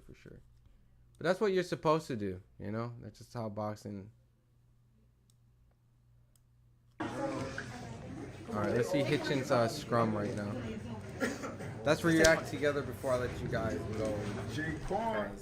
For a video, you want to just real quick do one more? Maybe move it a little bit. Yes, sir. Oh yeah, dude. Let me get a picture. Take a flight. Timmy. Let me get a picture. Africa, how you feel, my guy? Can I get a picture with him? Timmy and Lenny, all y'all niggas hopped in. Lenny, let me get a flick. Let me get a flick. Lenny, Scooter, hop in. Let me get a quick flick. Yeah, Let me get a quick flick. What, tonight? No. Yeah, I thought Pablo was fighting. Who phone? You got my phone. All right. Hard work pays, nigga. Hard work pays. Watching all our boxing pays. It's beautiful. How you feel, Africa? You got the blueprint, nigga. Tell him what he do all day, people.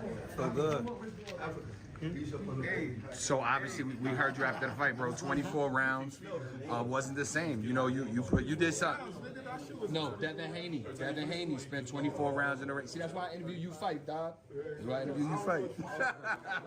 Nah, but listen though, we seen the statement, right? Devin Haney was in the ring.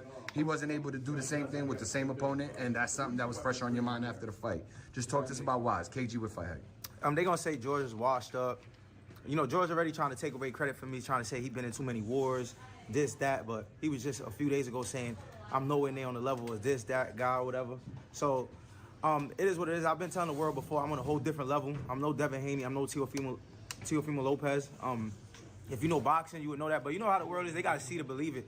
And it is what it is. I've been calling Devin Haney before I was champion. This guy been saying, I'm a D-rider, go get a belt.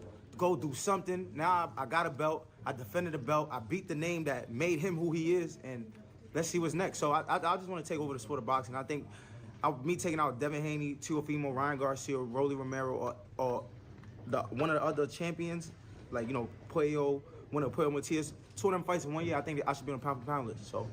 For sure. I mean, look, how the times have changed, right? A year ago, they wasn't doing this, right? You had people out here scouting tonight. I saw Bill Haney. I saw Teofimo Lopez. I was talking to Bill Haney all night, too. Yeah, so what was y'all talking about? I talking about the stopping this round. Oh, you called a knockout? His little brother, when I came out, Devin Haney's little brother was like, you a bum. I was like, I'm about to stop him right now.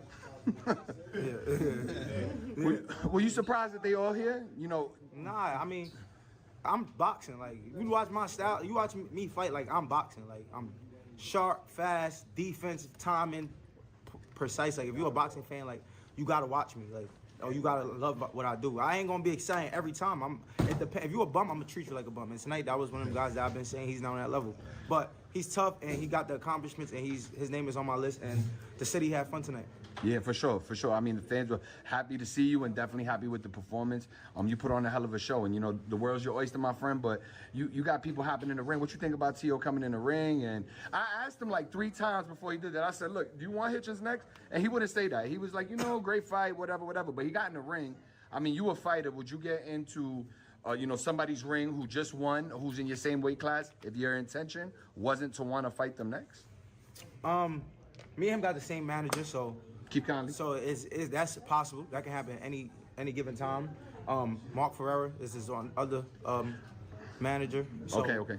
Me and Mark, we already spoke, so that's already in the works. And T.O., if it's not next, he's gonna get. He just gotta keep doing what he's doing. I gotta keep doing what I'm doing. We're gonna make it happen. Devin Haney, same shit. If they keep doing what they doing, I'm gonna keep doing what I'm doing. It's gonna happen. I'm moving up to 147 sooner than later.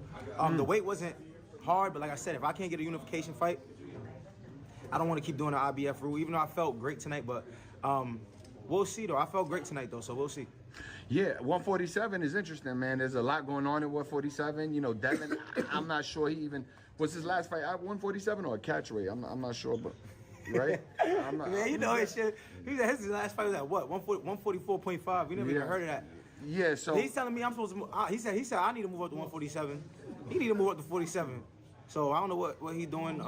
At the day's boxing, man. I ain't got nothing personal against none of these guys. These guys want to bring up girls. They want to bring up money. They want to bring up all this type of shit. I just keep saying I'm the best and they can't fuck with me. All that other shit is noise. I'm from Brooklyn. You from Brooklyn. What other thing makes the cloth different?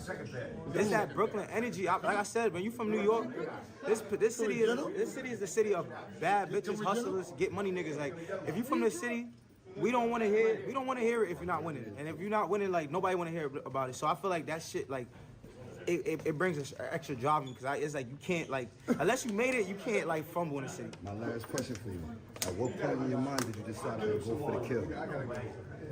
I was like, it's easy to hit. Like, and once I got close to him, I'm like, I'm about to finish him. Like, I knew I was going to stop him. Like, I could have stopped a lot of guys that I fought, but it'd be so easy boxing on the outside. I don't be wanting to take no chances, but I'm getting more and more comfortable to the big fights. To, you know, they say these guys is a big name, this, that, they hype it up. But I know what level I'm on. I'm special, so. You special, boy. Real fact. Yeah, thank you. I appreciate it, bro. Good looking, Africa. Appreciate you on FightHype always. Congratulations, my guy. Peace. Hey, Coach Andy, before I dip, we all go with Jim? Was that all you needed, or you still got smoke for him? Or the daddy? Yeah. Listen. You better get out of here fast? You gotta go to 747. You gotta go to 747. But now he sees. Yep, there you go. Now he sees, that's it. Coach Lenny, I appreciate you, man. Thank you. Yep, congratulations to you and Richardson. For sure, thank you. Yep, All right, I think there's an Andy Cruz scrum that's loaded up. So I think if it's loaded up, I'm gonna play it. Let me see. Let me read the chat. Yep, I was right 2 minutes ago. All right, so I'm gonna play the Andy Cruz. It's gonna be translation. So they were trying to find an opponent because they didn't find one. I thought they did have an opponent. Did something happen in the weigh-in? I didn't watch the weigh-in. At all. Man, it should be Hitchins versus Haney next, or Hitchins versus T.O. Either one. Everybody in the Haney camp showed up besides Devin himself. Best I've ever seen Africa fight. Hitchins just don't seem strong enough for 147 to me. I mean, depends how you look at it. You know, Duran is allegedly leaving 154, and 147 to go 154. So, I mean, that's clearly that. So, that's a big 147. So maybe the 147 division is filled with guys that are a little bit more suited for the weight. Mario Barrios, who was 140, Ryan Garcia, Rolly, those guys kind of moved up. So, we'll see. Dane, remember when Hitchins was Mayweather Promotions PBC on FS1? Yeah, FS1. I remember those type of fights. I used to hate going on FS1, FS2s, because sometimes some places I would be at, be like, we don't have FS1. I'm like, bruh, fuck. How the fuck am I going to watch the fight? Tio didn't seem strong enough at 147 to me also. Yeah. I mean, he don't seem strong. As in, like, he wouldn't be strong because he hasn't fought at 147. But I know what you mean, right? Hitchins versus Antoine for the rematch. I agree. Ryo Haney, that won't happen. Ryan Pitbull, that won't happen. There was no opponent from at weigh-in. It said weighed in by himself. Really? He just didn't show up? What the fuck? That's weird. Hitch told him to go and step on. Norman is at the best of 147. Yeah. I literally, I don't know if you weren't here, Raphael. I literally just interviewed Brian Norman while doing this live. Let me see.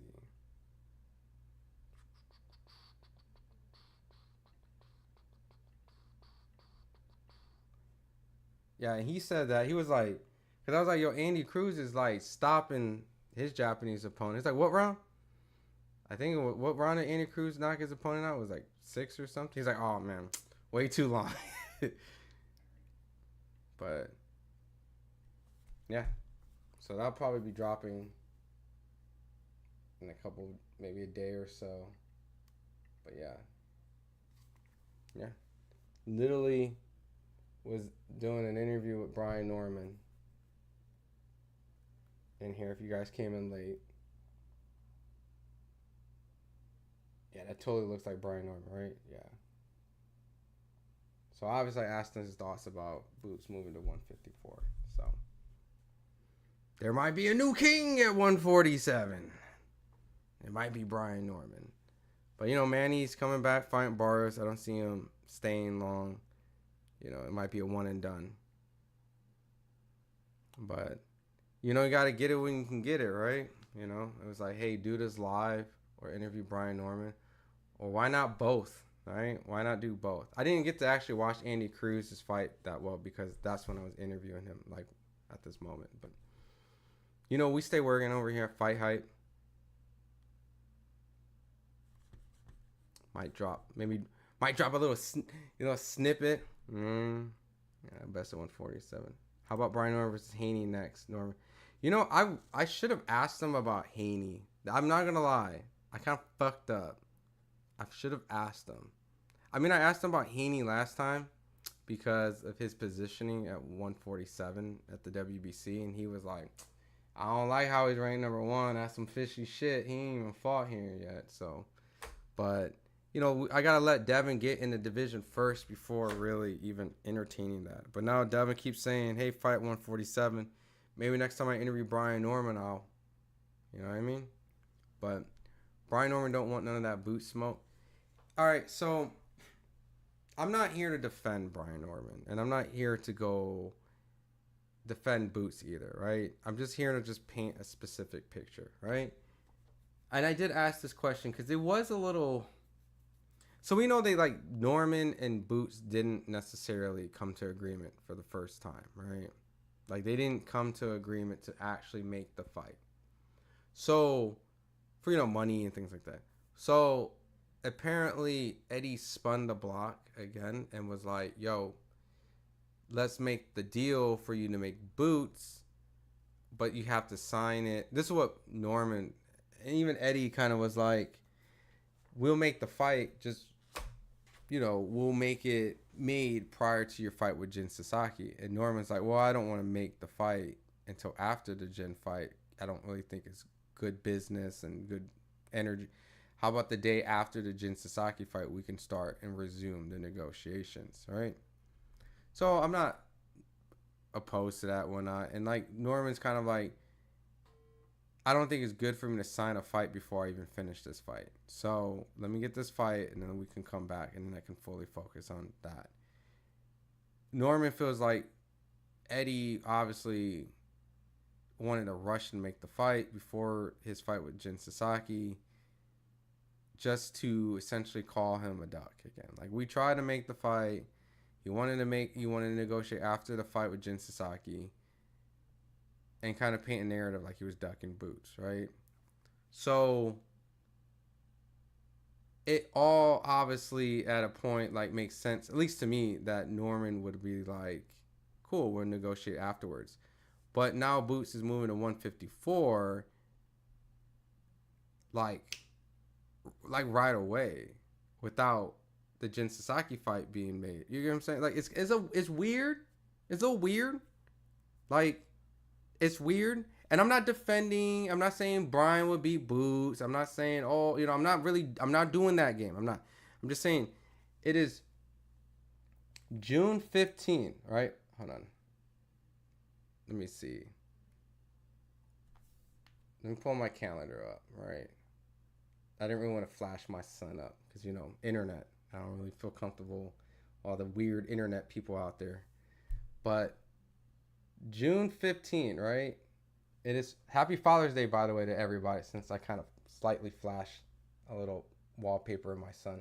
It's June 15th. Happy Father's Day to everybody out there, right? June 15th. He fights Jin Sasaki on the 19th.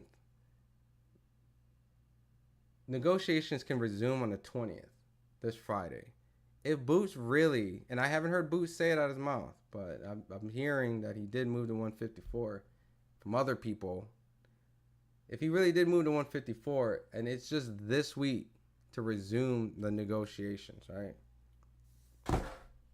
What the fuck was even the point of even mentioning that you were going to negotiate a fight if Boots was going to move to 154?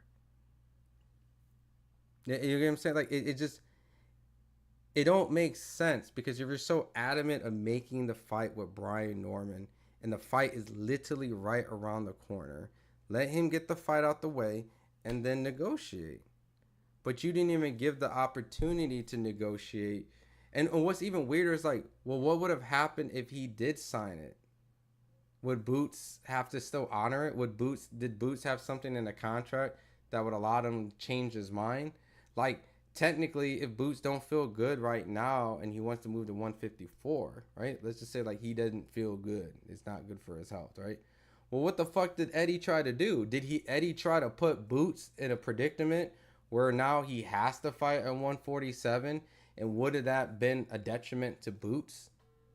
Not saying that, Boots wants all the smoke, but like, what if he really is struggling to make 154 and Eddie would have signed the deal for Boots the Boots would have had to fight at 147? And by the sounds of it, doesn't sound like Boots wants to fight at 147 if he really goes to 154. But if he really wants the belt, then he would have stayed at 147. Like, it just don't make sense. And it always feels like, and I don't want to point the finger, but it always feels like it's fucking Eddie, bro. It always feels like it's Eddie. Like, Eddie don't know how to... Can I just shut the fuck up? Like, what are we doing? It don't make sense. Well, the rumor at Ron G is they still negotiating to fight Ortiz, who will beat Boots. But like, but what was that? You get what I'm saying? But then it's like, what is going on? Like, what is going on, Eddie? Like, you're saying that you really want to make this Brian Norman fight. He say we just make it a day after, and now he's going to 154. So what would have happened if you really made that fight? Would that fight really actually went through? And if not, and you felt like it was going to happen, was that just to paint Brian Norman as, quote, a duck amongst the fans? You know what I mean? Like, it just reeks of just poor PR and poor public relations, and just, like, something just don't make sense there. So now he's going to 154 to fight Virgil after he just fought Stan Jonas and said, I want all the belts. He turned down the Teal fight because it doesn't mean anything, right? So if he goes to 154, is he fighting for a title at 154? Is he getting his feet wet at 154? Is he fighting, like, I don't know, dude. Like, I think Boots is a great fighter, but I think the way that he's being moved is trash. Like, he should be moved in a way better manner that makes sense. Like, he's how old? And once again, this is not me shitting on Boots at all. I think Boots is a tremendous fighter. I think he's great. He's 27, but the way that his career has been moved, maybe from the first management with like Cameron Duncan to not really getting a solid, like, transparent deal with PBC or something, not getting something worked out there with the division being kind of held up from Crawford Spence to then like, bro, I'm not gonna lie, and this makes me sound like a Boots hater, and I'm not, because I've been covering Boots for a long time, dude. I'm like one of the first people who made sure, dude, I went to Boots, like, so I want to make sure, I brought my girl to Boots, to camp, like, yo, we're going to go to see Boots, we're going to hang out in Philly, I'm going to introduce you to Bozy, his strength coach at the time was Rob Acosta, like, so I really was invested in Boots, so this is nothing like that, like, I got a lot of respect in that regards. I know his advisor, Everett, so it's nothing like that. But when you really look at it, it's like this is a really piss poor kind of career that's kind of like transpiring, right? Like it's really not translating that well. And Eddie's not really speaking in a way where it makes sense logically of like the direction they're going. We're going to want him to fight Brian Norman. We're going to want Brian Norman to expedite to sign a fight before Jin Sasaki. He said, well, hold on. We can resume the day after I fight. I know, pause, right? Yo, I had to like clarify that shit, Ralph. I take a massive L when I said I brought my girl to boot, right? I know that, pause. I know that sounded like some Diddy Cassie shit. I take an L, but I'm just trying to like, I take an L for that, right? Like that didn't. I take a massive L. I can take my L's, right? But you know what I mean? Like I took a family trip. Like I brought my girl to certain gyms where I can show her people who I feel like could be the next in boxing, right? Like she's met Bud, she's met Boots, she's met Devin, she's met Shakur, she's met Keyshawn, she's met you know what I mean? Like I make sure that it's a family affair where like if I go somewhere, I make an effort and time to like bring her too, so she understands like, oh, okay, that's such and such. You good dog. I know, but just you know what I mean. You know, I gotta take my L. Like you gotta clarify. But no, I'm serious. Like sometimes when I'm like, yo, this might be like a really good fighter. There's a moment of time like, hey, like I might at some point go visit Scooter Davis, like that just fought on Keyshawn's undercard, and you know, I might do a gym visit and like she might like roll up with me, you know, because you know she's in this with me all the way, so like like I was just on the phone with Rolly, had her talk with Rolly, you know, shit, we might fucking go see Abdullah Mason, you know what I mean? I FaceTimed when I was in Norfolk, my son and her with Abdullah and them, and so, but so damn, you know all the fighters, KH3. Well, I mean, I've been covering boxing for a minute, so I mean, I've been fortunate. So, but other than that, like, I've definitely really made sure that Boots got a lot of attention on FightHype, right? So like, and I made sure like he got that boogeyman hype, you know, like you remember that Sean Porter video? When everyone was like, oh, Sean Porter didn't want to react to Boots. And the Thomas, that was me, right? Like, that was me trying to create, like, you know, Boots is on the scene. Let me ask, you know, this guy about Boots. Let me ask Andre Ward about Boots. And let me ask Clarissa Shields about Boots. I went on a campaign to ask everybody about Boots. Because I really think he's a great, talented guy in the sport of boxing. And I still think he is. But, you know, just how his career is playing out, it just doesn't really scream like he's going to be the next superstar in boxing. And how he's being managed doesn't really feel like it's in the best interest of him, but more the best interest of the promoters, right? Like the Virgil Ortiz fight is a winnable fight for him, but it's a tough fight. But I feel like it's being forced on him. Like, is he really struggling to make 147? Has he been pushed to 154? Like, is the Brian Norman fight actually capable of being made? Is it not? Why was Stanionis was able to get made, but Brian Norman can't? Like, it's just weird. Like, just things don't make sense on how Boots' career has been transpiring.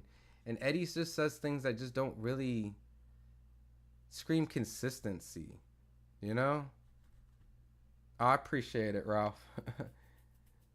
And you know what's funny, right?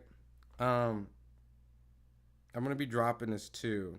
I played Terrence in Street Fighter and Tekken, and this is why you should never like play with your food, cause I scraped them in Tekken, but I was playing with them in Street Fighter, and it's true. When Bud gets like a win of any sort of anything, bro, he rubs it in your fucking face. Look, I'll give you a little without the audio. All right, here, I'll put the main cam. Then we're gonna watch this Andy Cruz, and I'm gonna call it a night. So I'm gonna be dropping the, yo, he's pressing me because of this fucking one match of Street Fighter.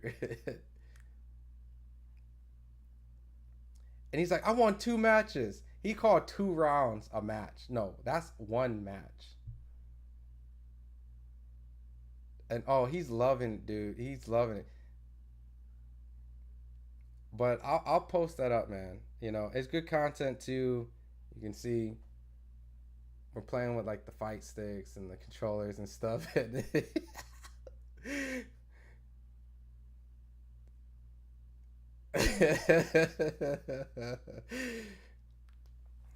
So yeah, we'll be dropping that. So, but I definitely go to Crawford and Canelo's press conference. I'll be at that fight. But Stanionis isn't a threat to Brian. It isn't the threat Brian Norman is.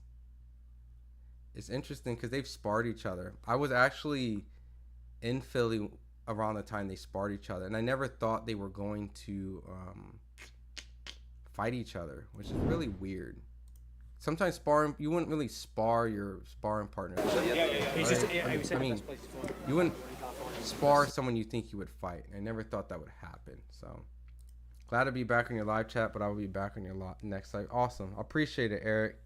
Yeah, that trip out in Norfolk was crazy, dude. Like, this was crazy. So I don't know what the next fight I'll cover, but I'm gonna play this Andy Cruz one. I'm gonna watch it with y'all, and then I'm gonna head out and then for some content.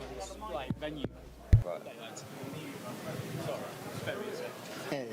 By the way, I can see why people consider Bud a cheater. Not saying he cheated with me, but I see the tendency, the over competitiveness. Oh, okay. Yeah. Good evening, everyone, and what a great performance from Andy Cruz tonight. Now the mandatory challenger for Murataya for the IBF World Lightweight title.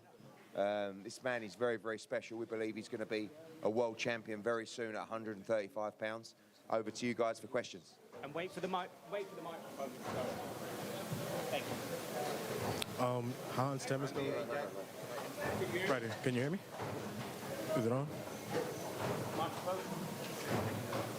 Hello? Hello? Hello? Okay, we'll start here. Sí. Oh, got it. 1, 2. No, sorry, go on. Andy, ahora que eres el nuevo contender, pero tienes menos de 10 peleas, ¿cómo rápido tú crees que consigues la pelea por el IBF? No, realmente he tenido una carrera más rápida que cualquier otro peleador, pero eso se debe también a mi background amateur. Tuve muchas peleas amateur, muchas medallas olímpicas, mundiales, así que creo que ya estoy listo para enfrentar cualquier reto que tenga en el camino y confío en mi equipo de trabajo que haga lo mejor para mí. So the question. Si le puedes dar un grado a tu pelea,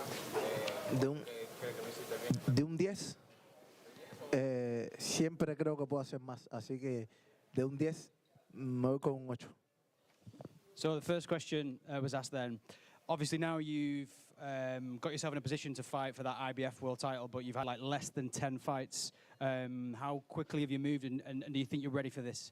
Andy's answer was, I've obviously moved very quickly in terms of the professional game, but I've had like a significant amateur pedigree, which has allowed me, you know, to really be able to develop things. I've fought at the Olympics, I've fought at World Championship level as well, so I feel I'm completely ready for my next step and whatever comes. And the second question was, what mark would you give yourself for tonight's performance?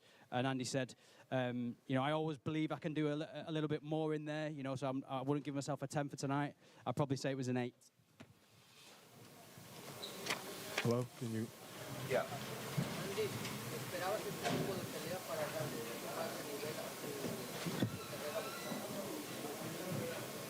Sí, desde que llegué vine buscando pelear con los mejores y eso es lo que estoy haciendo. Cada paso en mi carrera va a ser más difícil, pero estoy listo para el reto. Para eso vine acá, a demostrar que nada de lo que he logrado es casualidad. Yeah, so the question was to Andy was, do you believe that you needed this type of fight to show that you're at the level, you know, in terms of your boxing? And his answer was, yeah, look, you know, I think every fight that you go into, I think it's with each fight that you face, it's about facing different challenges, you know, but I'm ready for whatever challenges come my way. I came here to show what I'm made of and to show that I'm ready for being able to move on to next levels, and I think that's what I did. Right there. Hello. Yeah, Eddie. We know that Murataya is supposed to be next, but is Shakur versus Andy the mega fight at 135 pounds? Yeah, I mean, look, the plan for Andy is to win the world title and unify and win every belt in boxing. You know, right now, there's no question Shakur is the guy at 135 pounds, but Andy wants to be the guy as well. And when he beats Murataya, you've got Abdullah Mason fighting Sam Noakes. You got. I'm sorry, I gotta pause. And this is no shade to Shakur. Isn't the mega fight with the mega fighter? Isn't Gervonta the mega fighter to create the mega fight? Okay.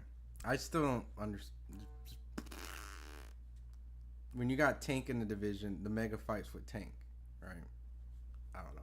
Maybe I'm tripping. Shakur Stevenson. Shakur's looking for all those fights. He wants to know what's next. And I think Shakur would love to be able to fight champions at 135 pounds. And Shakur knows boxing. He also knows how good Andy Cruz is. And I think he'd be up for the challenge.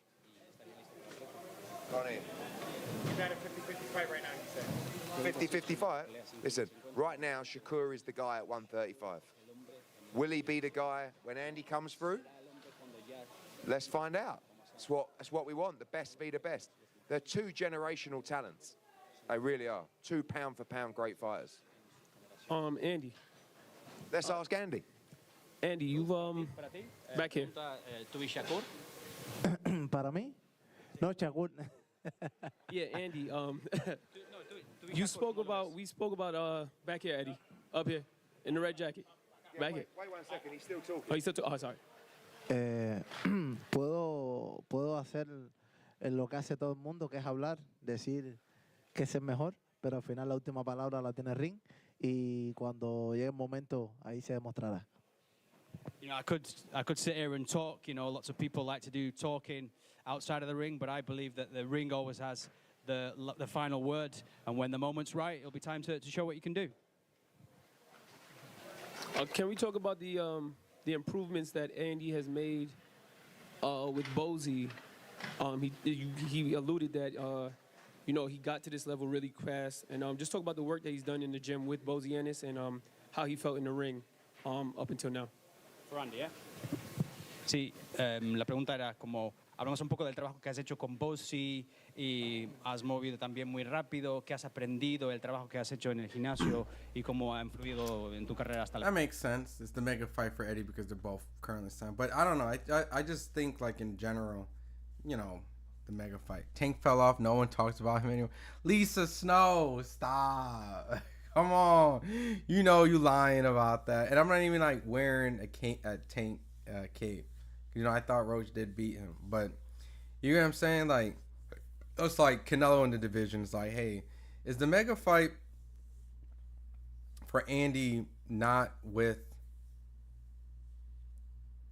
the mega fight star? You know, like, but I get it. I think intelligence made the sense of like the mega fight. Because, well, is Shakur going to be signed with Matchroom after this fight? You know what I'm saying? So, but Lisa, you know, come on. Goomba, Muay Thai knocks Cruz the fuck out. I mean, look, Raymond's everyone that Andy's fought is not Raymond Muay Thai. So I agree. Like, there's a huge step from that dude he just fought in Raymond Muay Thai. I agree, facts. Realmente estoy satisfecho y feliz de mi equipo de trabajo que ha hecho Bozy conmigo, porque en cada campamento no dejo de aprender cosas nuevas y he aprendido a conocer más mis habilidades boxísticas y sé que soy capaz de mucho más. You know, I'm really delighted with the team that I've got around me. You know, in terms of Bozy, I think every time I go into a camp, I never stop learning new things. You know, I've learned a lot about my abilities, my boxing abilities, and I think there's, you know, room for improvement, and I can do much more also.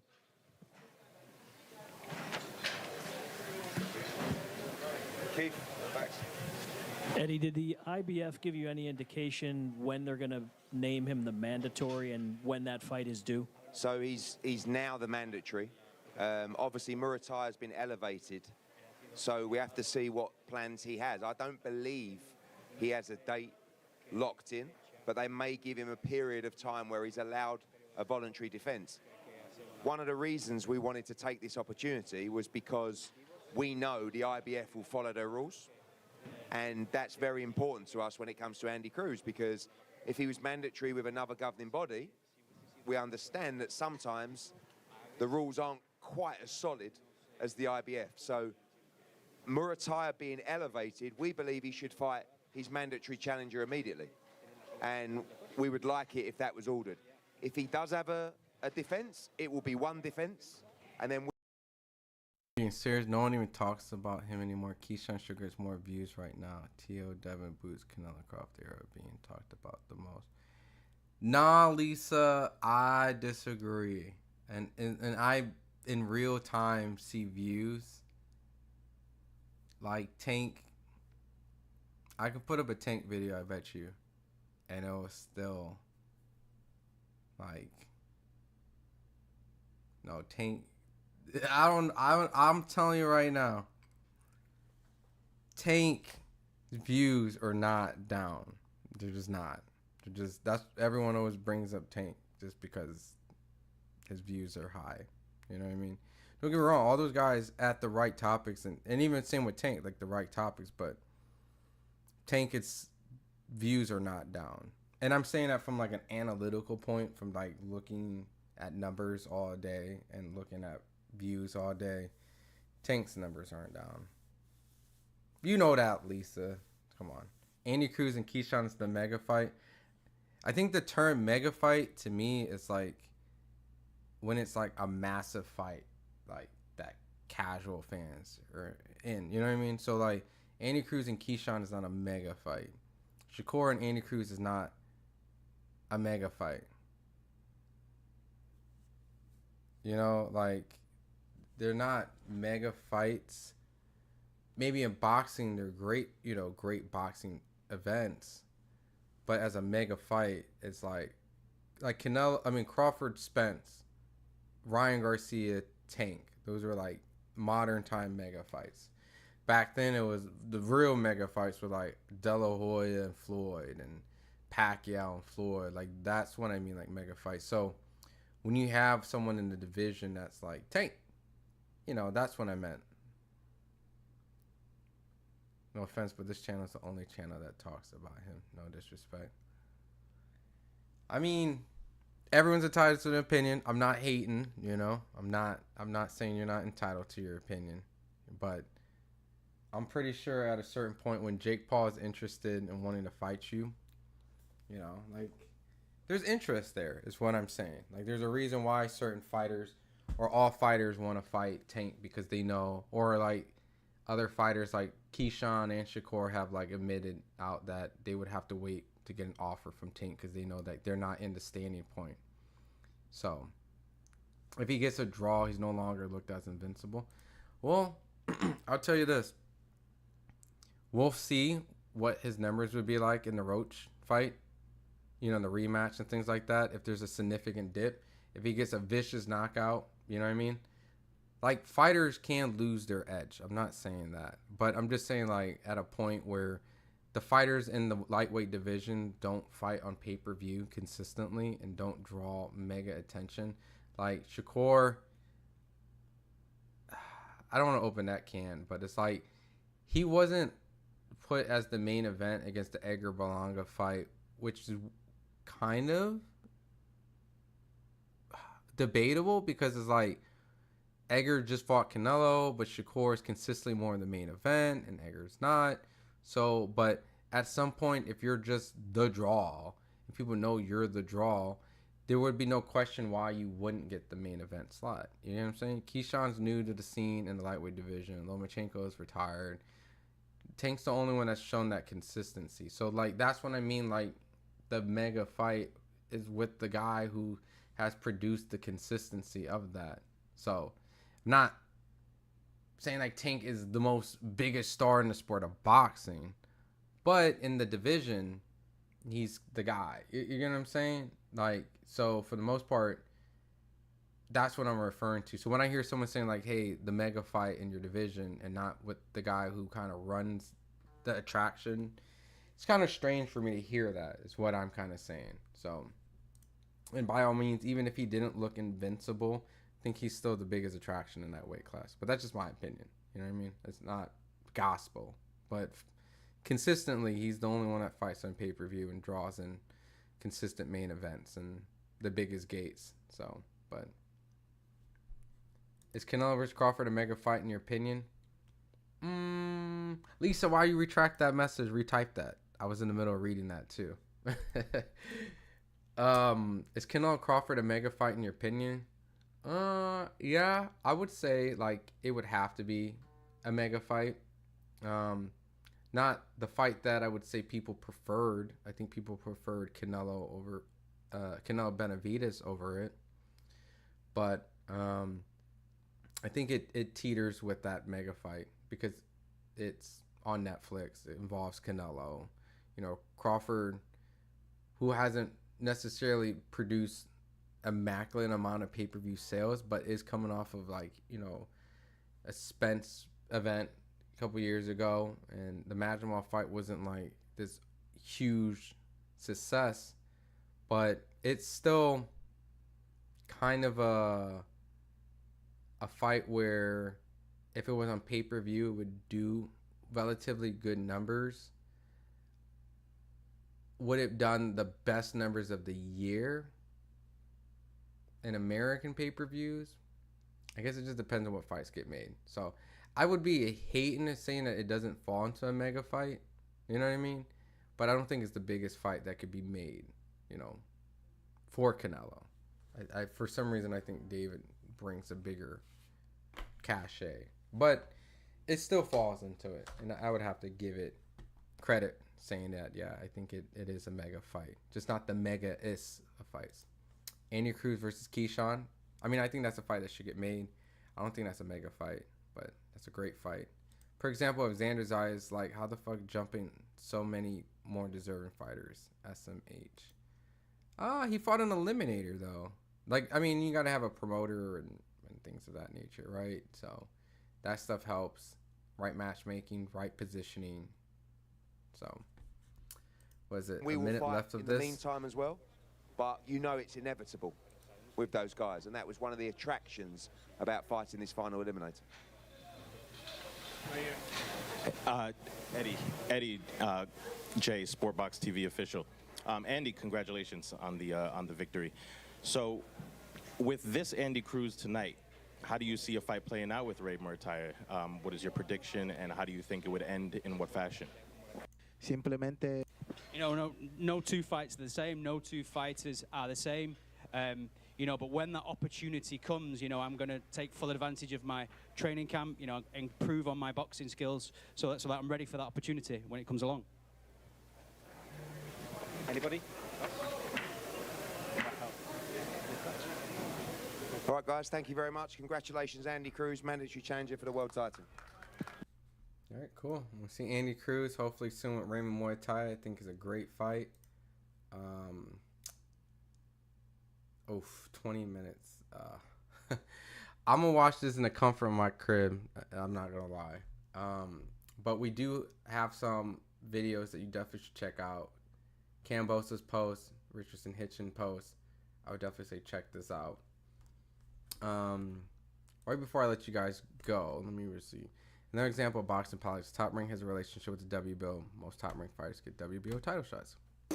That's why your name is Intelligence, because you definitely know what you're talking about. So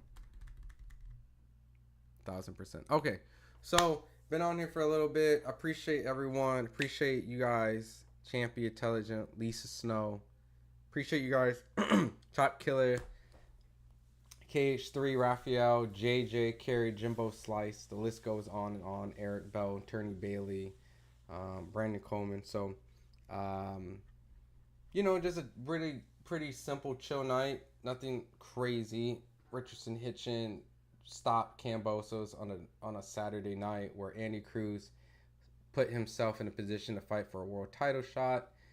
I was introduced to Terramona, who had a vicious stoppage. In addition to Zaquin Moses got a stoppage, making sure that the Shakur family name legacy continues. Anything else that happened tonight? Richardson Hitchins calls out Devin Haney. Devin Haney wants him at 147. Tio was there, watched it. Happy Kambosos got stopped. Bill Haney was there. And yeah, pretty much that's it. So check it out. Be here on FightHype. Appreciate it, JJ. I don't know if I shouted you out, JJ. Did I? Shout out to JJ. You're the man. Check out, I got Brian Norman dropping. I got some Terrence Crawford stuff dropping. I got I got M. Billy. I interviewed M. Billy recently. That should be dropping. Probably get some more stuff with Abdullah Mason. I got a lot of stuff. Probably do something with Scooter Davis, Lamont Roach. Mention of Tank, right? I'm definitely gonna get some Lamont Roach. And yeah, maybe as soon as this week. And what am I missing? Just a lot of stuff, you know what I mean? Hopefully you guys like the Frank Martin stuff that I recently just dropped. That was a whole bunch of cool stuff. Hopefully maybe I can get something with Keyshawn or their team, but they've been, kind of quiet. You know me, I'm just going to try to work. I'm going to try to get some stuff. I'm trying to get some content for you guys. But at the end of the day, stay locked here on FightHype. We got stuff dropping right now. Richardson Hitchins, post-fight, George Kambosos. And then just stay locked on I think we got some other stuff dropping. I won't say who, but yeah, and Billy versus Lester Martinez. Yo, Champy, I was at the sparring of Crawford and Martinez. I want to save that story the closer that we get to the Canelo fight, right? But I did see them spar. The pictures that they were together, I was there. I was one of the few. Yeah. Bomac made sure I wasn't recording. Came up like, bro, I'm just here. I'm just enjoying the sparring. Everything doesn't have to be on camera, man. He was little, but I'll tell you the stories about that maybe later. But yeah, Lester Martinez, solid fighter. He's from Ecuador, right? Or Guatemalan, right? He's a Guatemalan fighter, and he's a beast, monster at 168. So he has a fight coming up in Fresno. But either or, check out those interviews that will be coming soon. And as always, man, I appreciate you guys rocking with me, man. Shout out to all you guys. Stay tuned. I'll be back live later on. And yeah, that's it. Peace.